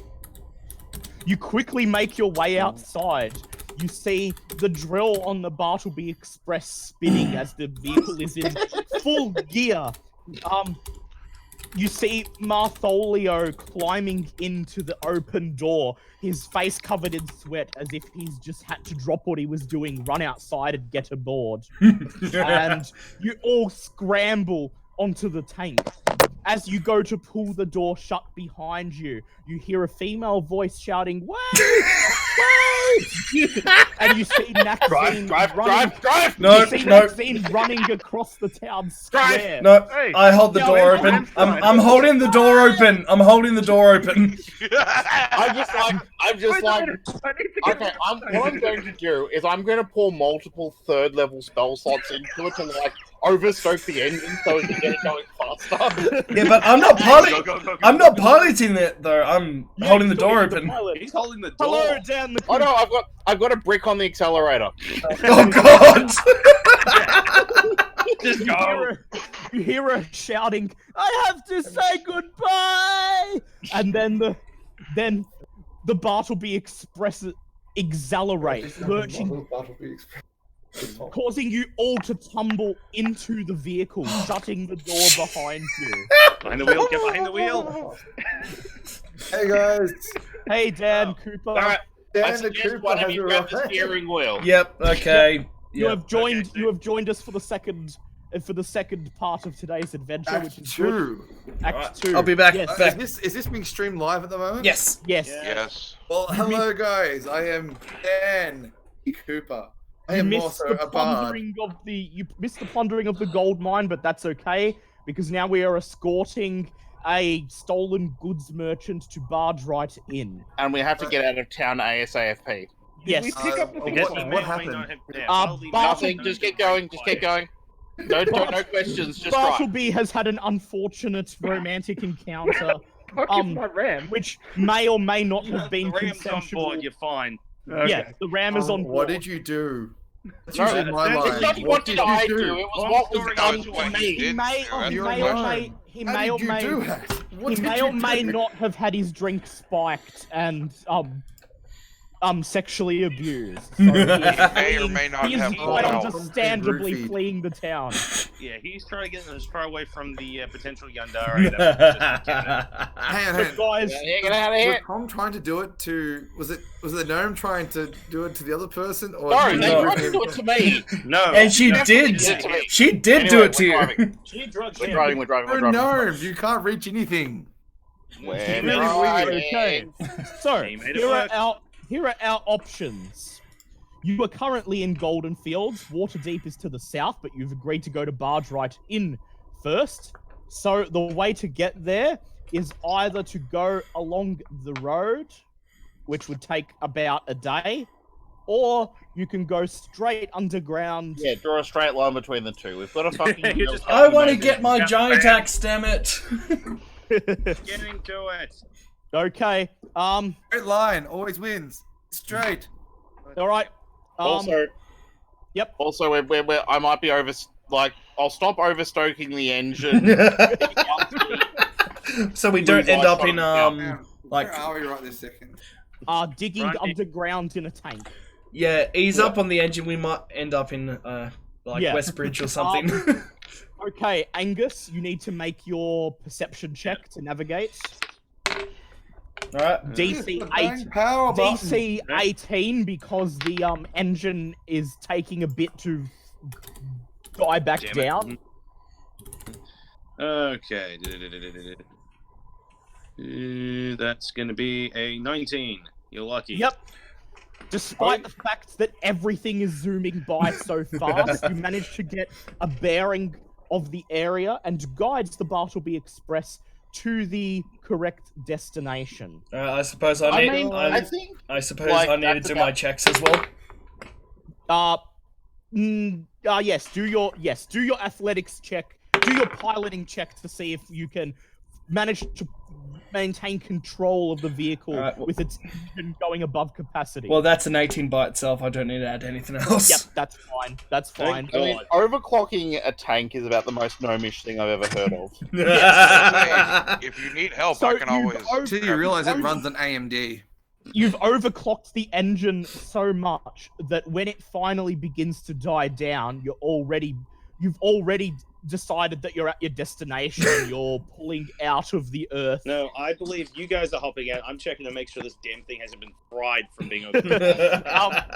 You recall from what you know of the area that Barge Right Inn is on the top of a small mountain, so there will be a small overland journey once you emerge. And while they are emerging, Angus, you decide to check the engine. So perform a check with your Smith's tools. Wisdom and Smith's check. Wisdom and Smith's tools proficiency. Okay. That's an at 20. I'm Yep. basically just going straight up mechanics on this fucking thing. You see the cogs turning far faster than they were. Hey man, how are You see the cogs turning far faster than they were ever meant to go. Make a dexterity save. Ben says hi. Hi. Hi, Ben. Hi, Ben. Right. That's a 17. Yep. There's a loud bang, and one of the cogs shoots out of the engine towards you. Jesus. You quickly, you swear in Dwarven and move out of the way. It flies across the interior cabin and sails into the ping, ping, ping, ping, ping. For more than to- its sake, slow it Shane? down. This whole thing's gonna tear itself apart. You're gonna ruin the tank. Out of the cockpit. Oh no, my internet's going crazy. Use Discord on your phone and just use the computer for rolling dice. Yeah. That's what we do. Yep. That's what Tom's doing. So you emerge out of the ground a small distance away from Barge Right Inn, and you begin to pilot the vehicle across the rolling hills. I'd really pull over at some point so I can actually check damage control on this bloody thing. Yeah, when you stop, you're gonna have to. Yeah. On the plus side, instead of getting the usual 3 charges, it got 6. Oh, Jesus Christ. So it's a bit more fueled up than usual. That's great. Perhaps Doesn't matter if it's got a overfueled. full tank But at the end. fact that the entire cabin is vibrating violently and the engine is going Yeah, boys, listen to it sing. while it's Okay, what the hell expelling, she might have done to you? Don't hurt that damn tank. while it's expelling several plumes of steam. It was clearly not engineered for gnomish. Angus, you spot a crumbling tower atop a hill less than a quarter mile away. Parts of its conical roof and outer shell have fallen inward, leaving a gaping hole above which 4 hawks circle. you Oh, wish yes. to check out this old tower? Go for it. Yes. What was in the tower? You can't see what's in it as it's far away, but you can see 4 large hawks circling above it. Hawks. Can I Them too. can Take it. can I use talk with the animals to talk to the hawks? They're too far Oh, away. too far away, to okay. talk, Closer. but Hawks or hawks? Can I cast shout at animals? Hey, No. bird what you brains! can do, Nargle. Yep. What you can do, in fact, you can do it with advantage because you have a ranger with you. Is make a survival check. Oh, what's my survival at? That's the first time I've used that. Oh, +5, nice. Actually, way, yeah. if you like. Oh wait, no, I used that. my- Damn, I was gonna say if we want to get their attention, I could polymorph you into a rabbit. No, I can turn myself into an just go animal. with the survival check. All right. Yep. Okay, that. Oh All yeah, Magic. yeah. If you wild shape Anyway. into a rabbit, you totally get their attention. right. Can I make my roll? Can I make my roll? Yes. Let him make his roll with advantage. Oh, whoa. Okay, that is +5. That is a 16. Oh wait, do I roll again because it's advantage? Yeah, with advantage. Yeah, Okay. advantage. Oh, that's 16 plus. That's 21. Okay, you and Milo both sit there, sort of discussing these hawks and what you can make of them from this distance, and you determine that they look to be blood hawks, which are a particularly large and aggressive variety of Oh. hawks. For whatever reason, they have chosen this tower as their nesting location and are guarding it. You know what we do with Means if tower we go- nests? Which means if we go near it, they'll most likely attack us, correct? Murder you know what you do birds, murder birds. You know what Bartleby does with tower nests, though?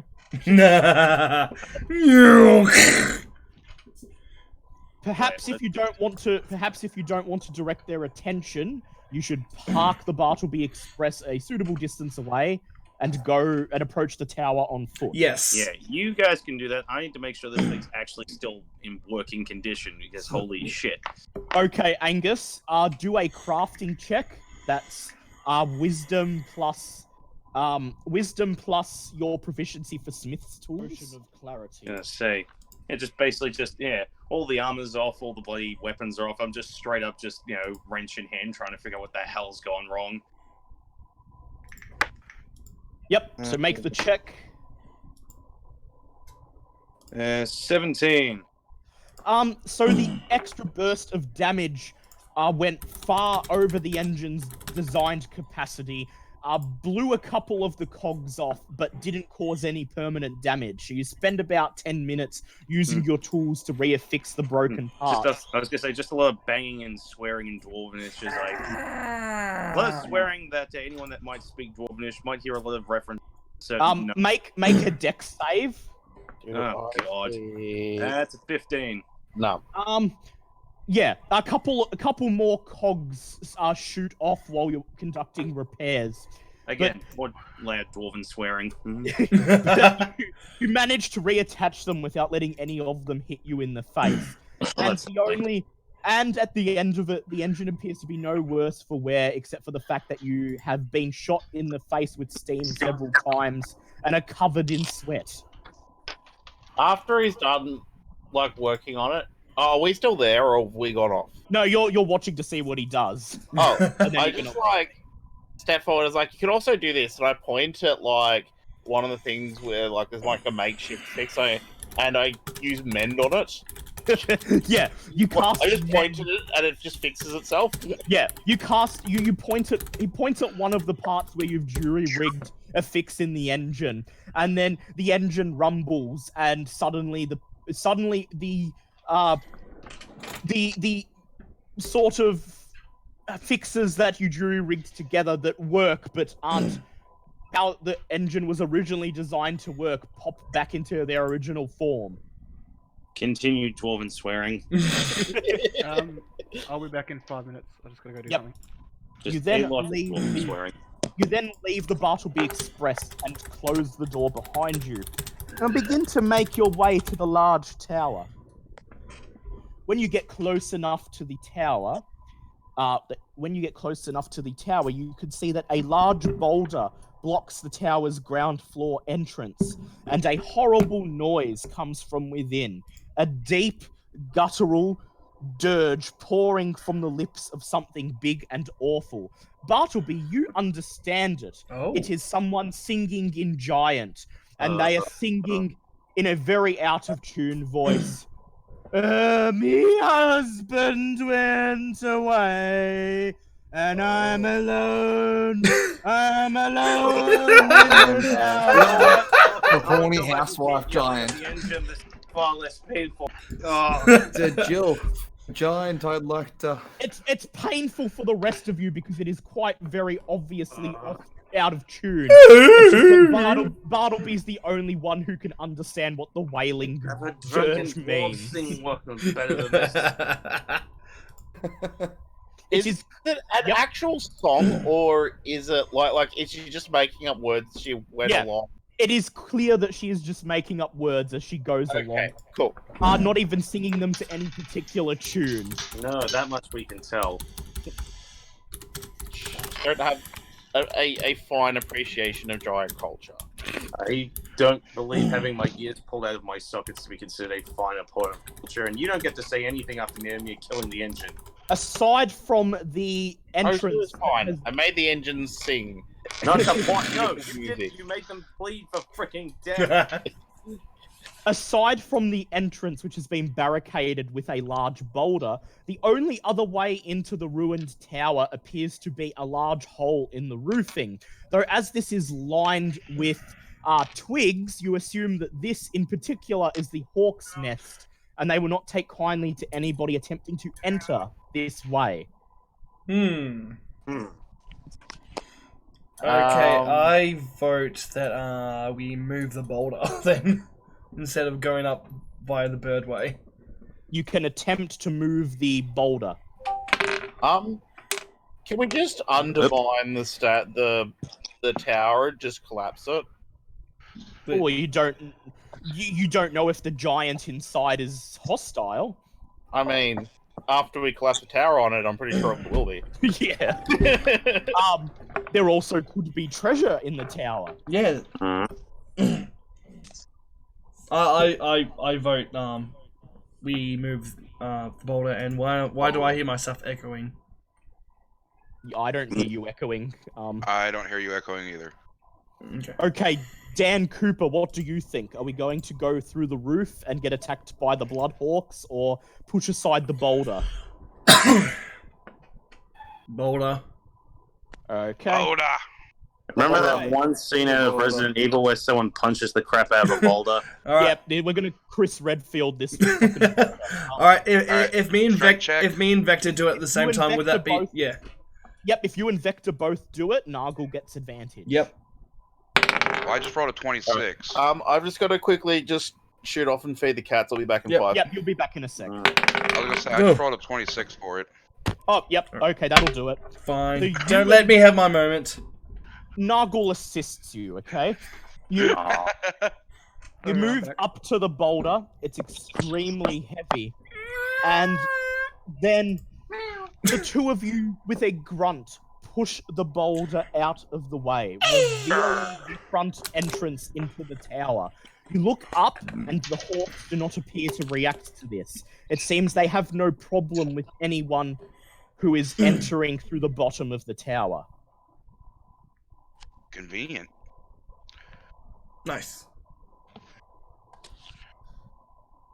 Well, even with the boulder out of the way, somebody inside has caused considerable damage to the entrance, meaning that for anyone who is not small, a check will be required to crawl through the gap.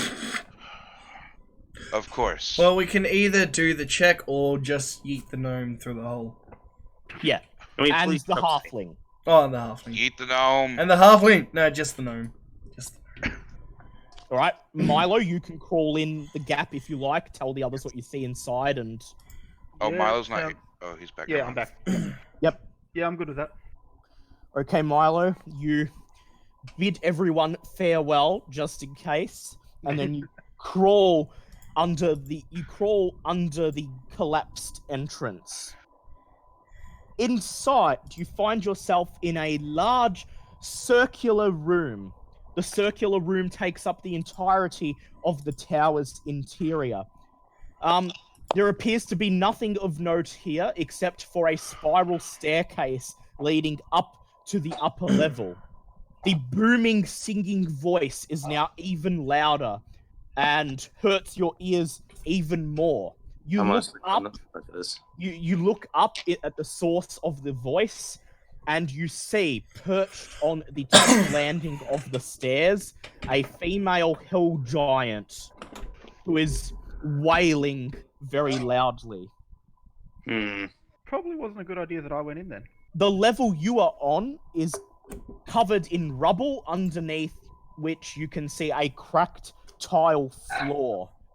While you are here, roll a perception or investigation check, whichever one you've got that is higher. This isn't nice. No. Perception. Would this be one of those giant wives that were pushed off by the other one that we mentioned last time? Yes, very likely. 18.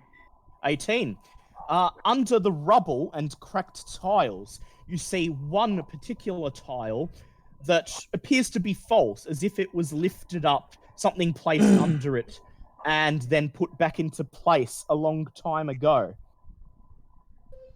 The work is particularly well done, and it's likely that only a halfling would have been able to detect it.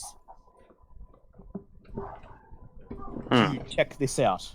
Yes, I'll check it out. You sneak across the rubble.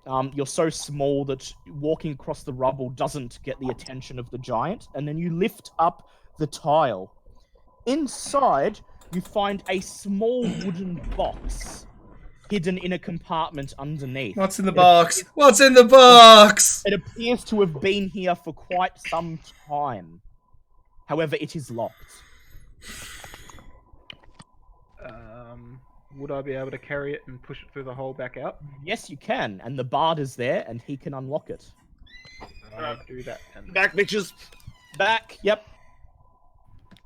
Right, you make your way back to the hole, and you push the chest through, so the party can take it. Where'd M1 go? No idea. He dropped off a while ago. Did he? Yeah, like 3 or 4 minutes. Oh, we're gonna need him to pick this lock. Don't worry, I got it. No! Either crush it in your hand or don't. Or you can save it for when M1 returns and he can pick it open. He actually has proficiency in thieves' tools. or you could just. I do too, Right. with my crowbar. No. He has actual thieves' tools. Look, in the thieves' tool mechanic, crowbar is listed as an actual thieving thing. Yeah, it is. It is. Yeah. Not the way you Not use the it, best thing for final work. Let's put it that way. No. I've already seen 2 things destroyed in attempts to... you know what, it's fine. Now, Well, I can just put it in the bag of holding until we. until wanna- you. Yeah. Yeah. I mean, to be fair, this is a giant's box, right? No, it appears as if it was buried there by someone else, and that the giant just didn't notice that there was a tile that was loose. Yeah, Okay. let's not try to bugger up this one. Yeah, just, yeah. That's out of character, Liam. Okay. M1's gonna attempt to pick Rejoin? He is online. I don't know Oh, why he's not okay. on the voice channel. There There he he is. Dan the Cooper, you are back. You are being. Hey, Cooper, cool. There we go. You are called upon to unlock the treasure box that the ranger found. Thank you, dear Ranger. So Do we know you- its contents? That's what we need you for. He found it inside the tower, and he's come back out, and he's handed it to you. So now you have to do a thieves' tools check, which is I pinch roll. it from a rogue. Yep. So you roll d20. You add your proficiency for the thieves' tools, and then you add your dex modifier. So one roll 1d20. Yep. My dex modifier is +4. 1d20 +4. Yep. Plus proficiency. Okay. Plus Got a three. 7 plus That's enough to open it. Yay! DC 12. Okay. Inside, you find a small pouch containing 100 gold pieces. But, more importantly, I just have to roll on the table. Uh-oh. Magic item table B.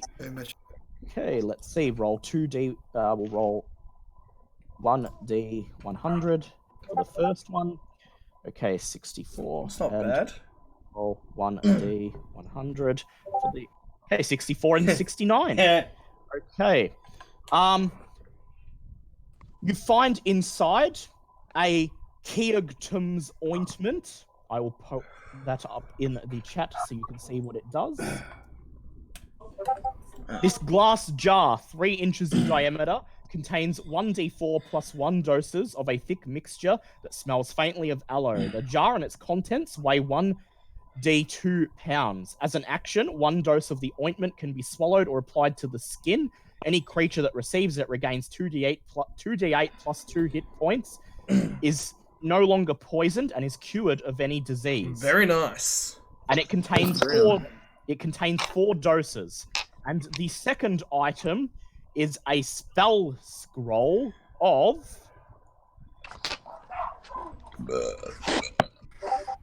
lightning bolt. Oh damn! Which Bartleby will definitely want. Getting the Narm flashbacks, M2. Oh no, back in the palm trees! And you keep that wretched thing away from me.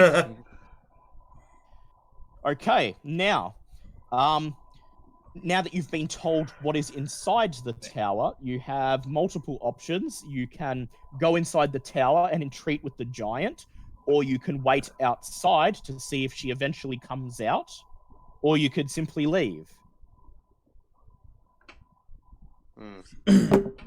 And Milo's you do have the bard with you, and the bard can Milo's come back out and told you what he found, so now you can all enter, and the bard is with you, and he's very good at entreating with things. Well, let's Not the way you're thinking. let's man. talk. Let's talk to the female giant. Okay. Milo and Bartleby, you crawl into the gap without trouble. However, the rest of you must make dex saves. Well, I'm screwed. That's a 3. Yep. Roll. Yep. Dex, that is a 15. Okay, Nargle makes it through despite being the biggest. I got an 8. Yep, you make it I through. have heavy armor on, so. Okay. I got a 10. Yep, so everyone makes it through except Angus, who is coming up last. Angus, you make it through the gap, but just as you make it through the gap, you dislodge a piece of wood with your girth, creating a piece of rubble collapses down on you.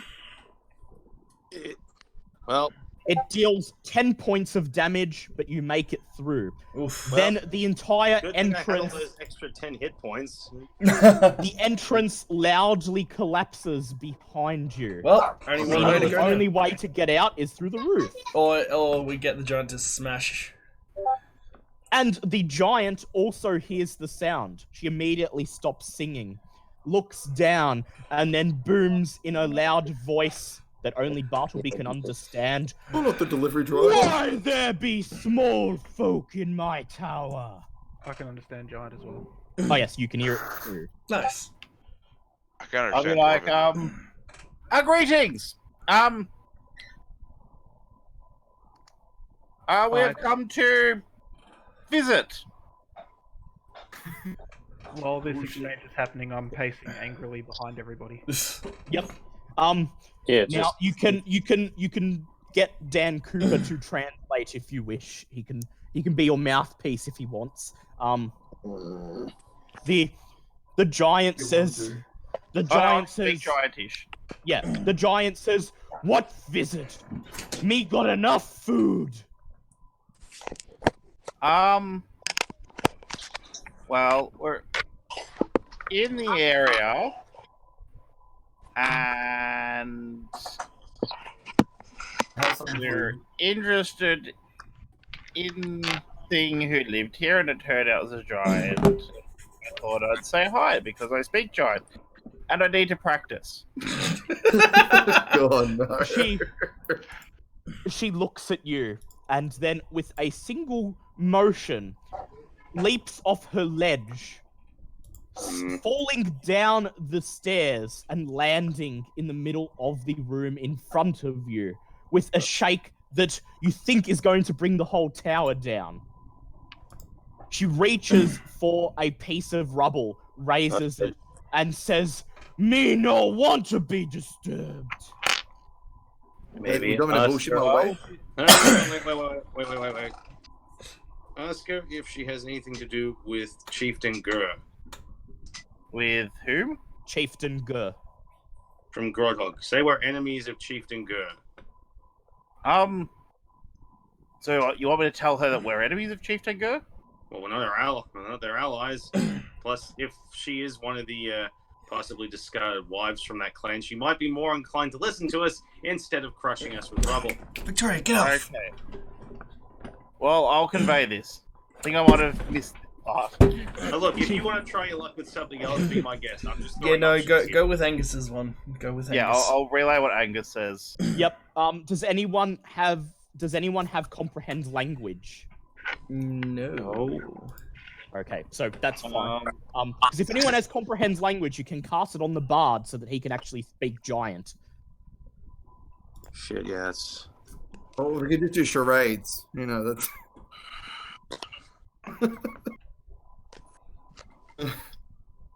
Oh, does no one Angus. know how to speak giant? Yeah, they do. It's just the person who's good at persuasion checks can't. Yeah. Angus, in the last long rest, do you want to say you swapped one of your spells out for comprehend languages? Can I even do comprehend languages? I'm pretty sure it's on your. Let me Yeah, Talking see. to the DM. Un momento, por favor, señor. Yeah, let me just check if it's on your. I'm checking. I'll also see if Flupius has it. Dan, thank you. Dan Yeah, does we know not your have name. it. Nope, that's not a clerical spell. Do you have it, Bartleby? Comprehend language is not. Okay, no one has it then. All right, so you're going to do your best. Interpret.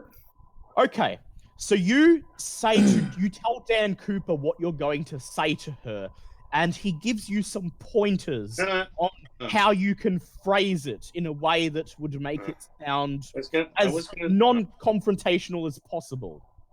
I was gonna say Wizard does. Well, first there is Wizard spells does have comprehend language, but that might just be. Yeah, Bartleby, do you want to say in the last long rest you swapped out one of your spells for comprehend language? I don't have it in my spell. Oh no, it's not in your. Yeah, he doesn't have it in his spell book. So. Okay, well then, yeah, I can't. I mean, next time we're in town, I could go buy some scrolls and scribe it in. Okay, well this is what we'll do. Dan Cooper, do a persuade check, but it's at disadvantage. Because we're going through another person. Yeah, because This you're is going great. through another person. Whoop. Nope, not a D200. Oh, I believe I've broke the internet, guys. Okay, 16. Now another one. For the disadvantage. Oh fuck! I can't roll.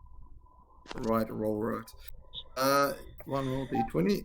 12 disadvantage. Okay. And your charisma bonus, which is 4, so that's 16. Okay, so Bartleby, as Dan Cooper coaches you, you repeat Angus's request to the giant. You say, "We are enemies of Gur. We do not mean you harm."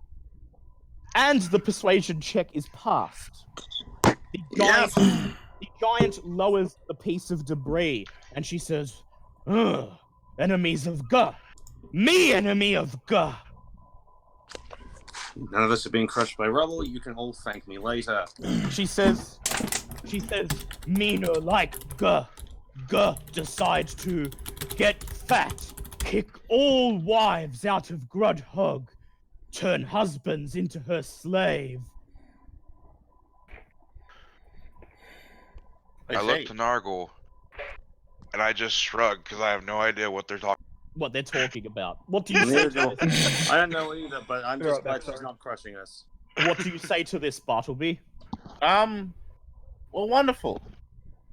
So, would you be willing to help us if we were to make a move against them? She says, "Oh, me would like husband back, but Grudhog have too many orcs and goblins now. Would need help of other females." Interesting. goblins, you say? So there's more females around. She says, "Yes, they go south. They go south towards Waterdeep. Try to find food on their own. Meanwhile, Moog stay here in tower, lament own fate, feel sorry for self." Well, if you were willing to go out and try and convince the other wives to join us, we're willing to support your effort to reinstate your position in the tribe and take your husband back. Dan Cooper, make a persuasion check at disadvantage. Okay. Then plus my charisma. Yeah. Yep. Pass. Okay, now do another. There's disadvantage. Gosh. Yeah. You kind of pass. She says, "Me not come with you, but if you get other females to join small folk, bring them back to Moog. We march to Grudhog together." Actually, What do you have to say to this?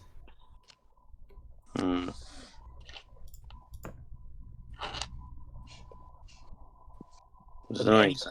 are there any questions you wish to ask of her? yes. Oh, I've gone completely blank on everything I wanted to I have ask. got a question. Yes, you have one, Dan Cooper. But she said, like, how about we?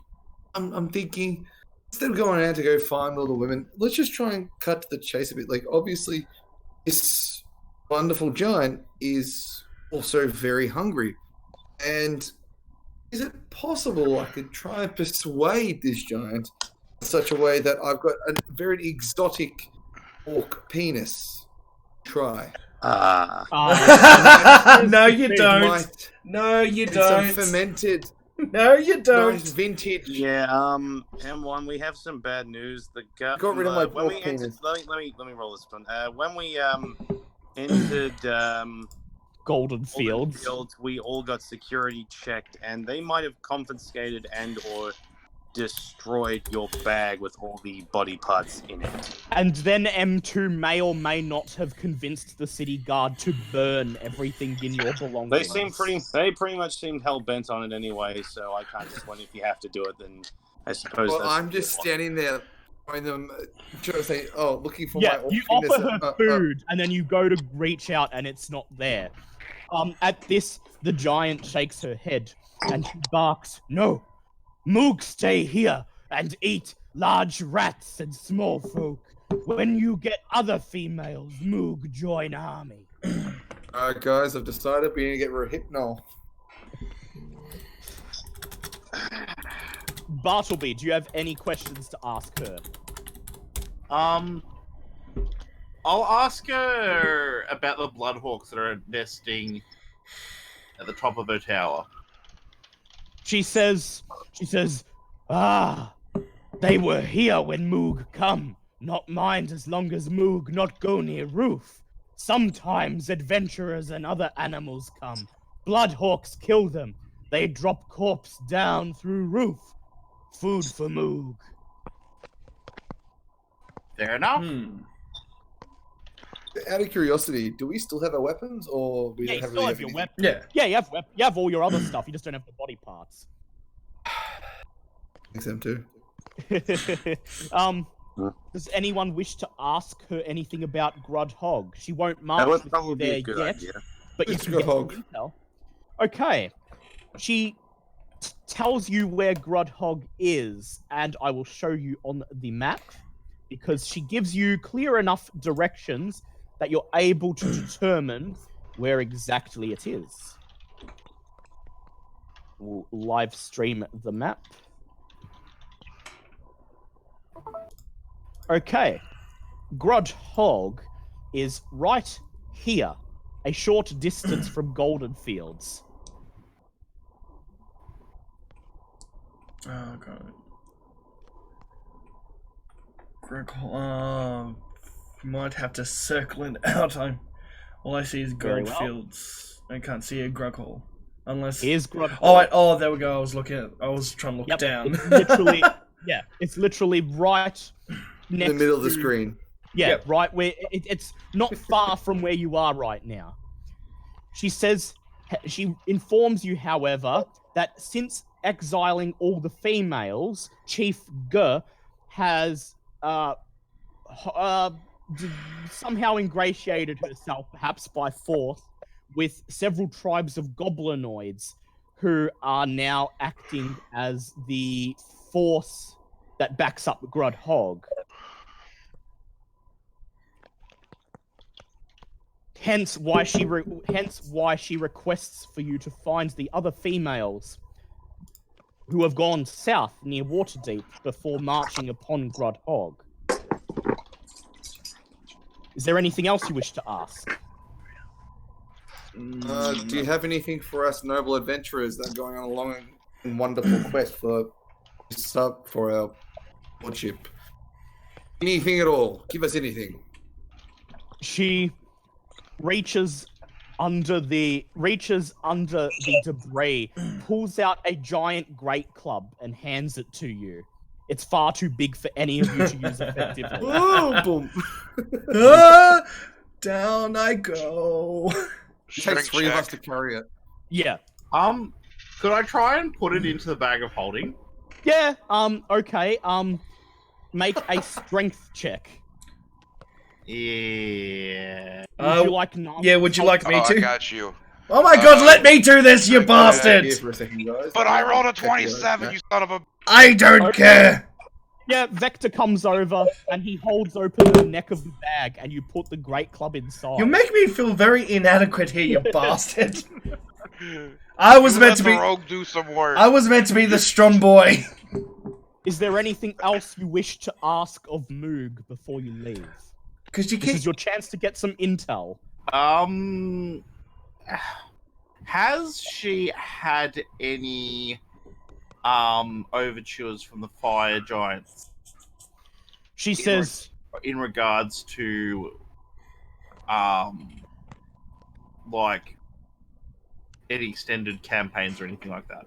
She says, fire giants make own conquest. Chief G only interested in turning Ordning into her favor. Become new Storm King. I see. Storm King, you say? She says, Storm King go missing. Storm King princess take throne. But many giants not think she capable leader. Thus, ordning broken, as proclaimed by giant gods.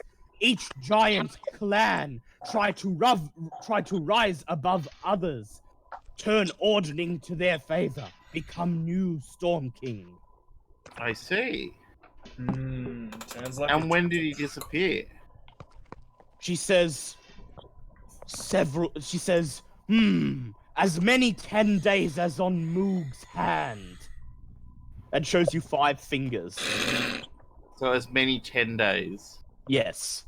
So 50 days-ish. That appears to be what she's saying. Around 50 days ago. Which would have been just before the time when Gundren Rockseeker hired you to be caravan guard. Interesting. Very interesting. So it appears that all of the different types of giants are each attempting to be more glorious than the other clans, Seize power. thus turning the Ordning to their favor. Basically, this whole thing's just a big pissing contest. Yeah, Yep. it's a goddamn civil war. Yes.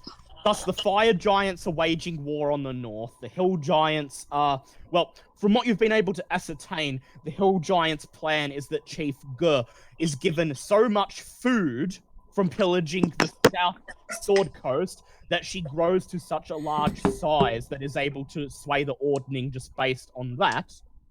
Quick And nobody question. knows. Yes? Is Bartleby explaining any of this to us? We'll just assume You know, so.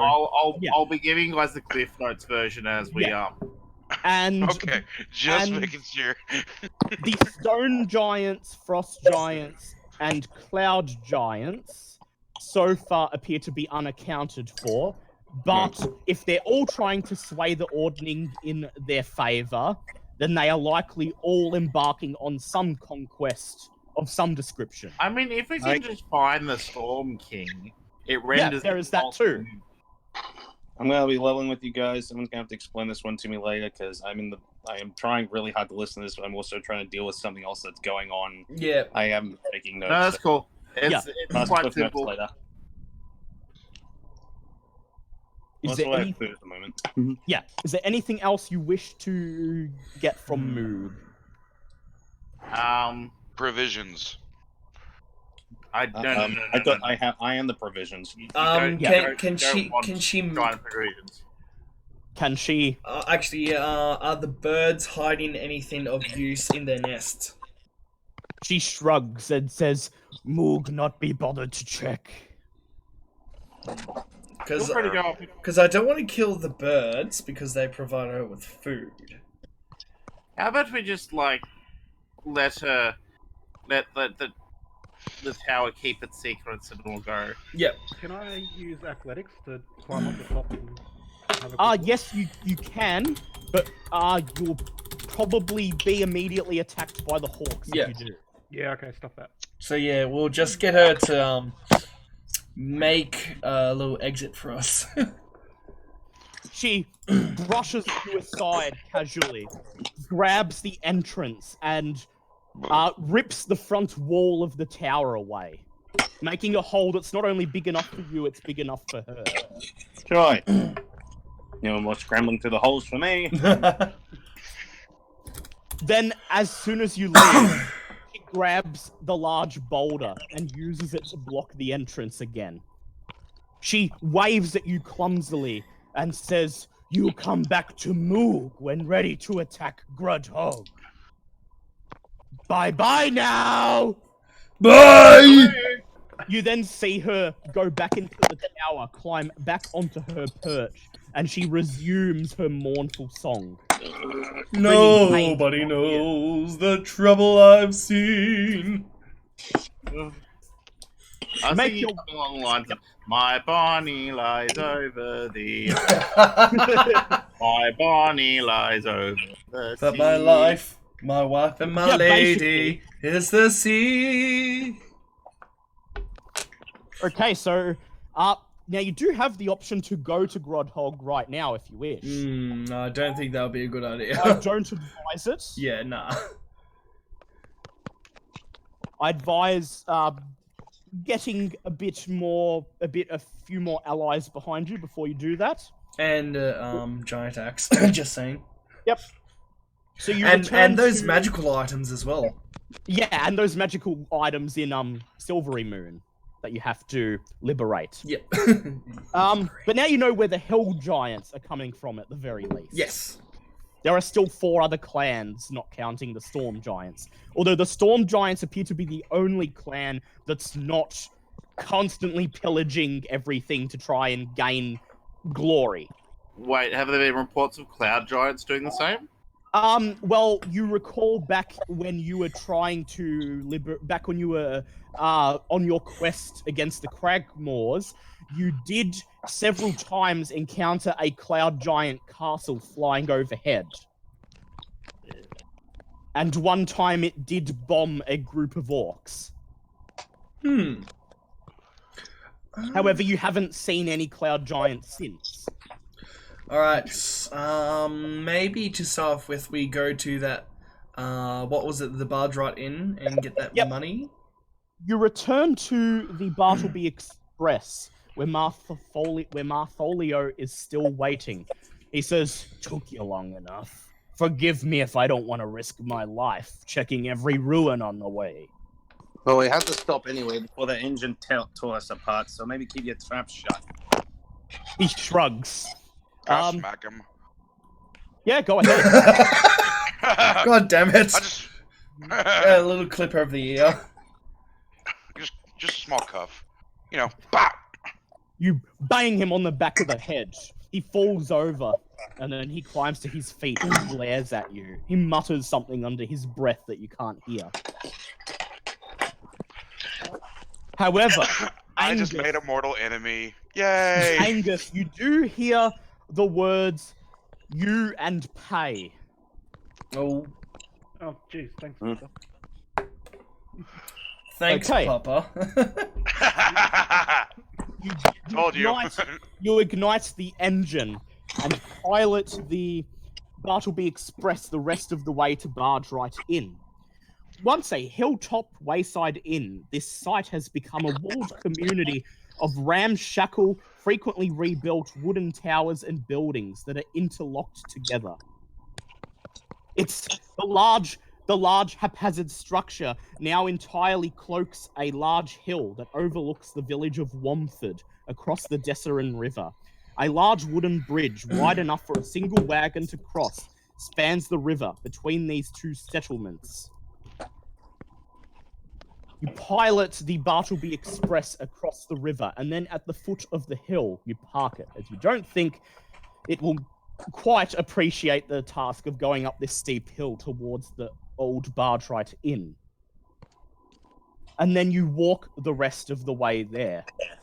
When you arrive at the gate that leads into Barge Right Inn, you see several horses stabled where a bunch of dirty, seedy-looking people, some of them wearing black leather armor, watch you with their eyes narrowed. Don't mind them, says Martholio. Just go ahead into the inn.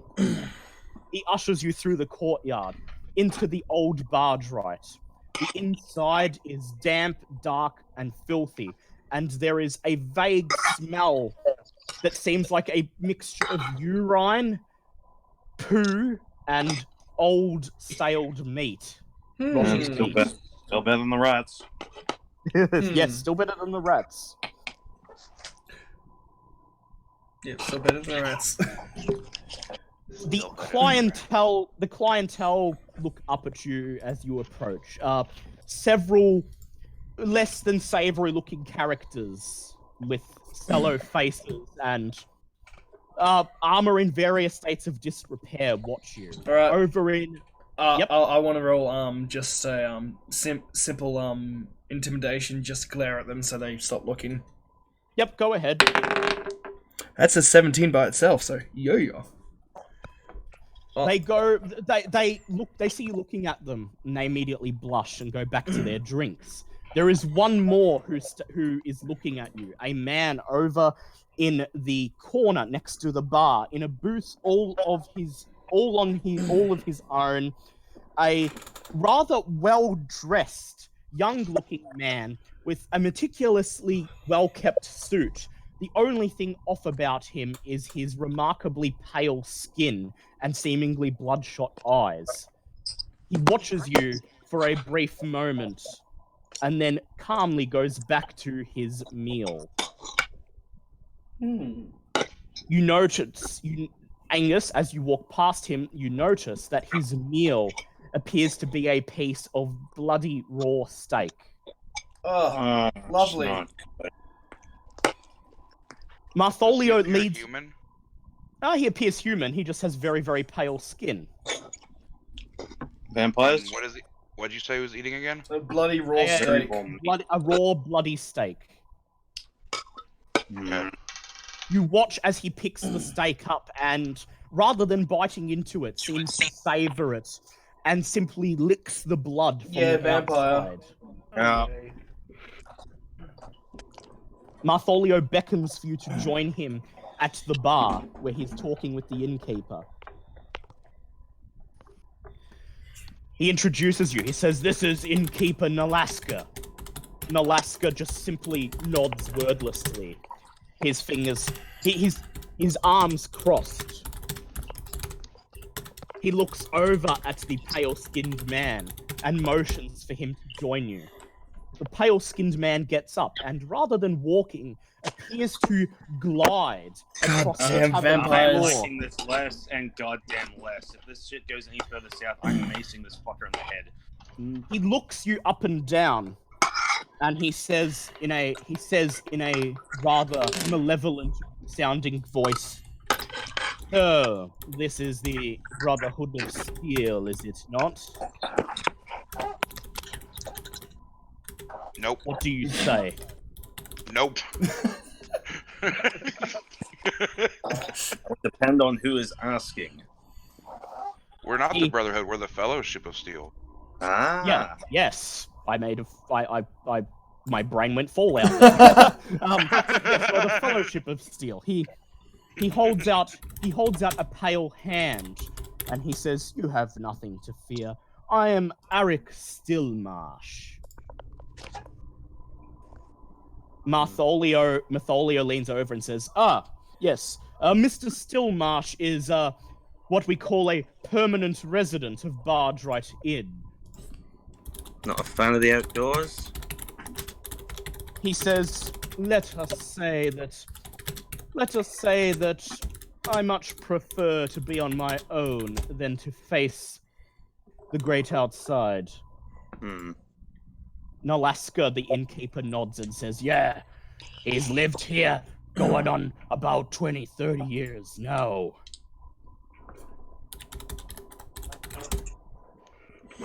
He then looks you up and down and he says, so, are you the Fellowship of Steel, or are you not? Martholio, without waiting for you to respond, nods and he says, aye, this'll be them. He then leans in and whispers something to the innkeeper. Angus, perform a perception check. I'm guessing Angus has the best perception out of all of us. Yeah. Yep, that's 21. Yeah. You don't entirely hear what they are saying, but you make out the words, as per our agreement, Duke of the Fire Giants and Harpers. Oh? Wait, Some? Duke of the Fire Giants and Harpers? Yeah, but you have no context for what these are the words that you were able to pick out. Hold on. Are they speaking in common? Yes. Can I see their lips move? Yes, but this is what you were able to. This is what you were able to. But I have observance, so I can read. Oh yes, you do. Okay, here is the full conversation. Oh, here we go. Martholio leans in. At this point, Nalaska says, "Are you sure it's them?" Martholio says, "Yes, I'm certain of it. They admitted to such, and they came along suspecting nothing." Nalaska says, "Good. Very well. We shall have Mr. Stillmarsh take care of them as per our agreement with the Fire Giants. We agreed, after all, to dispose of any Harpers who would pass our path." I'm going to very quietly relay this to the rest of the group. And I just leaned down to you and I'm just like, say the word, brother. Suppose we don't really have much of a choice on this end, now do we? Innkeeper Nalaska crosses his arms and he says, "Well, Martholio and I will discuss the particulars of your reward. In the meantime, feel free to rest here on the house." And that's not going to happen. Alright, so can I take little Mr. Arsehat who brought us here? Yep. Roll. I don't know if I would roll intimidation or strength, but pretty much I want to just softly dig my nails into his back and walk him outside. Okay, so roll dexterity for that to try and without being spotted. Okay. And that is with what's my dex? That is 16. 16. Yep. Yeah. You reach over the bar and carefully dig your claws into his back. Now make an intimidation check. Yeah. Oh, that's an 18 by itself. I just lean over and just come with me unless if you want these deeper inside.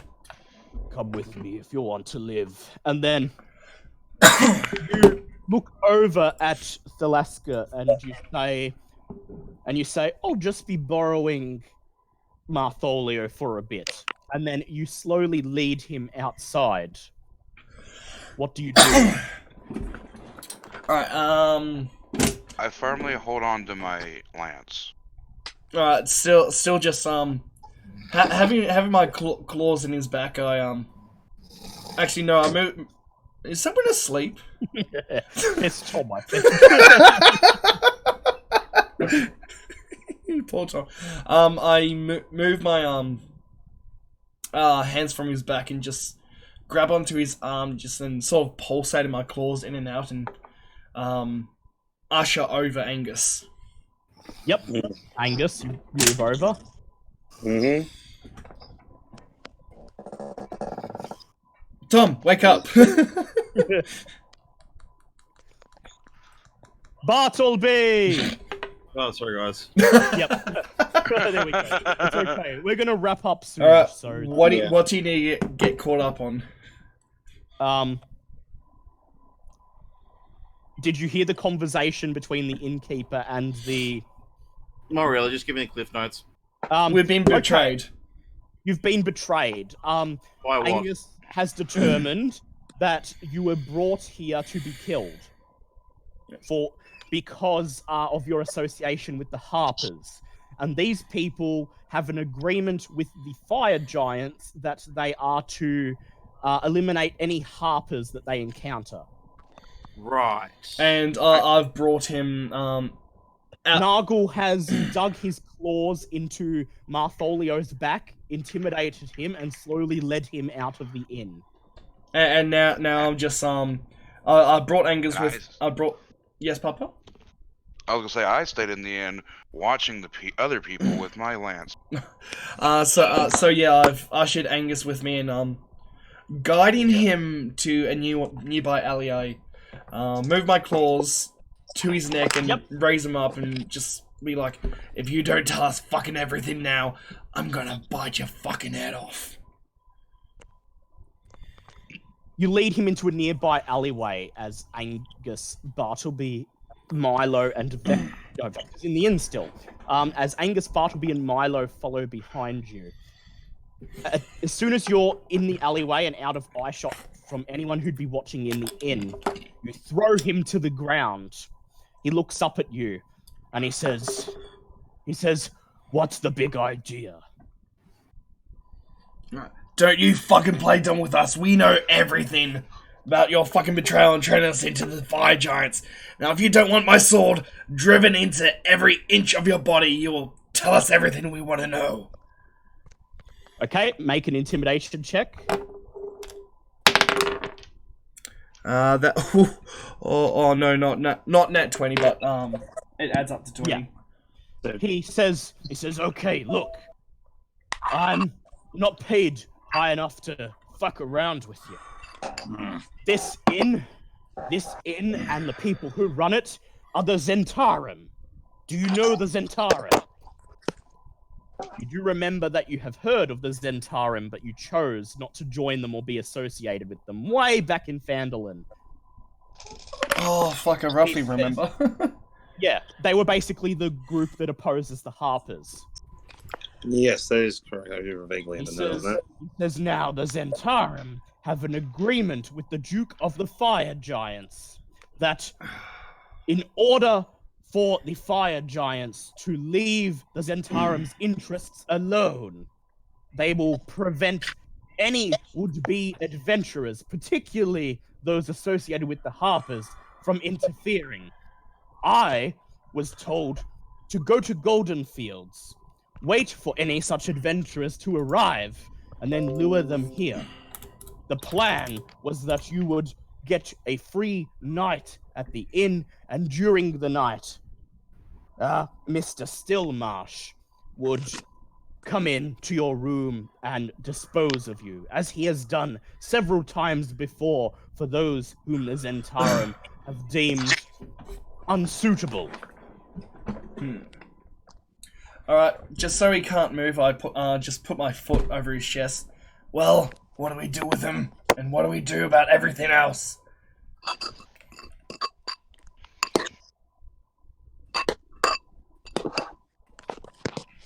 And nothing. Yeah. You can ask him more about what happens with Stillmarsh, I guess. Yes, we'll do that. Since, where's everyone gone? What's going on inside? I'm here again. Hey, sorry, Tavern. I think you guys are roboting a bit for me. All right, disconnect, reconnect. Yeah. What about you, M2? I can still hear you. Just Yep. Yeah. Yeah. Okay.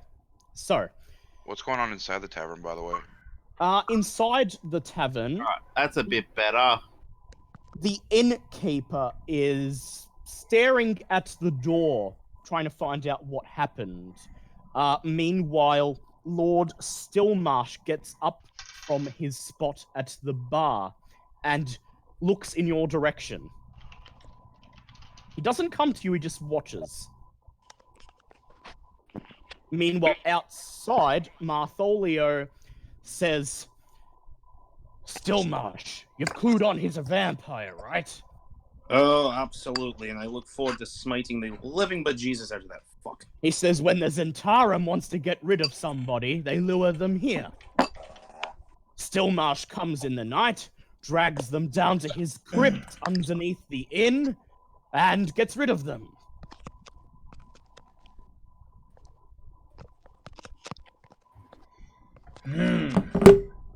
How He many says, people "And-" here are under their employ? He says, well, everyone here is under their employ to some extent, but not many of them realize it. The peasants, the stable hands, they're just doing their jobs. It's mainly the innkeeper, the main patrons of the tavern who are Zentarum agents, and Stillmarsh you should worry about. I say we kill them all for being allies with the giants. I'm still eating it. What would I need to be able to what would I be able to have to recognize that one dude's a vampire? Do you have survival? I have plenty of survival. Yeah, go ahead and do a survival check. My survival is a 19. Yep. So you stare the guy down for a bit, and then it occurs to you, his pale skin, his bloodshot eyes, the droplet of blood rolling down from his lip. This is a vampire. Oh, good. Should I be getting Is back he- into the help since they're technically, like, undead? Yep. Is he still staring me down? He's still staring you down. Oh, we're not getting paid now, we're flying vampires. Does that sound about right? Would it be odd if I were to, like, say, twiddle with some wood? Yeah, go ahead. You begin to twiddle with some wood. His eyes narrow, but he doesn't seem to react otherwise. He and the innkeeper are both still unaware that you know you're being betrayed. Also, keep in mind you do have the option to just leave, go to the Bartleby Express, and drive off. Yeah, we can just do that. What, we're not just gonna deal with these guys that are trying to betray us? Because they could very easily come after us. Oh, yeah. I mean, Would I be able to fashion this piece of wood that I'm quote-unquote twiddling Into a stake? stealthily into a stake? Let's see. Dexterity for stealth? Yeah, make a stealth check.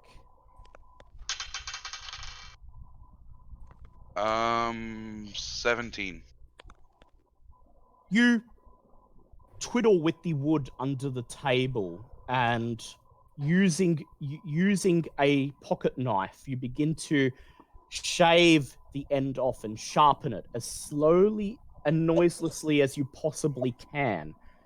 You see the vampire's eyes narrow even further, but he doesn't make any indication that he knows what you're doing. Mhm.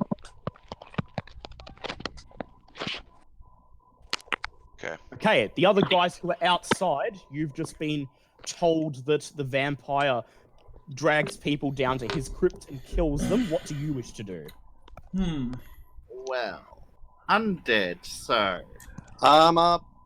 I propose we could play ignorance and the vampire would be the one paying us, correct? Yes. We play ignorance for now, and we could go down to his crypt and kill him in his crypt. Yeah, Yeah, you can do that. Do you guys agree with that plan? Wait. Option 3.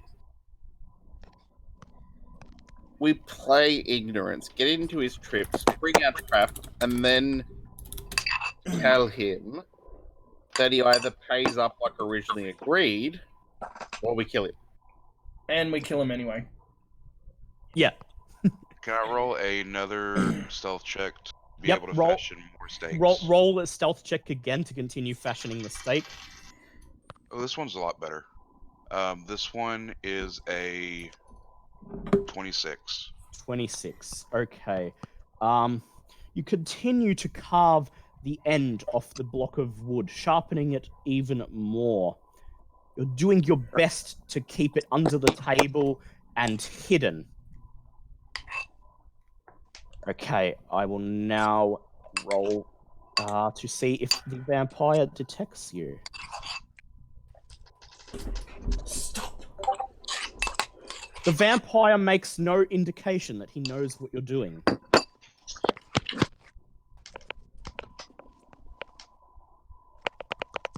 Nice. Okay. Do you guys go back into the tavern and inform Vector of your plan?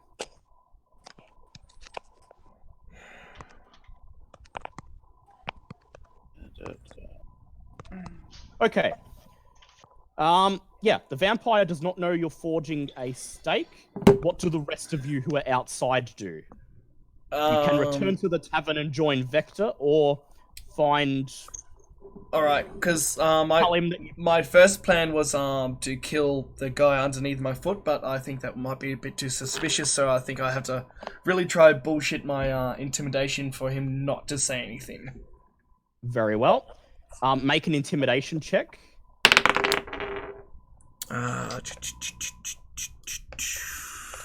Intimidation. That's 17. Okay. That is 17. Yeah, he looks up and he says, "Look, I'll leave right now. Just don't hurt me. If I see you again or anywhere near here, I will kill you." He gets up and wordlessly runs away out of the complex and begins running down the hill outside. The rest of you then re-enter the tavern. You take seats next to Vector, and do you inform him that you plan to play dumb? Yes.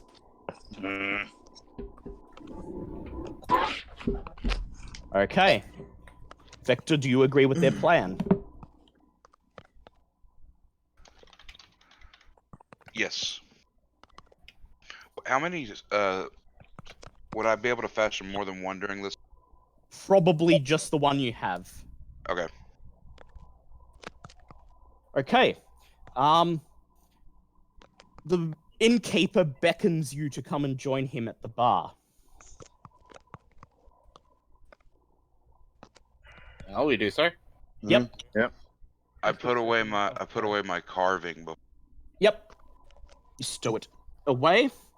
I stowed it away. The innkeeper looks at you. His eyes narrow and he says, "Now, I saw you leave with Martholio. Where did he get off to?"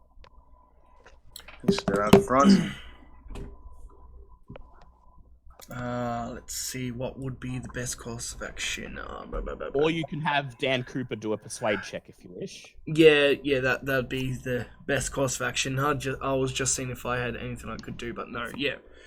We need that persuade check. Okay, Dan Cooper says, oh, he had more business to attend to, but he told us to get our reward straight from you. The innkeeper's eyes narrow, his mouth twists into a frown. He seems to be thinking about something, and he says, okay then.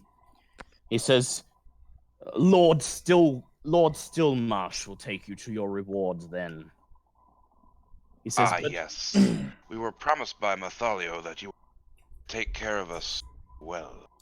He says, yes, I was going to offer you a night at the inn for free. A free room.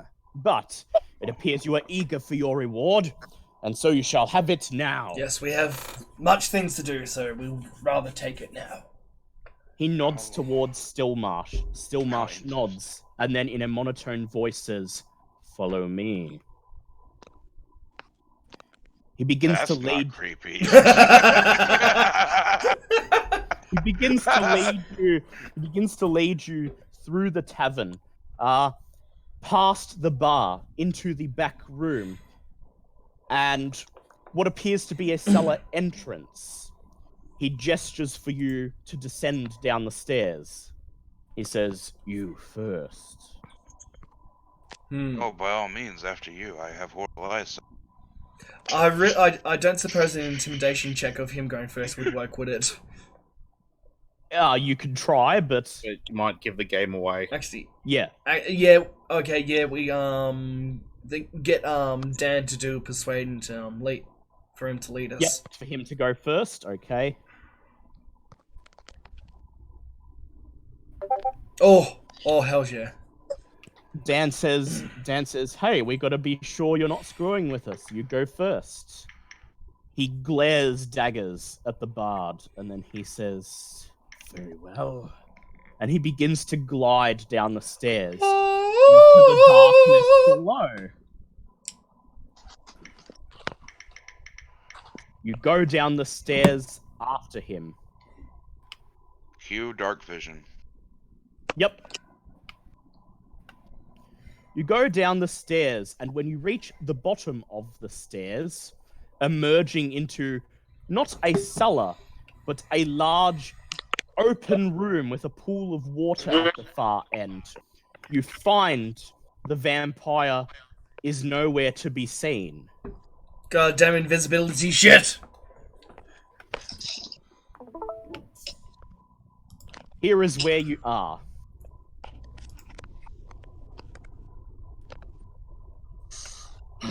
Oh, lots of rooms. Okay. Oh, good. And we're down with the pool of water? Yep, we're... You're about to enter it, yes. You're about to enter the room at the pool of water. I will move the token. As you step out into the room, there is a loud crash, and behind you, where there was a door, there is now solid stone. You've been lured down and trapped here. Yep, quick question. Where are you getting these maps? Because these are freaking amazing. This one is out of a module, Lost Mines of Phandelver. The rest of them are just scattered throughout the internet. Can you link me some sources? Look up 2-minute tabletop. 2-minute tabletop? Got you. Yeah, that's one source I use a lot. Otherwise, just search Reddit for D&D maps. You can usually find heaps. Sorry. Yeah, okay. You guys have entered a large open room with a pool of water. The way behind you has been shut, and there appears to be only one way forward. Sorry. I just had a massive Lord of the Rings reference in my head the second you said Oh no! Oh no! By those who are dead. There appears to be nothing of note in the room, save from the pool of water, and there is a small door at the end of the room. It appears to be the only way forward. Okay. Is there any other spare wood around? Is it? The room is completely bare. It is dark, yes. So Nargle, you cannot see. Neither can I. And nor can Milo. Excuse me. No, I believe my mace Lightbringer can help with that. Yes, it does, yeah. Oh. As long as you stay next to Angus, you can see fine. Yep, because my little happy little mace, not only is it fantastic against undead like vampires, it also glows Okay. very brightly with magical energy, so... Angus, My little buddy. Make a perception check. Perception in the dark, that's an 18. Yep. You search around the room and you detect two secret doors. Secret tunnel. Secret tunnel. One here and the other one here. Okay, I'm still not trusting the pool of water. You can examine the water if you want. One, we could leave it be, or two, we could throw a rock in it. Yeah, you can throw a rock in it. What do you guys think?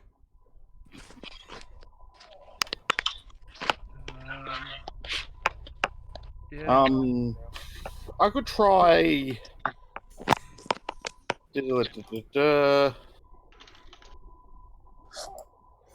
Need to expand my spell book a bit, I think. Yeah, we'll be working on that. Actually, I've already got a blast spell. Anyway, I'll put a pit in it for the moment. Yep. You pick up a rock with your mage hand and drop it in the water. The moment the rock hits the surface of the water, it seemingly dissolves into thin air. Oh. All right. I'll dip the mage hand into the water.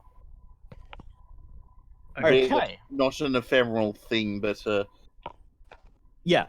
You dip a finger into the water. Immediately, your mage hand dissolves into nothing, disappearing. Oh, okay. What? Cool. What a I cast mage hand again. Yep.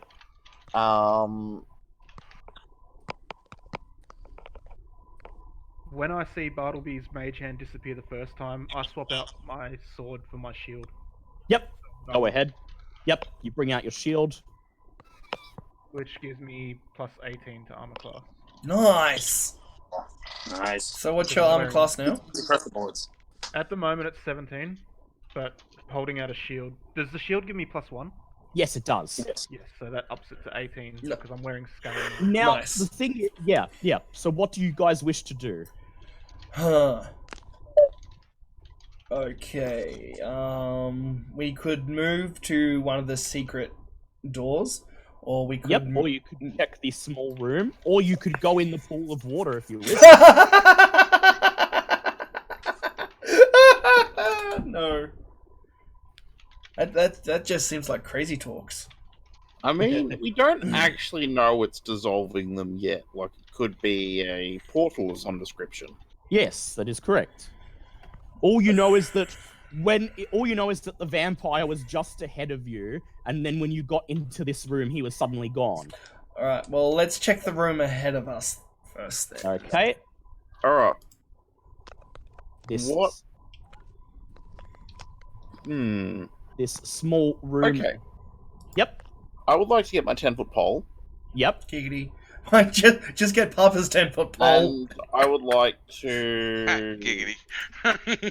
stick it halfway into the pond, so it's halfway in. As soon as the tip of it touches the water, the entire pole vanishes. Oh. You then hear something loud clanging on stone in an adjacent room. Alright, so there's a portal. See, Bartleby's smart. Bartleby steps into the water. Oh, aren't we going to explore the room first? Oh, you can if you want. Alright. Okay, so I'll do that first. So Bartleby basically just like jumps off his shoulder chair and like lands into the feet first. Bartleby, well, the rest of you enter the storeroom, and it appears to be the actual cellar part of the cellar, filled with barrels of ale, casks of wine, etc. Some of it could be valuable. Bag of holding. which Bartleby Bartleby has has on that. him. Mine wants a And creature Son of cannon. a Bartleby- bitch. And Bartleby has jumped off Nargle's shoulder straight into the pool of water. Bartleby, you suddenly find yourself standing in the middle of a teleportation circle in a different room, and right in front of you, you see. Da, da, da, Oh da. no! Fuck. This And is no what one happens! with him. I would have gone. Right in front of you, you see the two vampires spawn, each one of them guarding an exit. Oh Oh, no. just spawn? Shit. That's not Ah, too wonderful. I like go like clap like this like. bad. Well, no, with spawn, you don't necessarily have to shank them with the stake. No, Yeah. you don't. No. I clap my hands together and go, ah, wonderful. So are you the house servants of the Lord of this matter? Alright, back in a sec, I have to go. Oh, shit. The northernmost one looks at you, and then it opens its mouth and goes ah, and leaps at you. You are surprised, so you get. Well, I was kind of expecting it, so. Okay. I shit myself in response. You guys are still checking out the room with all the alcohol. You right. It hits you. It clamps its fang. What did it roll? What's the total? 23. Okay, yeah, no, I can't dodge that. It sinks its fangs into your neck Ow, ow, ow, ow, ow. and deals Fuck ton of damage. 5 piercing damage and 3 necrotic damage. Yeah. Okay. It then swipes at you with its claws, Swipe left. but it misses. It swipes left, and you roll out of the way. The other vampire spawn lashes out at you. He bites at you with his fangs, and he misses. Oh, thank God. Thankfully. Then he goes in with his claws, hits you, and deals. What's the total? It will be for the claws. 22. Oh! Can't quite dodge that, no. Oh, shit. And you take 3 points of slashing damage. Alright. You now get an action. Alright. Well, I think desperate times call for desperate measures. I'm going to center a fireball upon myself. Okay. Make your dex And- save. That's As gonna hurt. and as a reaction, I will also cast Absorb Elements, naming fire. Ah, yes, good. Ooh, Okay. that's smart. Good play. What's your DC? 15. 15. Okay. Okay, one vampire. No, both of them fail. Both of them failed their saves. Do your damage roll. All right, I've got to do my wait, no, wrong room. All right, so I've just got to do my save as well. Yep. Yeah, I'm fine. So I take a quarter damage of this. Yep.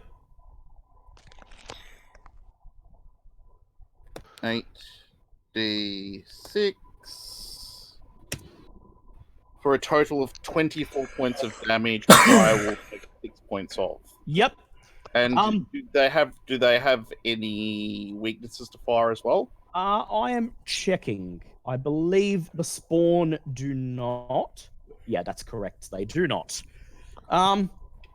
Okay, they take a shitload of damage there. They dash to the corners of the room to try to escape the flame hissing at you. Now, I'll like to use my bonus action to go. Now, do I need to repeat myself? They both look at you, bare their fangs, and go, "Ha!" But they make no action towards you. Meanwhile, the rest of you, as you're looking over the alcohol, you hear the sound of an explosion somewhere else in the dungeon.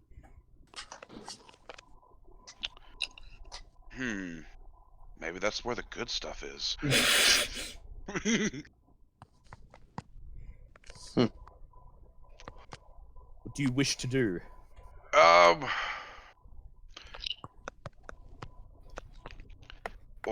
I'm a curious Nancy, so I'll go ahead and, since there's no other way, jump inside the thing where he disappeared and hopefully try to this explosion.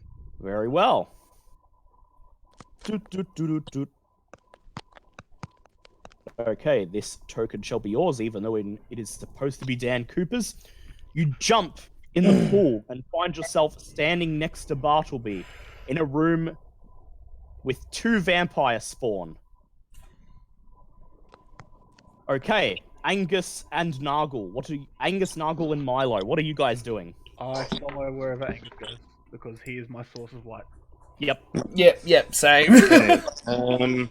Angus, are you going into the pool or are you examining the room to find valuable wine? As much as I would love a good drop of wine right about now, I feel like we're going to need to try and do that pool to try and see if we can get to the others. All right. I mean, you don't necessarily have to. Like, don't worry, I got this. Leave it to the rogue. Alright, fine then. All right. Perform an investigation check. Ew. That's a 2. Yeah. Some of it could be valuable. If you had more time and more light, you could probably examine it more closely, but Nargle and Milo stay with you because they need the light. Mate, Unless Nargle wants to transform into something. Ooh, I can transform into something with dark vision. Okay, just Yes. let me open my, let's see, CL1. Itinerary. I can turn into a lot of stuff. Let's see what... Anything you've seen before, yes. Yes. Yeah, or that you know what it, or if you know what it looks like. Yeah. You have to know what it looks like. Yeah. But you've seen, yeah. a lot of shit. Let's see. Yeah, wait. Yeah, I'll turn it into a giant spider. Okay. A giant spooter. And then you're going to rush out into the pool of water? Yes. Okay, I will grab Nargle's token. Okay, Nargle, you transform into a spider, rush out and immerse yourself in the pool. You then find yourself standing next to Bartleby and Vector. Okay, it's the vampire's turn. One of them hisses and rushes towards the new arrival, which is Nargle. With his first attack, Motherfucker. he tries to bite into you with his fangs. Quick question, does he come within 10 feet of me? No, but the second one will. Okay, because I get attack of opportunity. Yep. He bites. Polar mastering. Yes. Yes. Yes. He attempts to bite at you with his fang, but you lift up your spider leg and brush his mouth out of the way. He hisses and then goes in with his claws. And this time he hits. Motherfucker. You take 7 points of slashing damage. Oh, okay, hold on. I have to bring my... how much?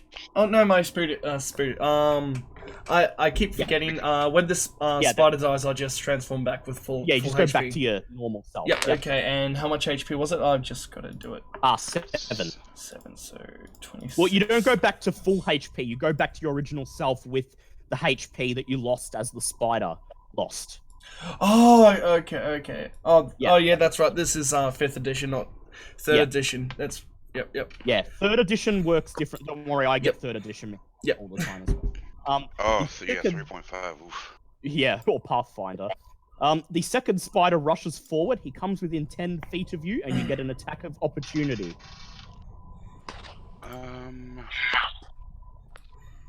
18. For a vampire spawn, that is a hit. Roll for damage. 8 points of damage. Yep. Okay. You stab into him, trying to use your lance like a stake, but you can't quite get him in the chest. Now he swings at you with, well, tries to leap on you and bite with his fangs. And he just manages to hit you, Ouch. biting into your neck. You take, roll 3d6, you stupid thing. There we go. I have to type it again. Sorry. Oh, you're fine. Roll 3d6. Okay. You take 10 points of piercing damage and 4 points of necrotic damage. Oof. Cool. Hey guys, just so you know, I've got the 10-minute warning for dinner. Yep. Okay. Well. Okay, Tom. If we're still here when you have to go, you have to level up. Okay. Okay, cool. And also Call of Cthulhu tomorrow at 7:30. Sure. Okay. And then he swings at you with his claws, but he misses. They bounce harmlessly off your excellent chest. Yeah, flex my chest. Okay, Bartleby, it is your turn.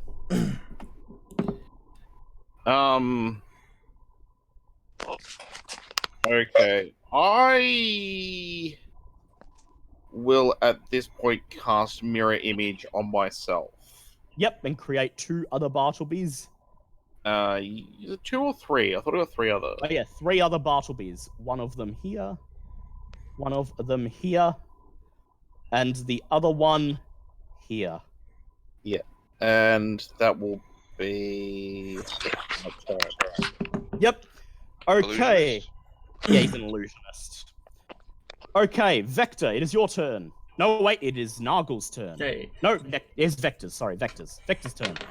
Okay. He went second in the pool. Alright, we're going to roll attack. Yep. And 18. Yep, that's a hit. Roll for damage.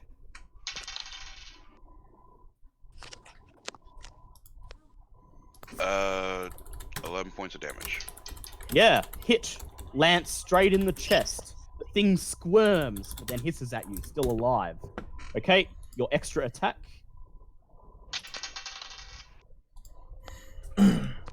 19 hits. Yep, that's a hit. And this one does 13 points of damage. Yep. You twist the lance and then pull it out. The vampire spawn hisses at you, cursing you. Okay, Angus, you're up. You're still in the room with the liquor. Okay, well, how exactly do I get over to where everyone else is? Clearly, You have to jump in the would go pool. over very well right about now. Yep, you have to jump in the pool. Okay, so basically what I was going to do earlier on before people said, no, don't worry, we got this shit. Yep. Into the pool, damn it. All right. You jump into the pool and you find yourself in the room with everyone else. So I can't attack or anything? Nope. Milo, it is your turn. I stumble and fall into the pool because I had no light. Yeah. But you managed to make I it was gonna there. say I probably should have said I'll just grab him and bring him with Yeah, me. you but grabbed yeah. him with you. Okay, you grabbed him with you. He jumped in, which means since you dragged him in, he gets a free action. What would you like to do, Milo? Where am I? I'm not within range, am I? To attack? No. But you do have a bow on you, don't you? I do have a bow. It doesn't take an action to swap to a bow? It would No. take your free action, wouldn't it? Yeah, free action to swap. It's a free action to swap weapons, and Oh, then you can make the action that I've given you to fire your bow. Okay. Yeah, I'll swap the bow. Yep. Sorry, I don't know how it works. Yep. Okay, so the bow is proficiency plus dex. If you've got the proficiency, you roll the proficiency. And Would you like same Would die. you like to hit the more or less wounded vampire spawn? The more damaged one. Yes. So the please. one that Vector's wailing on. Okay, roll to hit. The 8.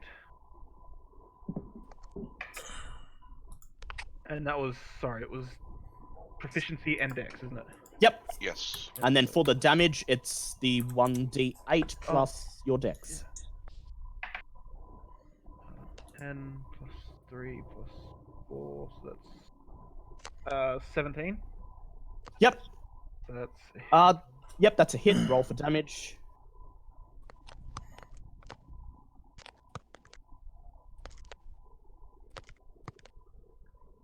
that's dexterity and proficiency again, is it? Sorry. Yep. Just dex for damage. No Just proficiency. dex. Okay. 5 damage. Yep. You shoot an arrow into the creature's chest. It looks at you and glares daggers. It's the vampire's turn. Wait, when am I getting the turn? After the vampire. Good. Oh yeah, Nargle, your turn. Yeah, I haven't had a turn. Sorry. Oh yeah, I forgot Nargle. about Nargle. Yeah, your turn. Everyone Nargle. forgets about the Nargle. Alright, let's see. So, I can clearly see now because, like, Angus yes. and whatnot. Now that Angus is here, you can see. Alright, so... I guess I rage so I can... I can see. I can fight. I can see. I can fight. I rage and turn back into my normal self. Yep. And we go to hit Mr. Vampire. Vampire! Alright, roll to hit. Come on, you fucker. That is... plus... Oh yeah, no, that...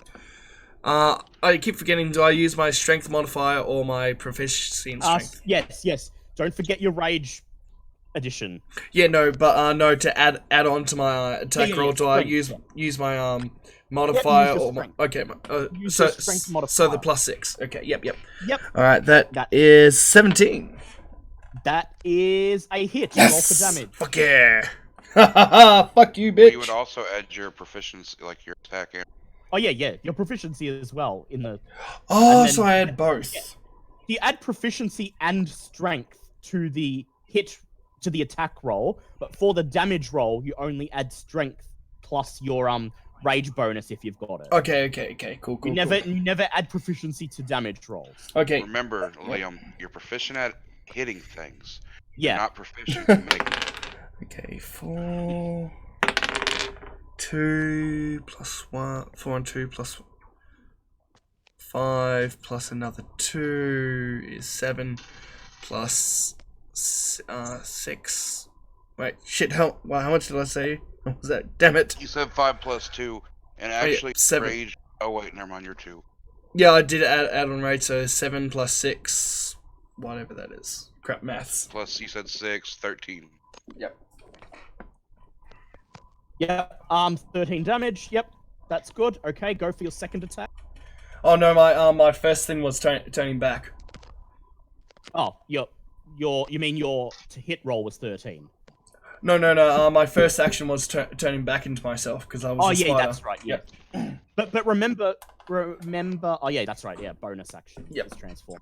You don't get a second attack. Yep. Okay, it's the vampire's turn. One of them swipes at the mirror image Bartleby next to it. It swipes and dispels the image. Then it turns towards Nargle and attempts to bite you. It misses. Its fangs cannot pierce your tough dragon hide. Flex. The second vampire swipes at the mirror image Bartleby. It misses. Oh, it hits and spells the image. It then rushes towards Angus, prompting an attack of opportunity from Vector. Oh. And that is another 18. That's a hit. Roll for damage. 15 points of damage. Good. It looks like it's about to go down. It hisses and bites at Angus. And Proper beef. Angus thrusts out his shield. The vampire spawn clamps the metal, breaking one of its fangs. Okay. Angus. Oh wait, no, it is Bartleby's turn. Bartleby. If you're still here. Bartleby, on How do you gentlemen feel like having a short rest after this? Well, I thought we were stopping after this. Yeah, we're stopping after this. So. Well, the reason I ask is because I'm about to aim a fireball at myself. Oh my god! Bitch. No. We're in a dungeon. Don't do We're it! a short rest in a dungeon. There's so much to live for. Oh yes, but the vampires are also within range of me. Yeah. But All right, I've got to go now, so I'm doing it. All right, do it. Do it. Everybody duck and cover. Everyone make dex checks. Also, I'm casting absorb out. Yes, I know. Casting absorb elements on myself as well. So rolling my dex save. I passed my own dex save. Good. 16. Good, you pass. Oh, thank god. Okay. 16. 15 is a passing mark. And the Yep. and the damage is... One of them passes, one of them does not. Wait, were we all supposed to roll to see if we dodged that? Mm-hmm. Yep. Everybody that's currently in the room. Well, I'm really glad I have resistance to fire, because that's a goddamn 2. Shields up and hope for the best. Alright, 22 points of damage. 15. Okay. We take 11 on half. Yep. One And I vampire take- goes 18, down. I take 5. One vampire bursts into flames. Ah! And soon he is ash. Alright, I'm on 16 hit points. Yep. And that's my last level 3 spell slot for the day. Yep. Okay, so Wait, when... no, I lie. I've got that extra one from the Harpy spellbook. Yes, and you have a scroll of lightning bolt. Yes. Okay, so at the when you come back next week, Tom, Yep. we're just gonna pick up like in the aftermath of this encounter, okay? Sure. And be level 6? No, because I was gonna make you go to level 6 when you get out of the dungeon. So Yeah. you'll start the session at level 5, and when you get out of the dungeon, We you can go to level up. 6. Yeah, but we're just gonna continue next week in the aftermath of this encounter. Okay, Vector, it is your turn. Alright, see you tomorrow, man. See you tomorrow, Tom, in Call of Cthulhu. I'm going to resist my urges to attack the wizard. You can attack the mirror image wizard if you want. Please don't. And I'll go for the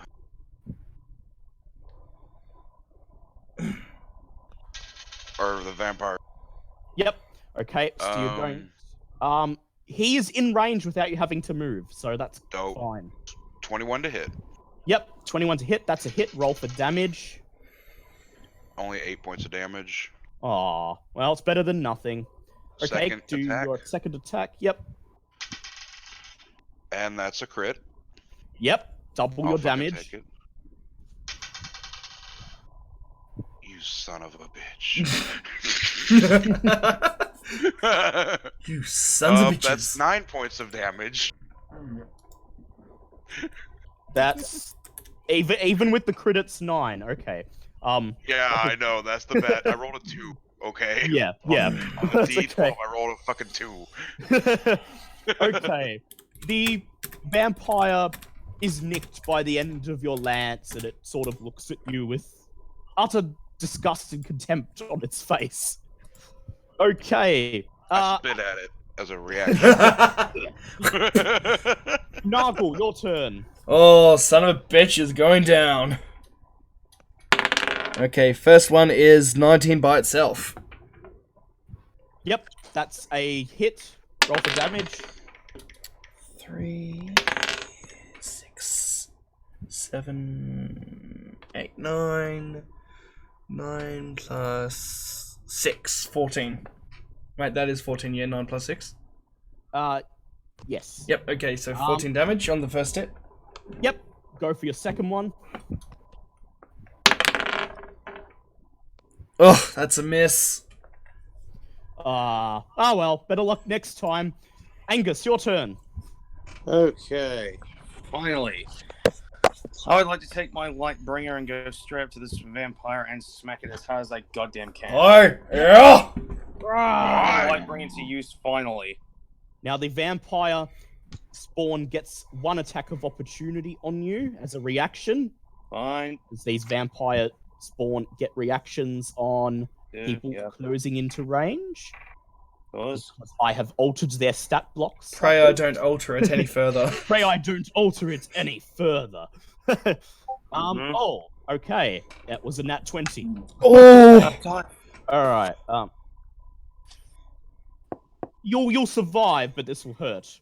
Yeah. Okay. So, you take 14 points of piercing damage and 8 points of necrotic damage. Okay, shit, I really 22 damage all up. Oh. Okay.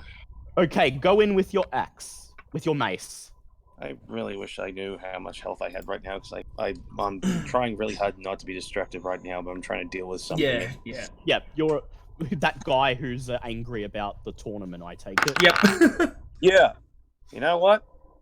That's Yep. a goddamn 23. Yeah, that's a hit. Roll for How much damage. health does this bastard have? Out of curiosity. We will find out.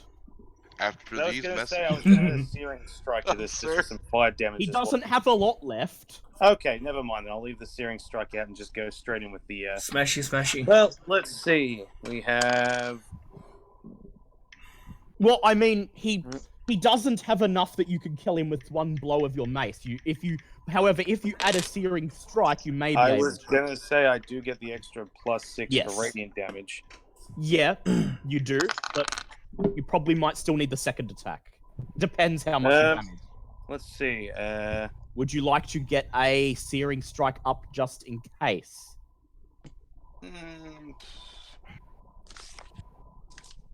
You know what? Yeah, I'm feeling particularly annoyed with this little shit. I feel like just wiping him straight off the face of the earth. Yep. Where the hell is Searing Strike gone? I had this. Ah, there it is. Searing. I'm sure that was 1d6. Unless I'm reading that wrong. There it is. Okay, so I'll add Searing Smite as well. 9, 3. 9, 3. That is going to be 18 points of damage. Ooh, Yep. Wait, nice. does it take any extra damage from radiant? It takes or the what? +6 of radiant. No, It it takes doesn't the take 1d. No, it doesn't have like a weakness to radiant, Ah. but it gets the extra radiant. Okay, so that's 24 damage all up. It falls to its feet, but then starts moving, shivering, climbing up again, and it hisses one more time. Make your searing strike. Do it! You are the Senate.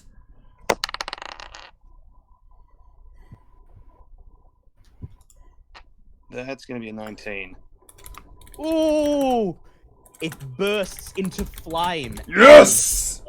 Still burning, it takes a step towards you. Oh, Opens its mouth as if it's about to say something, and then its body begins to crumble away into ash. And there's a pile of ash at your feet. huzzah! The combat is over, and Bartleby's remaining mirror image fades. Probably. Okay, since Bartleby's gone to dinner, M1's internet crapped out Again? and Yeah, I'm going to need to go. And I'm gonna need to go as well. that dude is and it's like 3 a.m. for